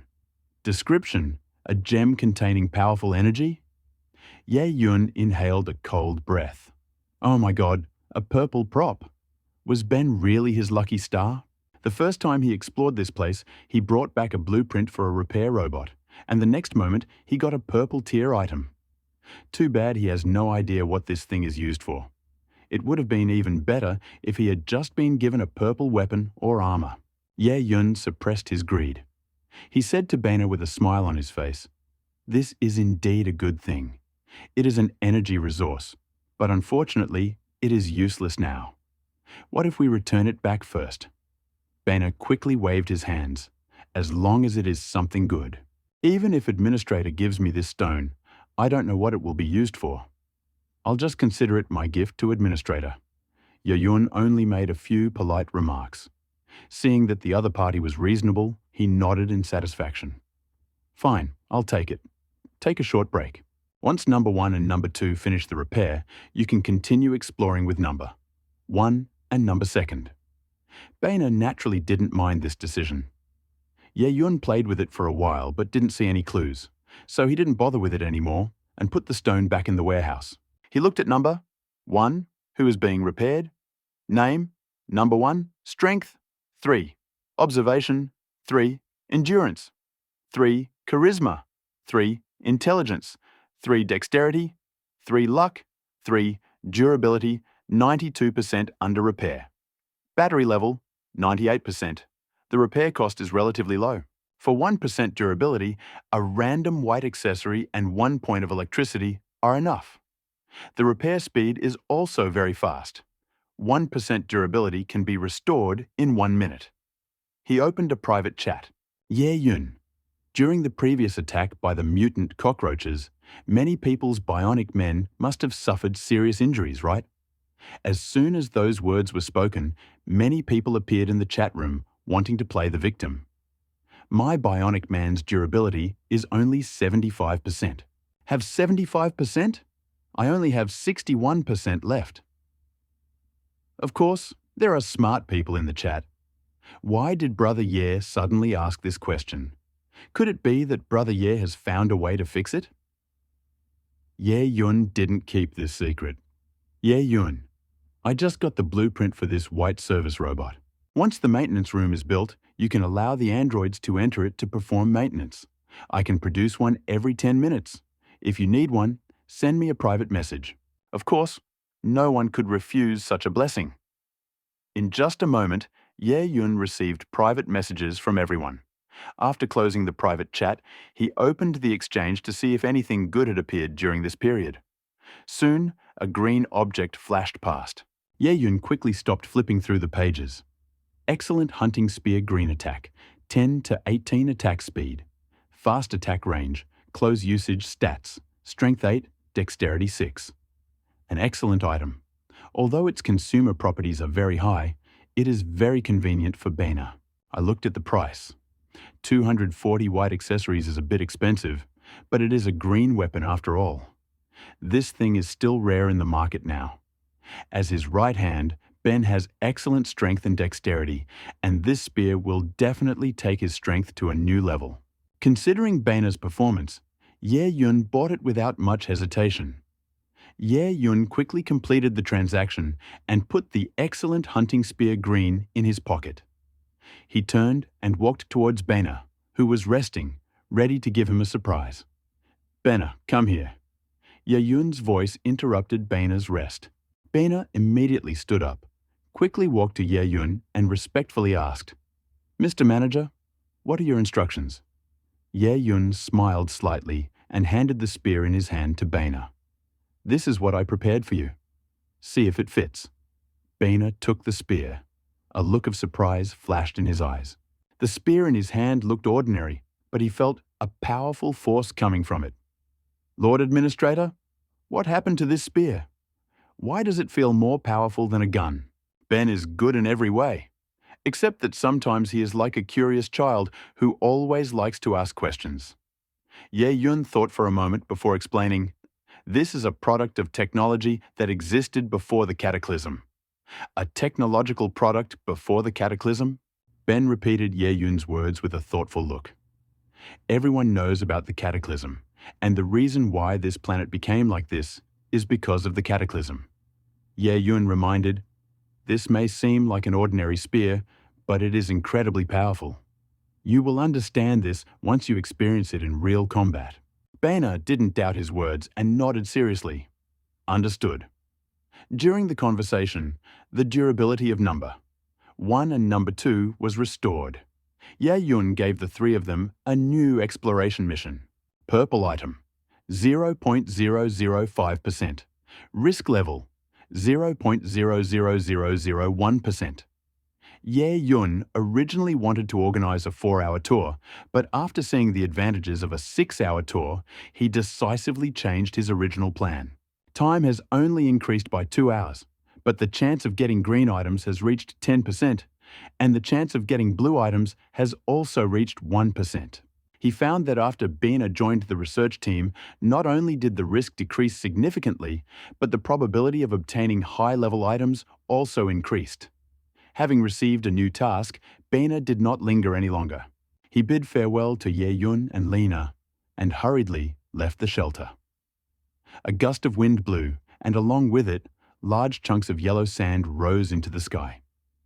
Every now and then, a few bullets flew into the sky and fell on the rusty scrap metal, making a ringing sound.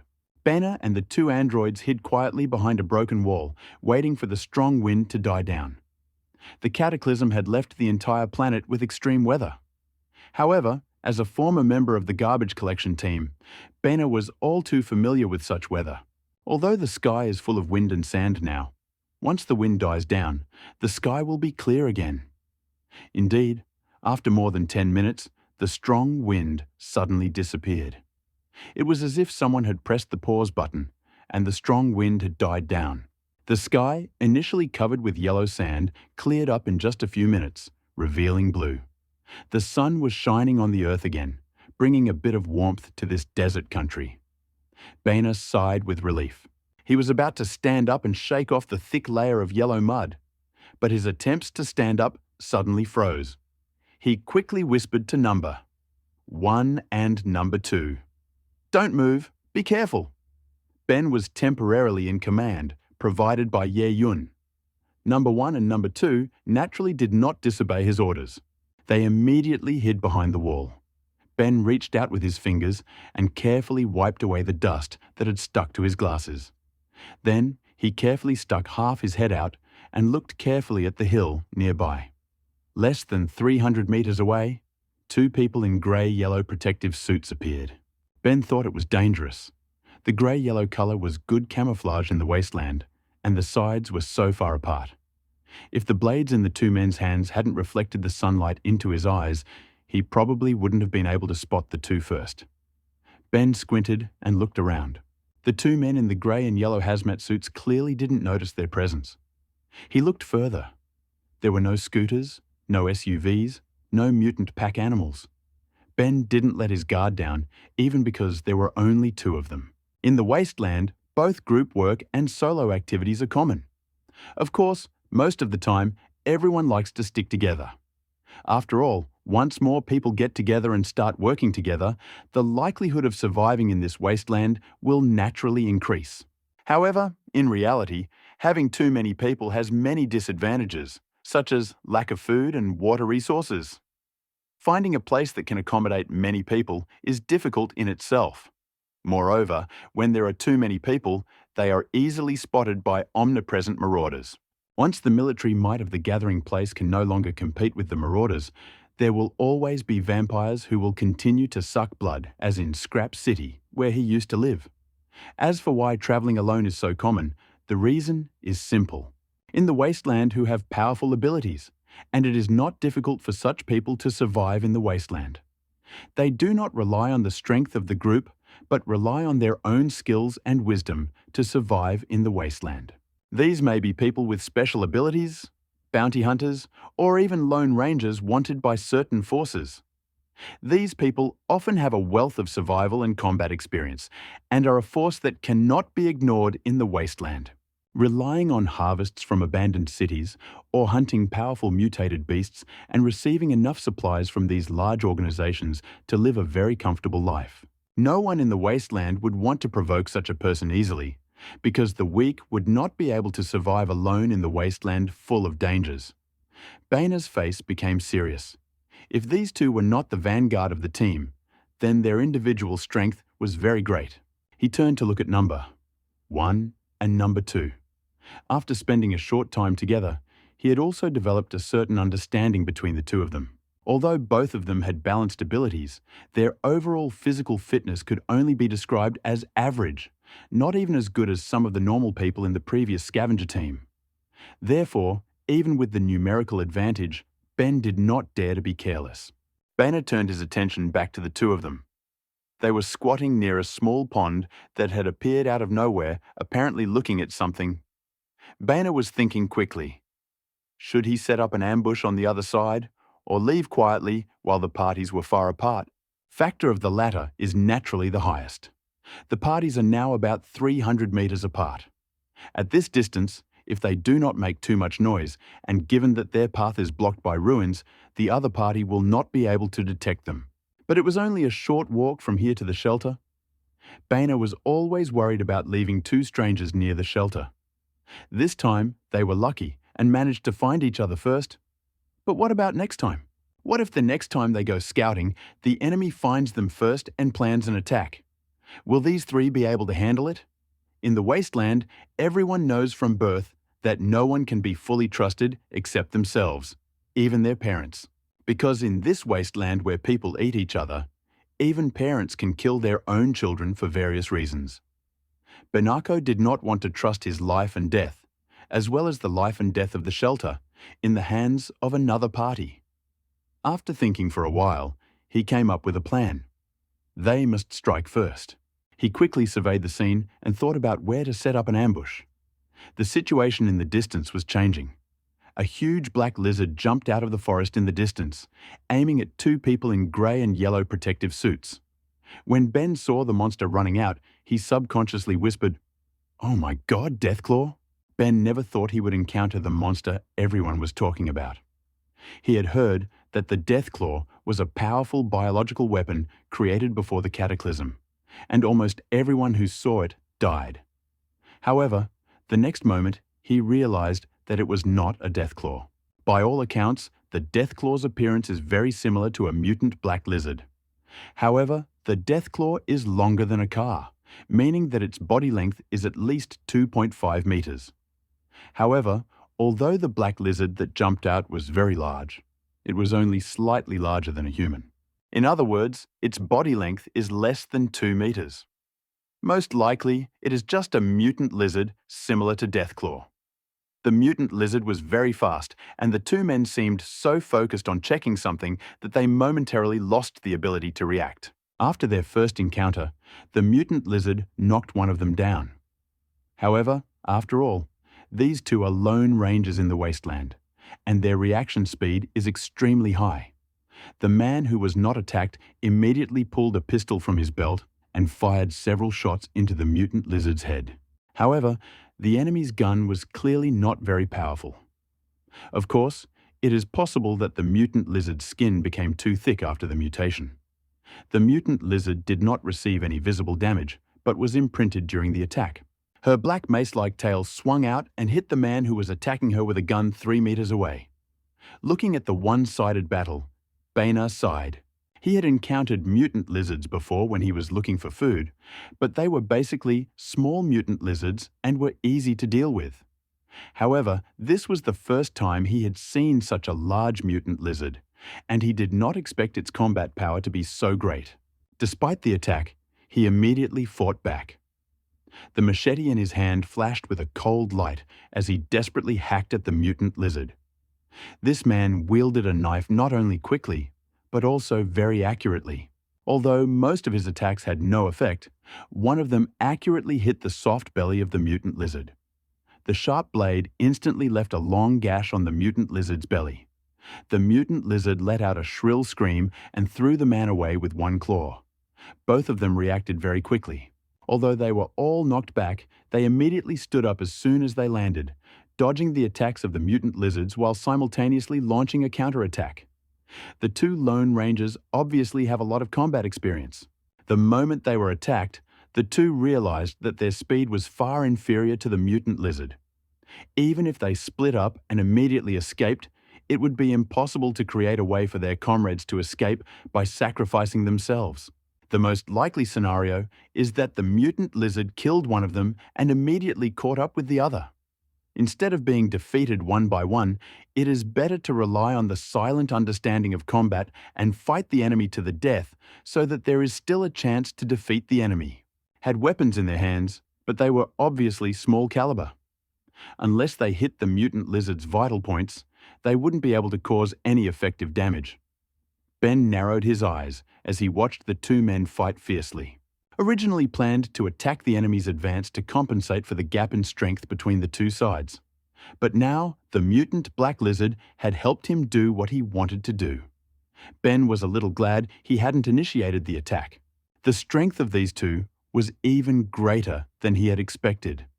If the three of them had launched an attack, then unless one of the lone travelers was eliminated in an instant, there would have been a high probability that they would end up being the ones to die. However, the situation was different now. Judging from the current battle situation, the mutant lizards who launched the attack had a certain advantage in strength. The mutant lizard was significantly superior to the two lone travelers in terms of defense, size, and movement speed. If it weren't for the combat experience and intelligence of the two lone rangers, their silent understanding of combat would be far superior to the mutant lizard.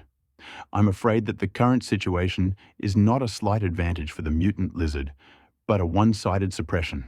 If we use numbers to measure the combat effectiveness of the three parties on the scene, the combat power of the mutant lizard should be 10 combat power of the two individuals is about 8 to 9, and they are only about 6.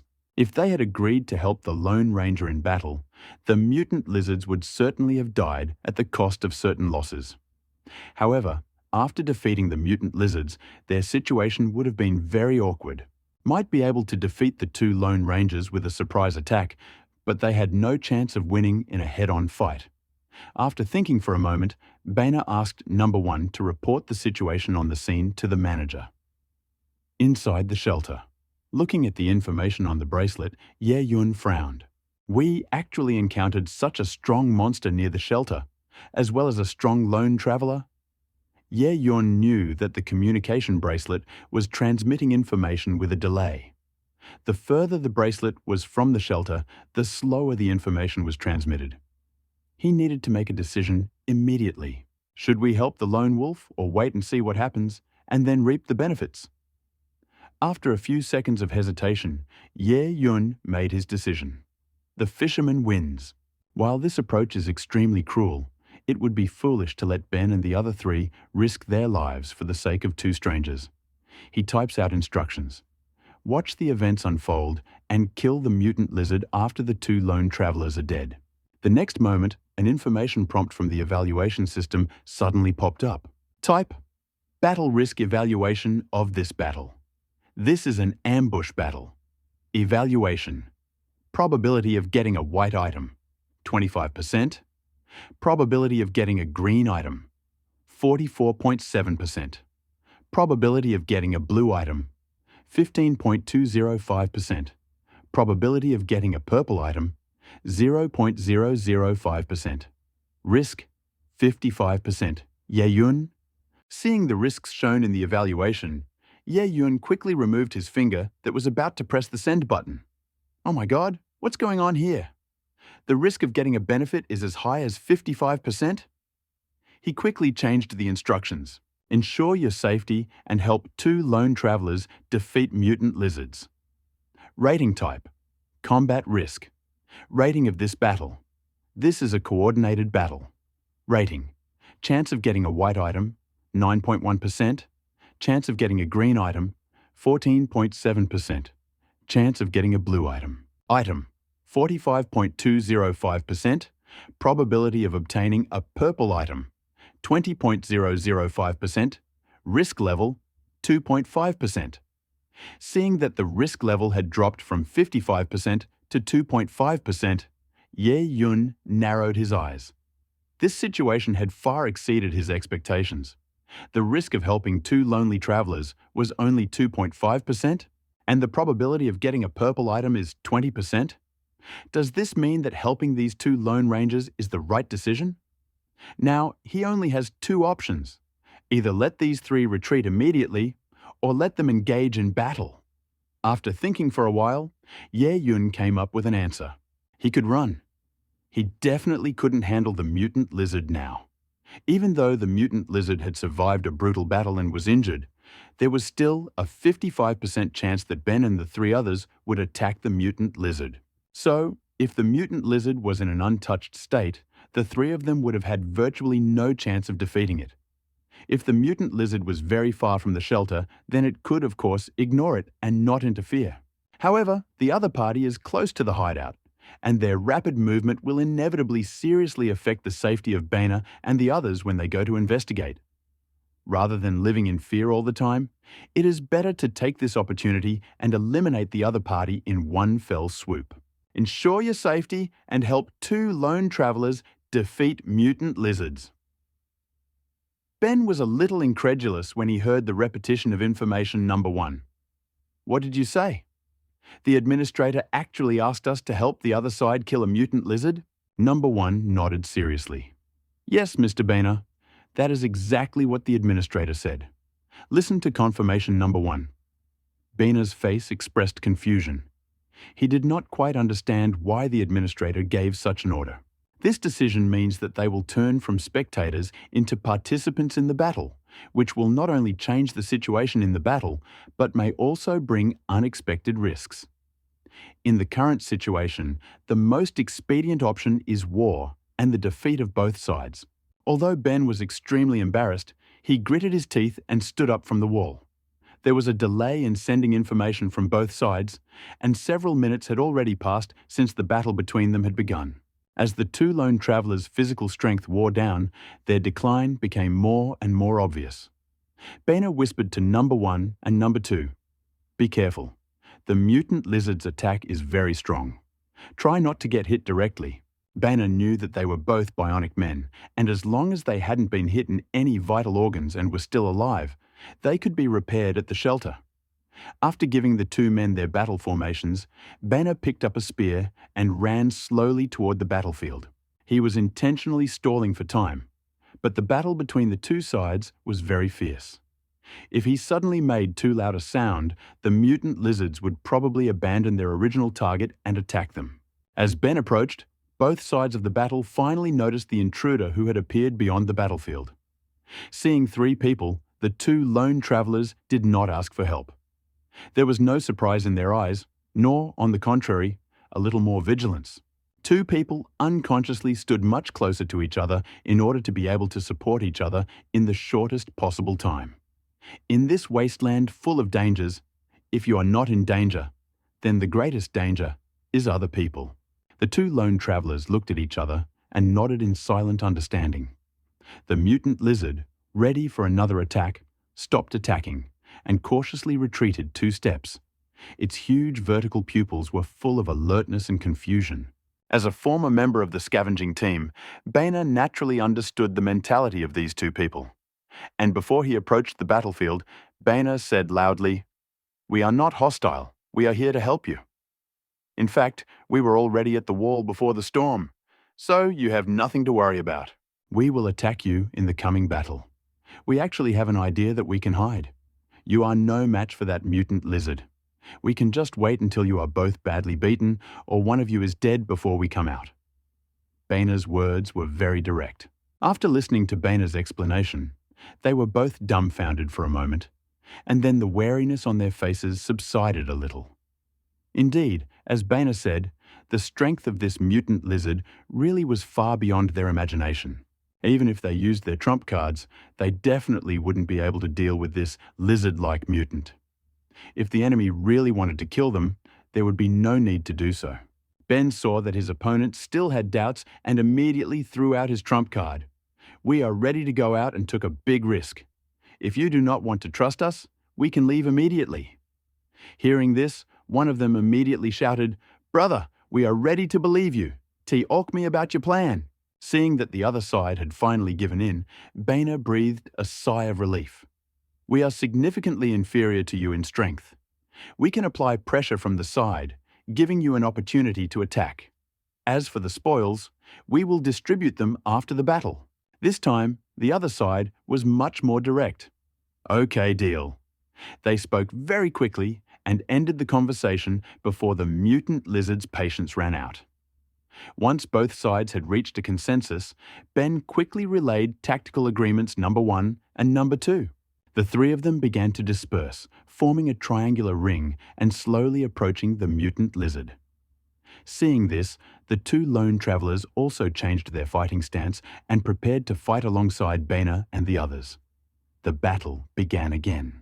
Although the mutant lizard's intelligence was low, it was able to hide in the dark and attack the enemy. Its fighting instinct was not weak, and it immediately recognized the new threat. The initially fierce attack became hesitant. At the moment when the mutant lizard hesitated, the two lone travelers instantly pulled out machetes from their belts and simultaneously attacked the mutant lizard from the left and right sides. Faced with the fierce attack, the mutant lizard subconsciously launched a counterattack on the lone traveler closest to it. However, the next moment, two shots rang out simultaneously. Although the power of these two shots was not very great, they attracted the mutant lizard's attention. The initial counterattack was only half a second late, but in a fight, half a second can even decide the issue of life and death. Flashed, and the mutant lizard's eyes suddenly exploded into a bloody flower. The unbearable pain caused the mutant lizard to desperately swing its claws, trying to attack the enemy standing before it. However, the Lone Ranger who launched the attack did not seek to take credit for it. After the successful strike, he immediately retreated 7 to 8 meters. No one expected that the not-so-silent cooperation of the two sides could produce results so quickly. Looking at the mutant lizard roaring in place, the gap between the two sides seemed to have narrowed significantly. With the initial success, subsequent battles began to go smoothly. R1 and 2 assisted in the pursuit, constantly harassing from a distance with air guns and immediately moving away from the mutant lizard if it tried to approach them. The two Mavericks were the main attackers. They are partners and have a very clear understanding of how to operate in an attack. Ben was a free man, constantly roaming the battlefield, either feint to attract the attention of the mutant lizard or appear near number 1 and number 2 in time to provide them with sufficient protection. The five understood each other perfectly and had no intention of fighting the mutant lizard face to face. The 5-man battle line moved constantly around the mutant lizard, inflicting wounds, large or small, whenever they had the opportunity. As time went on, more and more wounds appeared on the mutant lizard's body. The originally black mutant lizard soon turned red from the blood, and its fast speed slowed down noticeably. Moreover, due to the constant attacks, the originally hard skin also suffered serious damage. Without the protection of this layer of tough skin, the mutant lizard's defenses were greatly reduced. As Ben watched the mutant lizard grow weaker, she was eager to deliver a fatal blow. After all, wasteland tradition dictates that if multiple parties are involved in a mutant hunt, the one who delivers the final blow will get more loot. However, just as Benner was about to approach the mutant lizard and prepare to attack, one of the Lone Rangers shouted a warning. "Be careful. This mutant lizard has a habit of playing dead. Don't be careless. Even if it looks like it's dying, it may just be trying to trick you into coming closer." When Ben heard the reminder, he flinched, and his back instantly became wet with sweat. "I've been working in a scavenger gang since I was 10, so I can be considered a veteran of the wasteland." Suddenly, at a critical moment, I was almost blinded by interests. The loot is tempting, but in the wasteland you can lose your life if you are not careful. Seeing the mutant lizard lying on the ground, gasping for breath, the two Lone Rangers did not approach it. Instead, they kept their distance, pulled out pistols from their belts, aimed at the mutant lizard, and began to attack from a distance. Bullets rained down on the mutant lizard. Initially, such attacks would not have caused him any harm, but his strongest defense had long since been destroyed, and the bullets instantly exploded on his body, leaving bloody flowers. Lizard, pretending to be dead on the ground, never expected that instead of luring its prey, it would attract a hail of bullets and immediately let out a piercing scream. Although the mutant lizard's intelligence level is low, it also understands that this time it may die. Eyes suddenly showed a look of despair, and he did not continue to attack the two Lone Rangers. After struggling for so long, he also realized that in his current state, killing the two strongest enemies was impossible. He turned around and immediately pounced on Number. First, of course, Ben immediately understood what his interlocutor was thinking. He wanted to drag someone down with him before he died himself. Number 1 quickly retreated at the first opportunity, trying to distance himself from the mutant lizard. Ben, a free man, didn't just sit back and watch the mutant lizard attack his comrades. He pointed his toes and ran forward as fast as he could, plunging his spear straight into the mutant lizard's stomach. However, the mutant lizard, knowing that it was doomed to die, simply ignored the obstacle and jumped straight at number 1, flashing its sharp claws that glittered with a cold light. Number 1 was in the back area, and after Banner's reminder, he quickly retreated. However, the mutant lizard that carried out the suicide attack had clearly unleashed its full potential and was even faster than at its peak. With the speed of number 1, it was simply impossible to dodge. The spear in his hand pierced the soft belly of the mutant lizard, and the internal organs of the mutant lizard burst out and fell out of the wound. However, such a terrible injury was simply ignored by the other side. Ben felt a chill in his heart. This was bad. Given number 1's small frame, there is absolutely no way for him to resist this attack.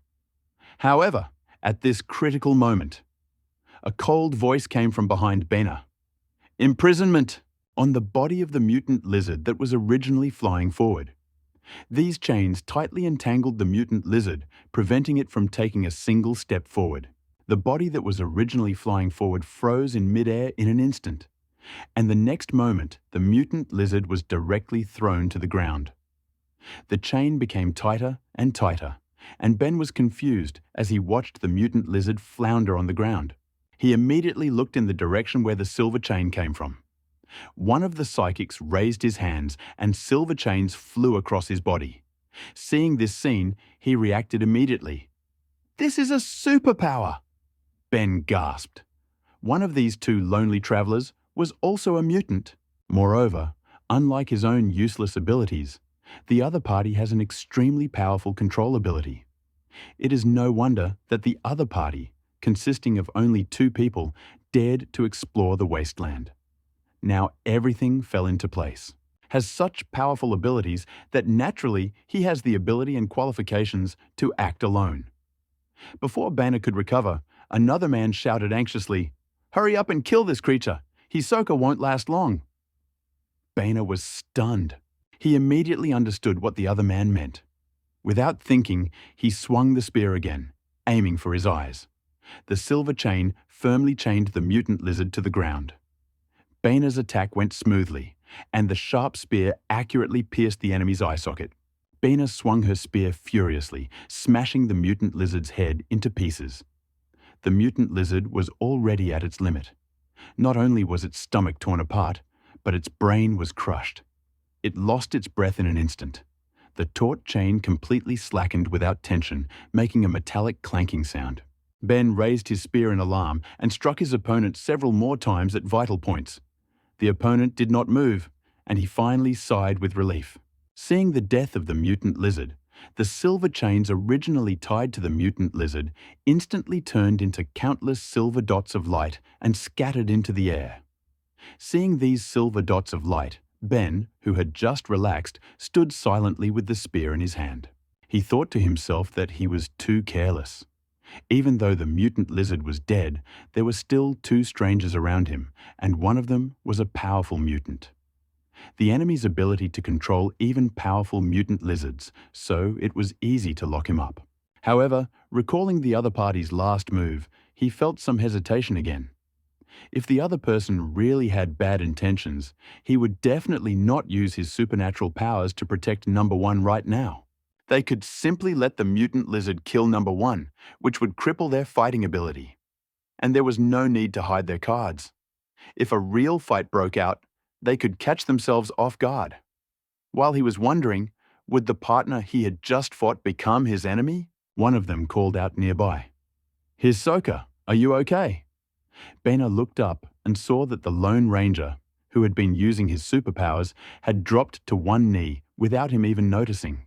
He raised his leg and wanted to approach, but he was afraid that the other person would misunderstand that he was trying to take advantage of the situation, so he could only freeze in place, feeling a little confused.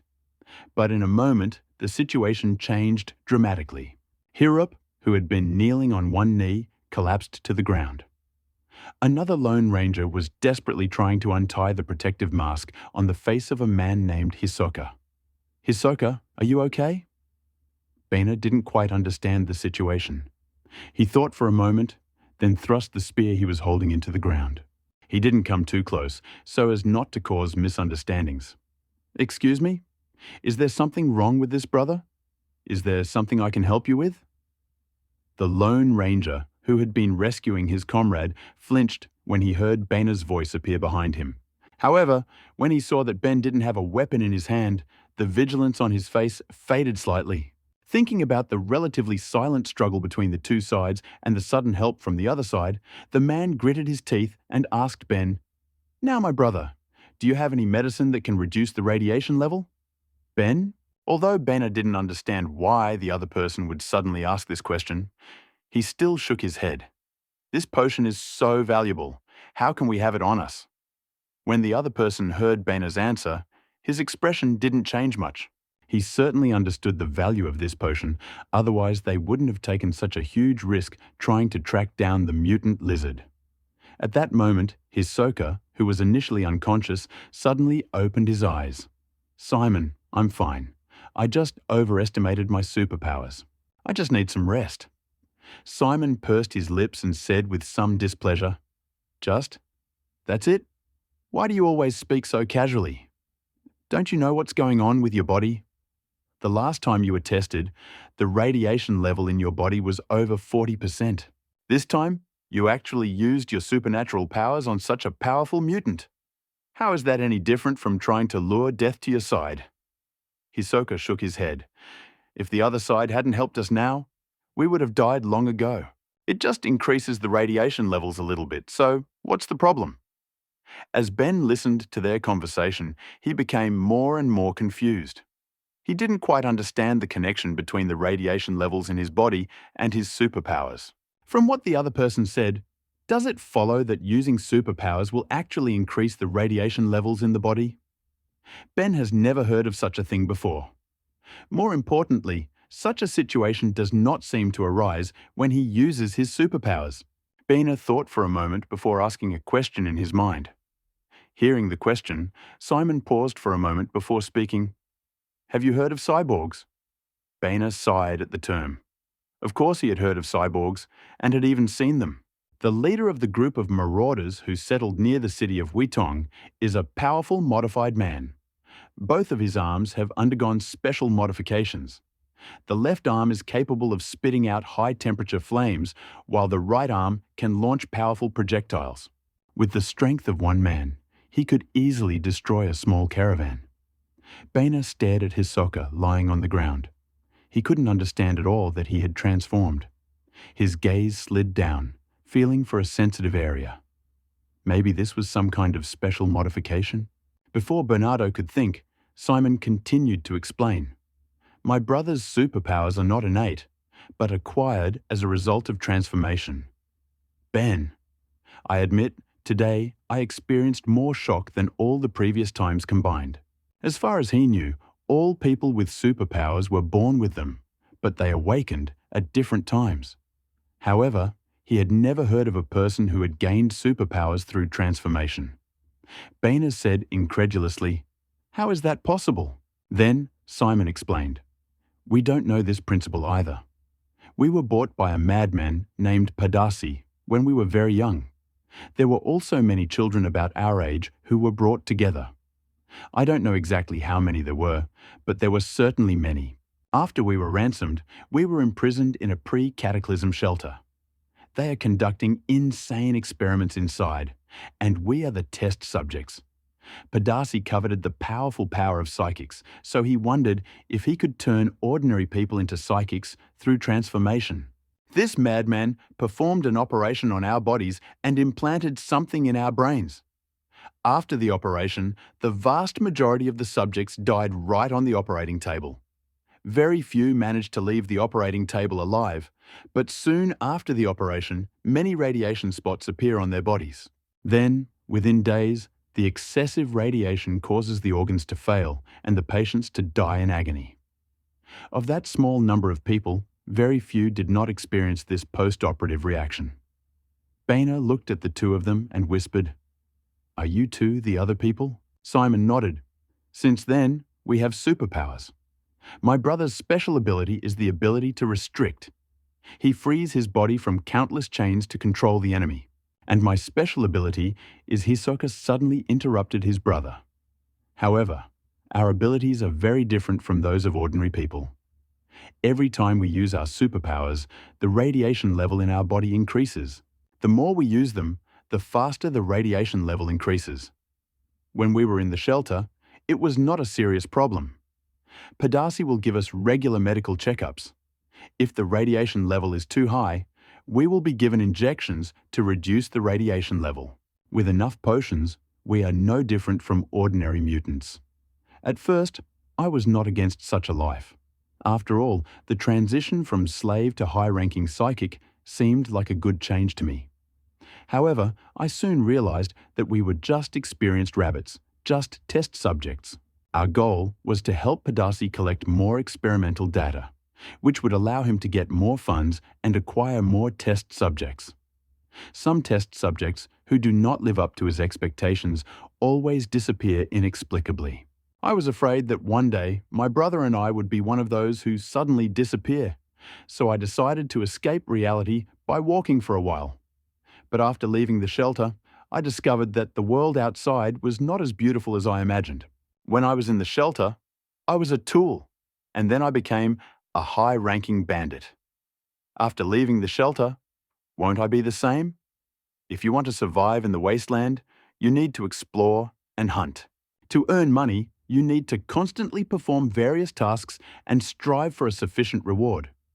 We really learned to fight in the shelter, but the corresponding combat experience is closely related to the supernatural abilities of the body. But once you use your superpowers, the radiation levels in your body will increase. Without mentioning anything else, just wanting to buy enough drugs to reduce radiation levels would require a huge amount of money. This directly formed a vicious circle. We do not use our superpowers, so our fighting skills are very mediocre. Expecting a good life is just a pipe dream. Using superpowers in battle will indeed greatly improve my capabilities, but I don't have enough money to heal my body. After saying this, Hisoka, lying on the ground, smiled self-deprecatingly. Later, we thought about returning to the orphanage. I admit my mistake to Padasi. Given our decent abilities, he should be willing to accept me. But when we returned to the orphanage in Padasi, we were surprised to find that the orphanage had long since been attacked and destroyed by someone unknown. Don't you think we're funny? Simon took his older brother's hand and whispered, "Big brother." After hearing the two people's pasts, Baina fell silent. He hesitated for a moment and said to the two of them, "Wait a minute, I may have a solution, but it's not up to me to decide. I need to send a message." None of them were stupid, and they were stunned when they heard this. Simon asked anxiously, "Do you really have a solution?"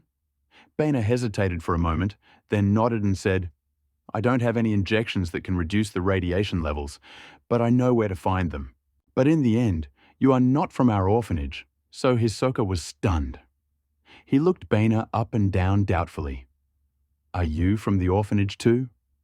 Baina scratched his head and said sheepishly, "I also just joined. So I am just an ordinary member and cannot make decisions." "Wait a minute. I'll have someone send a message to the administrator with this matter." After saying this, he quickly waved his hand at number 1, who was standing in the distance.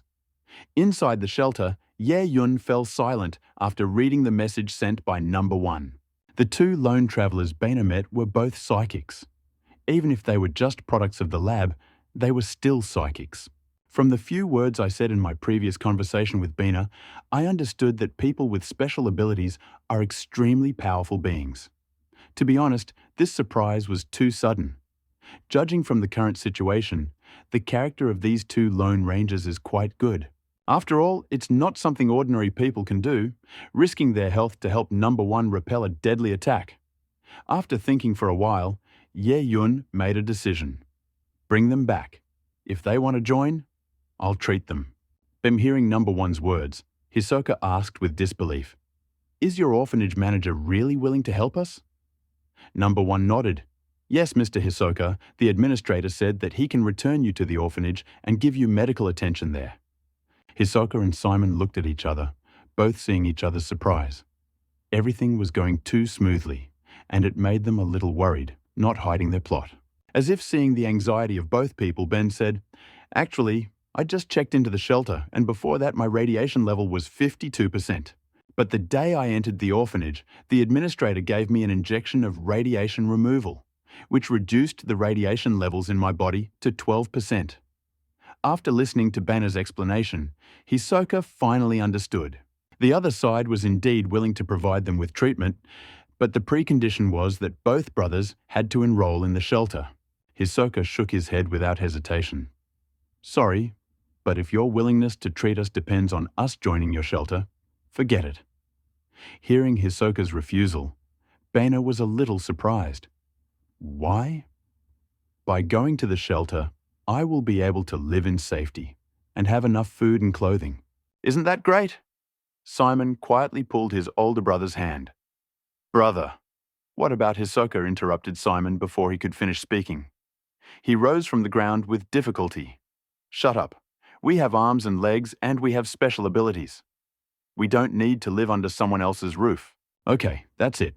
We are very grateful for your support. Given our contribution to the battle, we certainly deserve more loot. But we must admit that without your help, we probably wouldn't have been able to defeat this mutant lizard. How about this? We split the loot 50-50. Seeing his interlocutor's refusal, Ben did not want to give up. He thought that the other person was afraid of being exploited after being taken to an orphanage, so he quickly explained, "No, brother. The manager of our orphanage is a really good person, and the technology in our orphanage is very advanced." Hisoka also understood what Ben meant and waved his hand gently. "Ben's brother, I appreciate it, your help, but let's stop there. We are used to freedom and do not want to rely on other forces to survive. We will leave after we divide the spoils." With these words, he pulled out a machete and began to hack at the body of the mutant lizard. Ben looked at the radiation spots on Hisoka's face and suddenly remembered himself not so long ago. He knew very well that if the radiation level in the body is too high, then a person will be worse than dead. Continuing to hunt mutants in the wasteland or accept bounty missions in such a physical state is no different from seeking death. Ben immediately asked Number 1 to send the current situation back to the shelter. Ye Yun was a little surprised to see that the other party actually refused to join in. He initially thought that this was the right option, but he didn't expect that the other party would refuse without hesitation. However, recalling the past experiences of these two people, Ye Yun seemed to think that the other party's refusal was quite reasonable. If you were kidnapped as a child by some abnormal person and subjected to human experiments, you might also suffer psychological trauma. However, he looked at the two potions in his hands. Forget about it. Just think of it as a good relationship. In any case, the medicine has already been created, and Ben will not be able to use it again anytime soon. If this medicine is not used, it will simply be thrown into a warehouse and gather dust. Although the enemy is an artificial mutant, he is still a mutant. If we build a good relationship with him, we may be able to use him in the future. Tell them that I don't need them to join our shelter. I am willing to supply them with potions. Just consider this an opportunity to become friends. If they needed more potions in the future, they could exchange them for some valuable supplies." The two brothers, who were quickly dividing up the spoils, immediately stopped what they were doing when they heard the new terms. Hisoka looked at Baina. "Are you telling the truth?" Baina waved his hand. "It wasn't me who said that.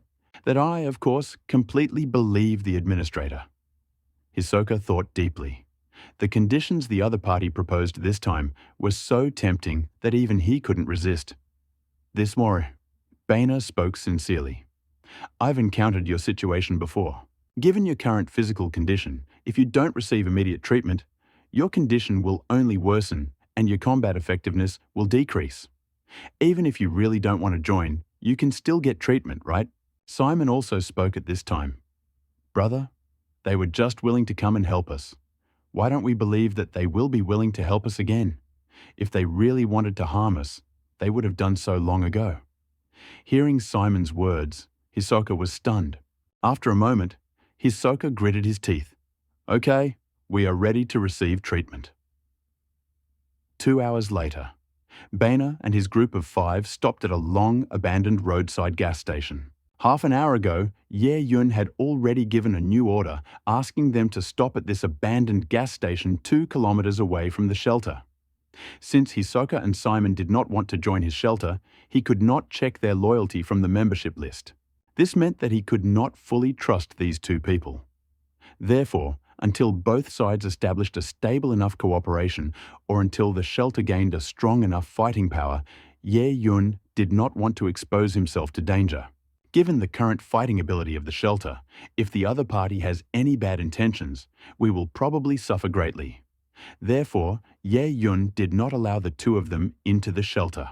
Instead, he set it up at an abandoned gas station far enough away, then allowed number 1 to return to the shelter to retrieve the radiation-killing substance.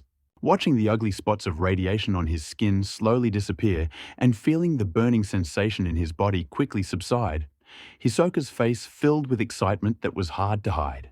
Ever since he became an artificial mutant, he had been injected with many radiation-absorbing drugs, and he knew that the other side was not lying to him. Thinking about his vigilance and distrust of the other side on his way, even Hisoka, who had seen countless storms, showed something unnatural on his face. He bowed deeply to Boehner, who was standing nearby. "Brother, forgive me. I apologize for my doubts. Thank you for your generous help." Ben also realized that there was almost no trust between people in the wasteland. However, he was still very unhappy that the other party did not trust his great manager, so when he saw the other party apologize, he did not pay attention to it. After confirming that the potion was fine, Hisoka quickly put the other potion away. After all, although Simon's radiation levels were quite high, they hadn't exceeded 40%. Using it now would be a waste. After all, you can only use 1 bottle of it a month. Seeing Boehner's unhappy expression, Hisoka realized that he was wrong and quickly smiled.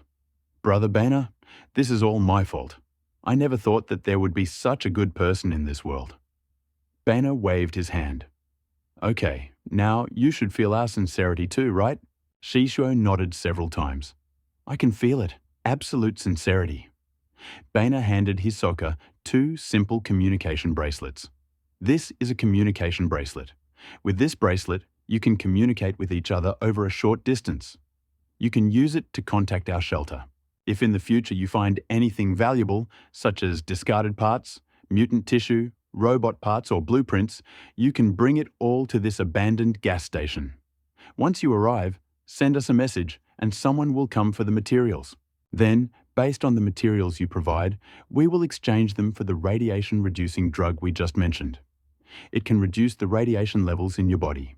Shishuo nodded. "No problem." As he spoke, he looked at the mutant lizard, only half of whose body was lying on the ground. Then, how much radiation elimination can this thing be exchanged for? Boehner didn't give a specific price, so Hisoka had to estimate how much supplies he needed to gather in exchange for a dose of radiation neutralizer. Boehner pointed to the communication bracelet in Hisoka's hand. You could try using it to contact the administrative officer directly. Inside the shelter, Ye Yun was deep in thought as he looked at the question on his communication bracelet. Just now, when number 1 returned to get the medicine, he also brought back the half-mutant lizard that belonged to them to the shelter. It could be said that the harvest this time was unusually rich. Damaged lizard skin green X3. Description: skin taken from a mutant lizard but heavily damaged in battle. Mutated lizard fang, green X10. Description: teeth removed from a mutant lizard, radioactive core D level blue. Description: a special core obtained from a powerful mutant, 14 green. 1 blue accessory was obtained directly from this half-mutant lizard. In addition, dozens of white accessories were obtained. However, despite the abundance of white accessories, their value is not as high as that of the previous green and blue accessories. To be honest, Ye Yun didn't expect the profits to be so huge this time. Is this a legendary boss battle? Not to mention the blue accessories that are currently out of stock, the green accessories alone are worth thousands of white accessories. The benefits are much higher than normal exploration. Ye Yun is not a greedy person, and he also knows that if it weren't for the help of Baina and the others, even if it were just the two brothers Hisoka and Simon, they would hardly be able to match that mutant lizard. Then I'll have to lower my expectations of them a little. In the end, it was very easy for him to do radiation abolition. About 20 white accessories and 10 minutes were enough for one radiation abolition.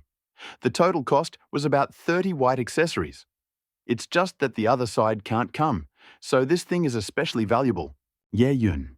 If we calculate based on the current mutant lizards, one mutant lizard can be exchanged for 10 doses of radiation elimination.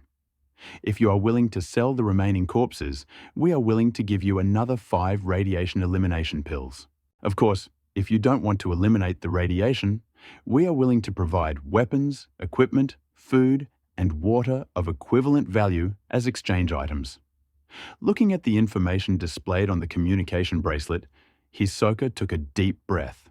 He doesn't think the price is too high. On the contrary, he thinks it's too cheap, so cheap it's unbelievable. Radiation-reducing drugs like this, which can reduce radiation levels in the body by 40%, are classified as Class D. He had bought them on the black market from other hospitals before, and the price was quite high. The mutant lizard that was being hunted today was about D level in strength. However, due to its species characteristics, it is considered a very strong species among the D-level mutants, so the reward for capturing it will be slightly higher than that of normal D-level mutants. This time, they came here because they received a reward from someone else. Another participant wants a whole corpse of a D-level mutant lizard, and the reward for this will be a radiation-absorbing potion that can reduce the radiation level in the body by 39%. With such a simple comparison, the difference between the two offers reaches 10 times. Therefore, Hisoka responded immediately and without hesitation. No problem. Then I will sell you the remaining half of the loot as well. When Ye Yun saw the other party react so quickly, he realized that his offer was a bit high, but he was not embarrassed. To survive in the long term, business must be mutually beneficial. He does not like to exhaust all resources. In his opinion, only a consistent and long-term approach can bring maximum benefit. Okay, then what do you need? More radiation removal products or what? This time, Hisoka didn't rush to answer, but thought about the question seriously. Radiation neutralizing drugs were certainly necessary, but more wasn't necessarily better. He had just heard that this stuff could only be administered once a month. After thinking for a moment, Hisoka said what he wanted. I need 3 more radiation shields. Can I exchange the rest for a spear like Mr. Baina's? In the previous fight, Hisoka witnessed the power of the spear in Baina's hand. In their hands, it is even sharper than machetes made from train tracks. Seeing the other party's needs, Ye Yun did not immediately respond, but began a conversation. After entering your requirements into the search bar, only the green details will remain in the interface. Ye Yun quickly looked around and soon found the target. Spear green. Attack, 11 to 16 attack. Speed, fast attack range. Close usage. Attributes, strength 7, dexterity 5. Price, 230 white accessories. Ye Yun bought it without thinking. However, after buying it, he found that he had overlooked a very important thing. Has limitations on the usage attributes. Hisoka and Simon are not members of the shelter, so he has no way to check their attributes through the membership system. If the usage attributes do not meet the requirements, the equipment cannot be equipped. However, since the equipment had already been purchased, Ye Yun could only ask number 1 to go back and bring the equipment, let the other party try it, and if it didn't work, he would find another way. Number 1 returned to the shelter and took the excellent soldier's green spear and the radiation neutralizer. Ye Yun felt happy because although Simon could not use the soldier's spear, his older brother Hisoka could. The deal was successfully completed. Watching the brothers disappear without a trace, Baina and the other 2 returned to the hideout with the remaining loot. Damaged lizard skin, green X3. Description: skin taken from a mutant lizard but badly damaged in battle. Mutated lizard claw green X2. Description: claws removed from a mutant lizard. Mutated lizard thigh meat. Green X4. Description: mutant lizard thigh meat. Edible after. Use increases the value of food and clothing by 100 points. The value of water purification by 100 points improves all stats by 1 point for 15 minutes and increases the value of radiation by 1%. The benefits received by the remaining half of the mutant lizard were obviously not as significant as those that the upper body received. Not only were there fewer accessories that could be removed, but the quality had also dropped significantly. However, Ye Yun did not feel that he had lost money in this transaction. On the contrary, he was in a good mood. In the end, the previous distribution of the spoils was decided by two brothers, Hisoka and Simon. Although the other side said they would split the spoils equally, they actually gave the more valuable upper body to the shelter. Very well, I was not wrong in his assessment. Although the main forces in this battle were the two Hisoka brothers, Ben, as a free man, also received several minor injuries. Adding in the time the three of them had spent exploring the area today, it would have been almost 12 hours, so Ye Yun didn't allow Ben to continue. After giving Lena and Baina a chance to have a good rest, Ye Yun continued to command Number 1 and Number 2 to explore the surrounding area and complete the map exploration along the way. Unlike Baina, Number 1 and Number 2 are bionic humans after all. Although their performance is not as good as Baina's, they have one very important advantage: tirelessness. If it is durable enough and has enough power, it can work 24 hours a day. While Number 1 and Number 2 were away, Ye Yun also took the time to check his current situation. Name: Ye Yun number 9545. Strength: 5 observation, 5 endurance, 5 charisma, 5 intelligence, 5 dexterity, 5 luck, 5 radiation. Value: 0%. Food and clothing. Value: 97 out of 100 water purification rate. 97 out of 100 shelter use space. 8 free space, 0 plus food reserves, 35 100ths plus supplies. Fresh water, 35 100ths plus range, 400 over 400 plus medicine, 2 100ths plus robot assembly, 2 bionic man, 2 normal people, 2 shelter members, 5 warehouse white accessories, 240.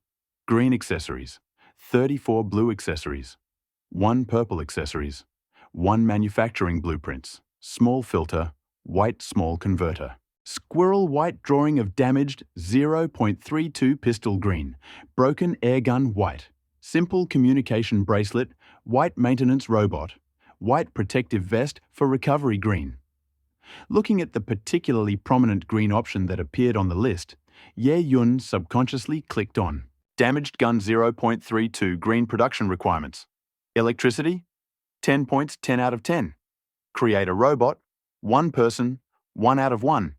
Basic accessory requirements. Defective steel pipe green X, 33/3. Crooked sight green X, 11/1. Rusty trigger, white X, 11/1. Broken wooden handle. White X, 11/1 torn.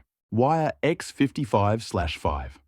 The reason why the .32 caliber pistol was not produced before was because there were too few green accessories on hand and there was no way to develop the perfect formula. Even after hundreds of formula changes, the production risk is still 4%. Previously assumed that the ideal formula would likely contain an unmarked green component. That was why the rejection rate was still high. However, after looking at the 34 green accessories in the warehouse, Ye Yun felt like he could give it a try. Type: production. Production risks are assessed. This survival item is a damaged pistol. 0.32 green assessment. Chance of getting green items is 100% risk, 21%. Assessment. Type: production. Assessment. Chance of getting green items is 100%. Risk 8%. Type: evaluations. Production. Evaluation. Probability of getting green items 100%. Risk 0%. After trying dozens of different green accessories, I finally found the perfect formula. Ye Yun did not hesitate and immediately pressed the confirm button. 30 minutes later, Ye Yun picked up the newly made 0.32 green broken pistol from the warehouse.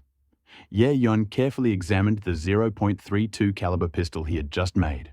Even though the system marked this weapon as broken, it still looks new after being repaired and assembled by a construction robot. The appearance of this thing is almost the same as the revolver that Ye Yun saw earlier in the series. Damaged pistol, 0.32. Green attack, 20 to 25. Attack speed, high attack range, medium use. Attribute, dexterity 5. Note, there is a 2-second cooldown after every 6 shots. Looking at the weapon's overall stats, Ye Yun frowned. This weapon is truly one of the best green weapons. However, if you do some math, you will find that the cost-effectiveness of this gun is very low. The cost of crafting such a weapon is too high. To craft it with the perfect recipe, you need 5 green and 10 white components. Currently, the price of a green weapon on the exchange is approximately 210 to 400 white accessories. As stocks accumulate, the exchange ratio of accessories of different levels began to stabilize. Now the exchange ratio of green and white accessories has stabilized at about 1 to 100. Cost of the broken pistol 0.32 green is about 510 white parts. Even if he didn't make a penny, it would probably be hard to sell if he put it on the exchange for 510 white accessories. This thing is probably only for your personal use. Ye Yun suddenly felt a little heartbroken. I have suffered a huge loss this time. You should know that he spent 160 white accessories just to buy this thing. If it weren't for today's good harvest, he would probably be in a deadly depression right now. Ye Yun sighed, realizing that his decision was a bit hasty. Although the weapon's performance was good, the cost-benefit analysis showed that it was a bad deal. He reminded himself that in the future, he would have to more carefully evaluate the costs and potential profits before producing anything. However, he also realized that every step he took now was like crossing a river over rocks. Although he relied on the evaluation system to avoid some risks, some mistakes were always inevitable. Ye Yun was a little bored because he could not benefit from the .32 caliber pistol. However, his eyes soon fell on another green option on the product list. Protective recovery vest. Green production requirements. Electricity. 10 points, 10 out of 10. Create a robot. 1 person, 1 out of 1. Basic accessory requirements. A small piece of memory. Metal Green X, 11/1. Damaged high-tech fiber fabric. Green X, 10/2. Contaminated. Spider Silk White X, 52/5. Broken wire, White X, 55/5. Broken iron sheet, White X, 55/5. This green plan is a reward for ending the first crisis. It's just that I was busy with other things before, so I didn't pay attention to it. Eyes lit up as he looked at the recovered green protective vest. The production requirements for this green armor are quite low. The basic recipe only requires 2 green accessories and 15 white accessories, and the total cost is only 215 white accessories. Ye Yun used the evaluation system to check the success rate of production. Evaluation type. Production risks are evaluated. The item produced this time is the Green Recovery Protective Vest. Evaluation. Probability of obtaining green items is 100%, risk 20%. The risk is only 20%. You should know that the production risk of a 0.32 caliber pistol basic design can reach 35%. Ye Yun didn't know why their risk levels were so different. However, he was interested in this green armor. Rating. 100% chance of getting green items. Risk. 15%. Rating. Type. Production. Rating. 100% chance of getting green items. Risk. 7% rating. Type. Production. Rating. 100%. Chance of getting green items. Risk 0%. Looking at the final formula, Yun was a little surprised. He originally thought that in order to obtain the perfect formula, he would need to find another hidden green accessory. However, To his surprise, the perfect formula only required the addition of a dozen different white accessories, and no green accessories were needed at all. The total production cost is only 230 white parts, half the cost of making a .32 caliber pistol. Ye Yun decisively pressed the confirm button. An hour later, when Ye Yun saw the brand new protective gear in the warehouse, his previous depression instantly disappeared. Protective vest for recovery. Green defense, 15. A protective vest made of special metal that can only protect the torso, but not the limbs' recovery. When durability falls below 100%, it will be restored at a rate of 1% per minute. Usage attributes. Strength, 3/dexterity 3. Durability, 100% good. Ye Yun was a little surprised. At first, he thought that the green armor made with only a few accessories would be a bad option, but he did not expect that the characteristics of this equipment would be surprisingly good. It restores its own durability, but its own defense stat also reaches 15. Ye Yun had also seen green defensive gear in the exchange before. Value is usually between 10 and 20, and the price is between 210 and 380 white accessories depending on the defense value. Green armor, such as the green recovery vest, can generally be sold for 300 to 310 white accessories. Ye Yun simply did a quick calculation, and the smile on his face could no longer be hidden. The cost was 230 white accessories. Even if the selling price was 300 white accessories, he could get 70 white accessories for each one sold. Very good. After the air rifle, I now have another flagship product. At first, the air gun sold well and brought in a lot of profit, but over time, more and more white guns began to appear in the wasteland. The prices of air guns were also reduced. Although the characteristics of many white rifles are inferior to those of air guns, their price is very low. Now, to buy a white gun, you only need a few dozen white accessories. Unless you're looking for perfection, most people will of course prefer the cheaper white melee weapons. Of course, the most important thing is that there are a lot of green weapons on the exchange. These green guns, even the worst ones, completely outperform air guns in their performance, and some common green guns only cost 210 white accessories. If air guns are too expensive, others can just bite the bullet and buy eco-friendly guns. Therefore, the price of air guns is now reduced to 100 white accessories, and the goal is to make a small profit, but a quick turnover. But now, with the advent of the Green Recovery Protective Vest, the production of air guns can be stopped immediately. Ye Yun immediately purchased the corresponding accessories from the stock exchange and then gave the production orders to the 2 construction robots. After completing the production plan, he did not stay up late any longer and resolutely returned to the dormitory to rest. On the second day, Ye Yun handed over 3 sets of freshly sewn protective vests to the 3 people who went out to scout. As for weapons, Ben was only given a .32 caliber pistol. Maybe it's because Ye Yun treats them differently, but are the stats of number 1 and number 2 really too low? Basically, all green equipment has performance limitations, and both of them can't use it at all. Ye Yun asked Bennu to take number 1 and number 2 to explore the surroundings and illuminate the surrounding map. After completing the task, Ye Yun opened the chat again to gather useful information. The researchers I sent out yesterday have not returned yet. I suspect something unexpected happened. The people I sent out to scout out yesterday were also injured, but they managed to get out safely. Said they were attacked by a giant mutant hound. I won a bit of victory. I sent 2 androids and 2 normal humans, but only 1 android and 1 normal human returned, both seriously injured. But I brought back a lot of useful things, including this Class D radiation ion core blue. This is the first blue accessory I got, but I'm not sure what it's for. I envy the big guy up there. What's there to envy? The shelter's combat power is limited. If half of it is lost in an instant, how can it develop in the future? Anyone know how to improve the performance of the Bionic Man? Yes, all the best equipment has a limitation on its use. You can't just continue exploring the world with the white equipment, right? Looking at the discussion in the crowd, Ye Yun narrowed his eyes.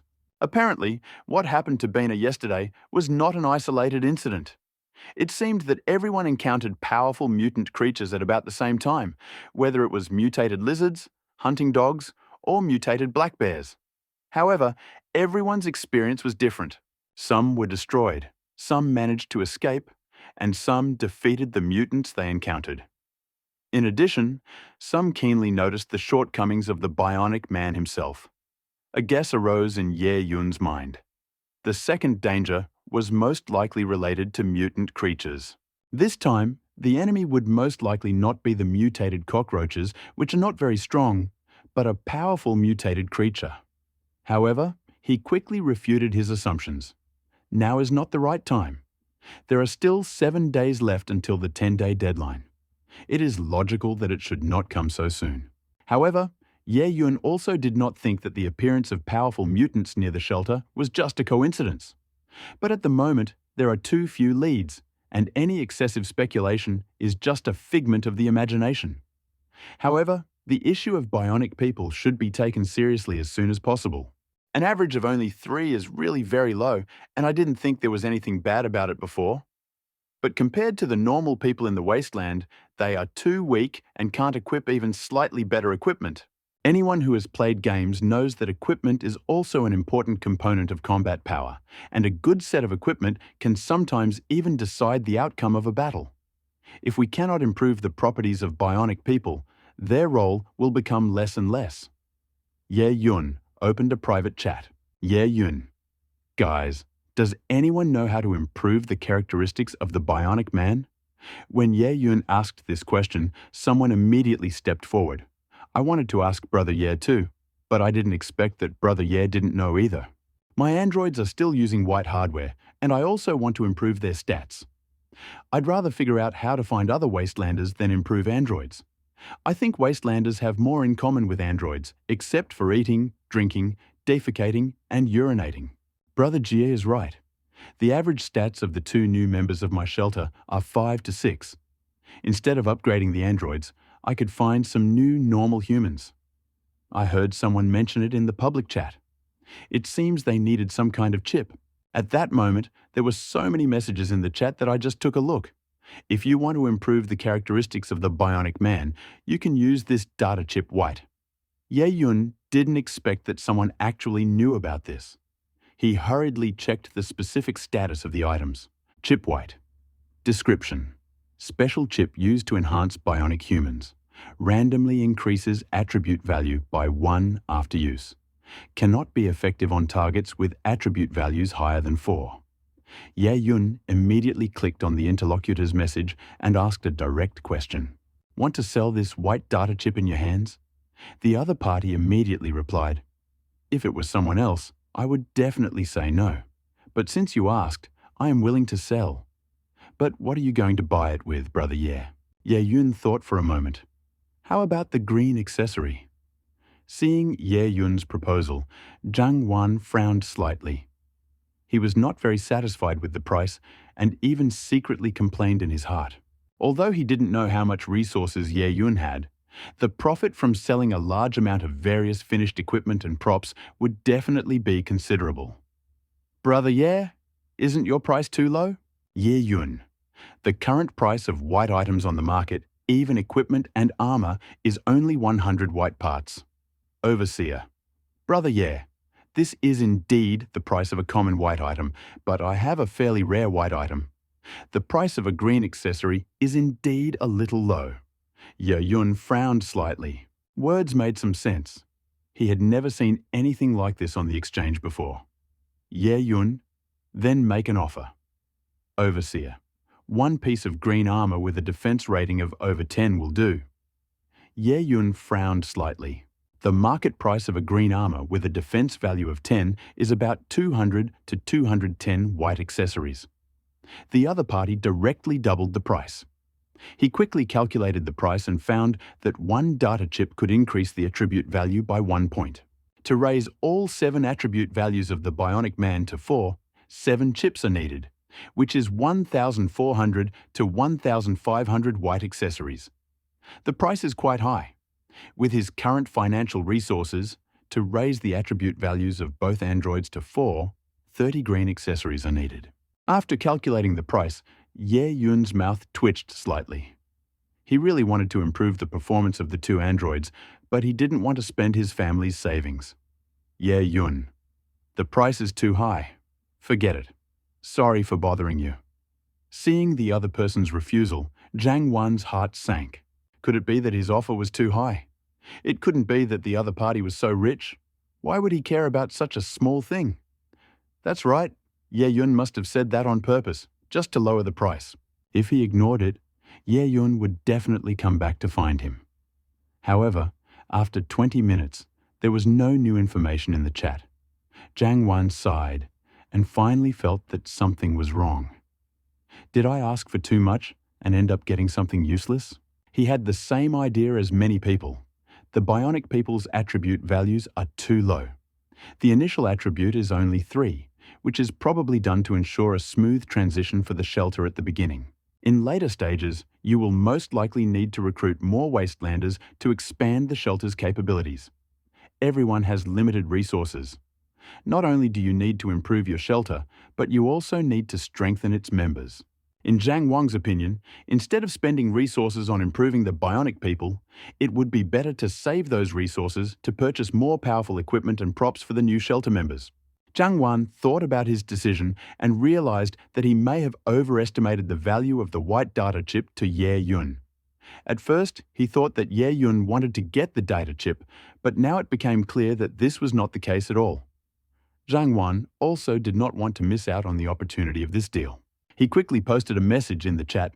Brother Ye, I was wrong. I went crazy and set a ridiculous price.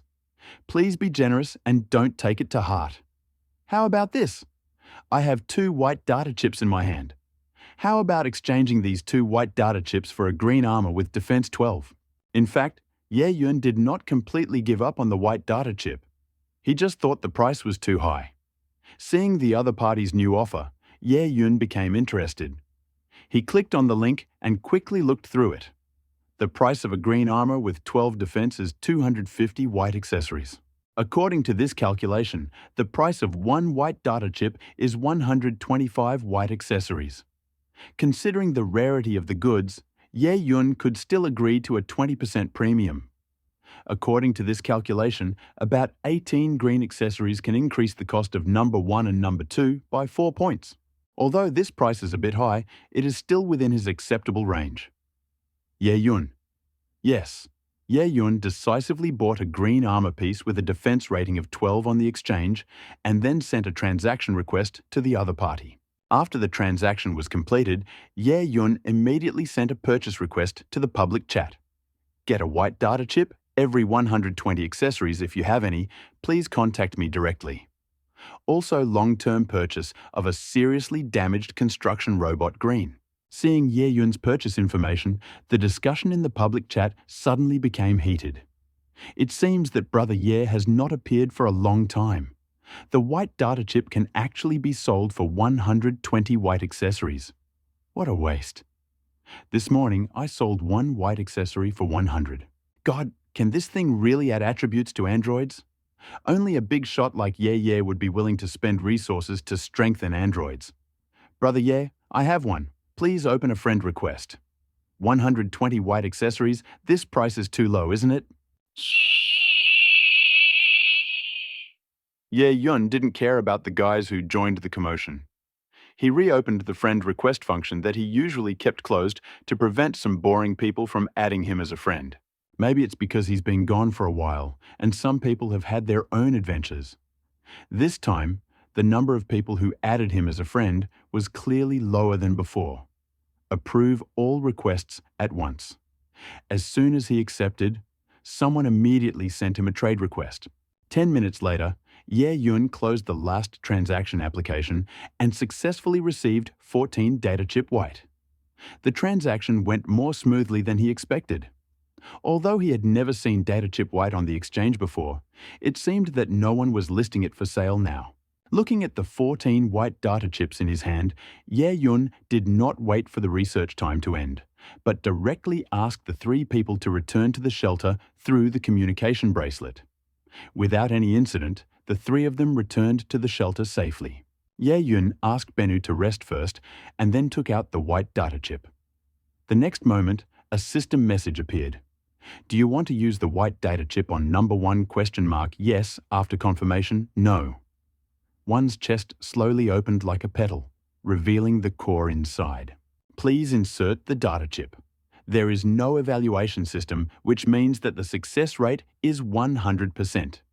Ye-Yun carefully aligned the white data chip with the main interface in the chest cavity of Bionic Man number 1, and then slowly inserted it inside.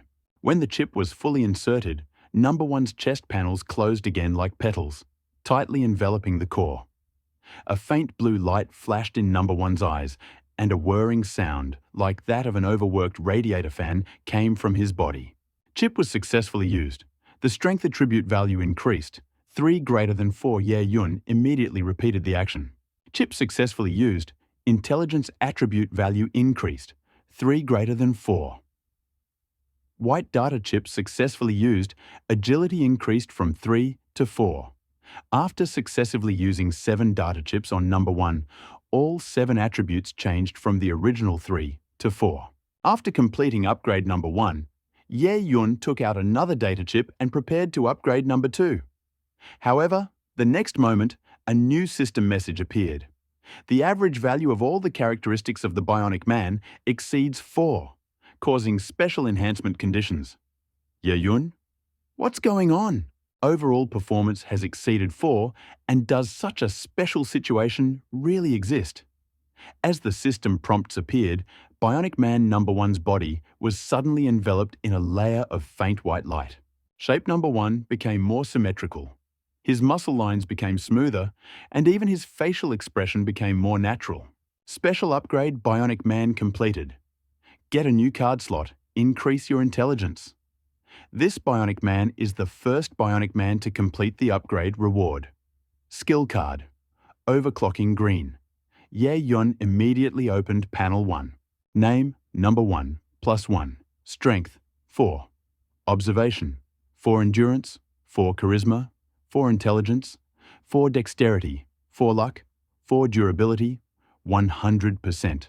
Repairable battery level, 100% available card slots. 1, except for some changes in appearance, and an extra card slot. 1 on the panel. Ye-Yun is not. Found no significant changes in the specially enhanced Bionic Man. He looked at the reward card. Skill card. Overclocking. Green note. After installing this skill card, the android will gain the overclocking skill.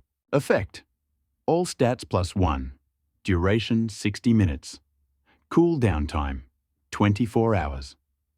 Ye-Yun carefully read the description of the skill card, and a look of surprise flashed in his eyes.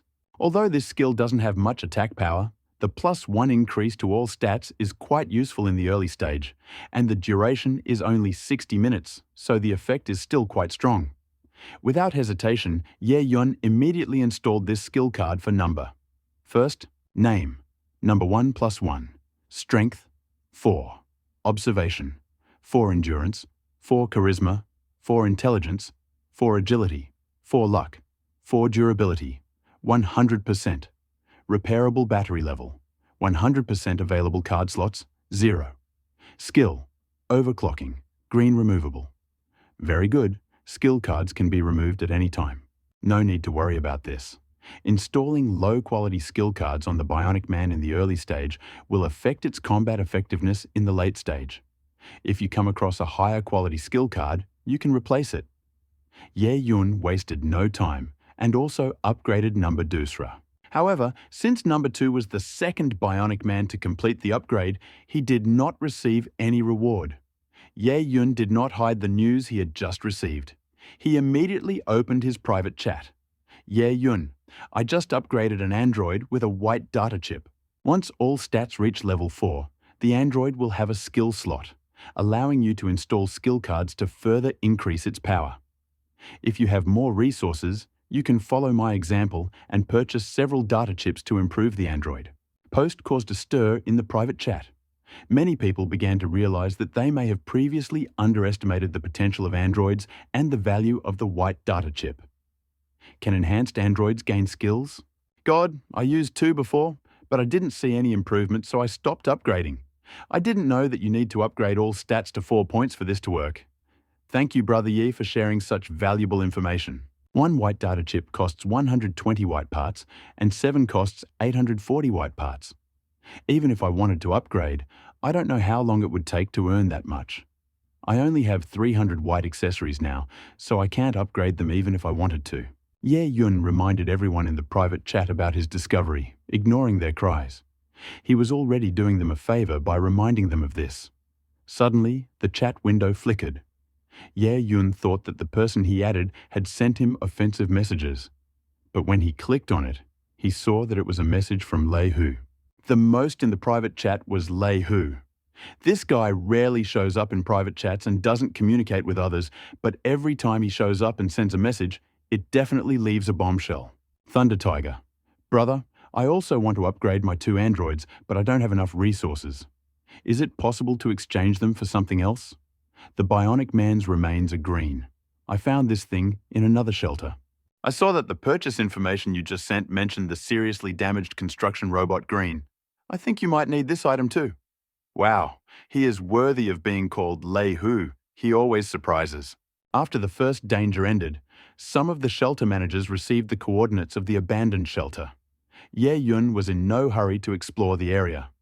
After all, the abandoned shelter was too far from their location. It would be very risky to travel such a long distance to explore. I didn't expect that Lei Hu had already completed the exploration and brought back all the loot. This power is really quite strong. Ye Yun quickly clicked on the product description. Remains green description. Bionic man, unusable due to severe damage. Only the basic core remains. With the appropriate blueprints and accessories, it may be possible to repair it. The introduction to this thing is very similar to building a robot that is falling apart. If someone did not have the relevant plans, he would definitely not be able to repair it. But he is different. With the evaluation system, if he has enough time, he can immediately pick up the appropriate accessories. He knew perfectly well that if he dug up the coordinates of an abandoned shelter, he would certainly get such a prop. But in his opinion, the more bionic people there were, the better. It just needed to be charged so that it would work around the clock. If this had been available earlier, all the capitalists would probably have been delighted. If it had been half an hour ago, he would still have had some misgivings, worrying that the potential of bionic humans was too low. But after completing upgrades number 1 and number 2, that worry had completely disappeared. Because he clearly understood that as long as he had enough resources to improve the bionic man, the potential for its improvement was still very large. In addition, the card slot function obtained from the first improvement could greatly increase the combat capability of the bionic man. Therefore, if the price is right, he is willing to take the green bionic man remains. Ye Yun, Brother Lei Hu, I really want this thing. Tell me the price, and I will take it if it suits me. Thunder Tiger. I should have realized beforehand that without the proper blueprints, it would be impossible to repair it in a short time. I actually had 2 pieces, but I wanted to try my luck with one of them and see if I could fix it. Who knew that he would be scrapped and disappear? Seeing the other party's words, Ye Yun's mouth twitched slightly. As expected of Lei Lao Hu, he was still impulsive in his actions. However, Ye Yun did not look down on him because of this. In fact, it is difficult to change anyone's personality as they grow older. However, his straightforward nature helped Ye Yun form a better impression of him. The other party did not do this because Ye Yun needed this prop, so he deliberately hid the shortcomings of this thing and instead deliberately pointed them out. In fact, the other party had no need to ask such questions, but he still asked them, which surprised Ye Yun very much. Ye Yun, I have accidentally obtained the relevant blueprints before, so don't worry, Brother Lei Hu. Thunder Tiger, I see you are really lucky. Well, I haven't seen anything like this on the exchange, so it's hard to put a price on it, but it is definitely very rare. How about 6 random green accessories? 6 green accessories are equivalent to 600 white accessories at the exchange rate. To be honest, this price is not too high. After all, as long as there are no accidents, the bionic man can continue to make a profit. Therefore, Ye Yun did not hesitate and immediately agreed. Ye Yun, no problem, just 6 green accessories. After agreeing on the price of the transaction, they happily completed it. Ye Yun, if Brother Lei Hu has something similar in the future, please contact me immediately. Thunder Tiger, no problem. After they finished their conversation, Ye Yun looked at the new item in his hand. To be honest, calling it debris was an exaggeration. It was, at best, a skeleton, and a badly damaged one at that. Remains green description. Bionic man, unusable due to severe damage. Only the basic core remains. With the appropriate blueprints and accessories, it may be possible to repair it. Can spare parts be used for repairs without a drawing? Based on previous experience, Ye Yun randomly chose a white accessory. Type: repair work. The risks of this repair are being evaluated. Repaired item. Bionic man remains. Green evaluation. Probability of obtaining green items is 100%. Risk 99.99%. Ye Yun. Looking at this terrifying risk, Ye Yun's mouth twitched slightly. It looks like we're in for another long battle. Ye Yun immediately opened an exchange and began buying some white accessories that he didn't have in stock. Type: repair. Work: the risks of this repair are being assessed. Repaired item: bionic man. Remains green. Rating: probability of getting green items 100%. Risk 94.1%. Rating: type: repair work. Rating: type: repair work. Rating: probability getting green items 100%. Risk 55.8%. After hundreds of attempts, the risk level stopped at 55.8%. Ye Yun knew that the next step would be to use green accessories by trial and error. In fact, if the repair was successful, the item would simply disappear. Moreover, repairs according to the current formula are the most cost-effective option. Now, only more than 30 white parts are needed, and the cost of repairs is practically negligible. However, considering the rarity of the wreckage and the fact that it was purchased with 6 green accessories, it didn't seem worth risking more than half of it to repair it. Ye Yun hesitated for a moment, then suppressed these thoughts in his mind. As for the evaluation system, there was basically no need for him to take such a risk. It is better to take it step by step. At first, Ye Yun used the green accessories in his warehouse to try to make mistakes. After confirming that these accessories could not increase the success rate, he opened an exchange and began to exchange them for other green accessories. Type: repair work. The risks of this repair are being assessed. The repaired item is the bionic man's remains are green. Rating: type: repair work. Rating: type: repair work. Rating: chance of getting green items is 100%. Risk 0%. The cost of repairs was higher than Ye Yun expected. 3 green accessories and 34 white accessories. If you add 6 green accessories for buying debris, the total cost of the android will be about 10 green accessories. Luckily, he had recently defeated the boss. Otherwise, his warehouse would surely be empty, even if he relied only on the resources he had saved earlier. Press the confirmation button and the construction robot will start moving, and the white accessories will begin to integrate with the human skeleton. Over time, the initially damaged skeleton began to gradually recover. Repair successful. You receive the Bionic Man green gender name, nameless strength, 3 observation, 3 endurance, 3 charisma, 3 intelligence, 3 dexterity, 3 luck, 3 durability, 100% under repair. Battery level, 100%. The moment the Bionic Man has completed the repair, the eyes that had been tightly closed suddenly opened. A faint blue light flashed in the android's eyes, and then it gradually stabilized, as if it was conducting some sort of self-check. The Bionic Man with the number 3 on his forehead slowly focused his pupils, then turned and looked at Ye Yun standing in front of him. His hard expression began to soften. "Hello, Administrator." Ye Yun. "Hello, nice to meet you." From now on, you can be called Number. Moondrum. 3. Yes, the naming is complete. Shelter use space. 8 free space. 0 plus food reserves. 40 out of 100 plus freshwater reserves. 40 100 plus cruising range. 400 400 plus medicines. 200ths plus robot assembly. 2 advanced bionic man. 1 bionic people. 3 normal people. 2 number of shelter members. 6. Seeing that in the shelter. Appeared?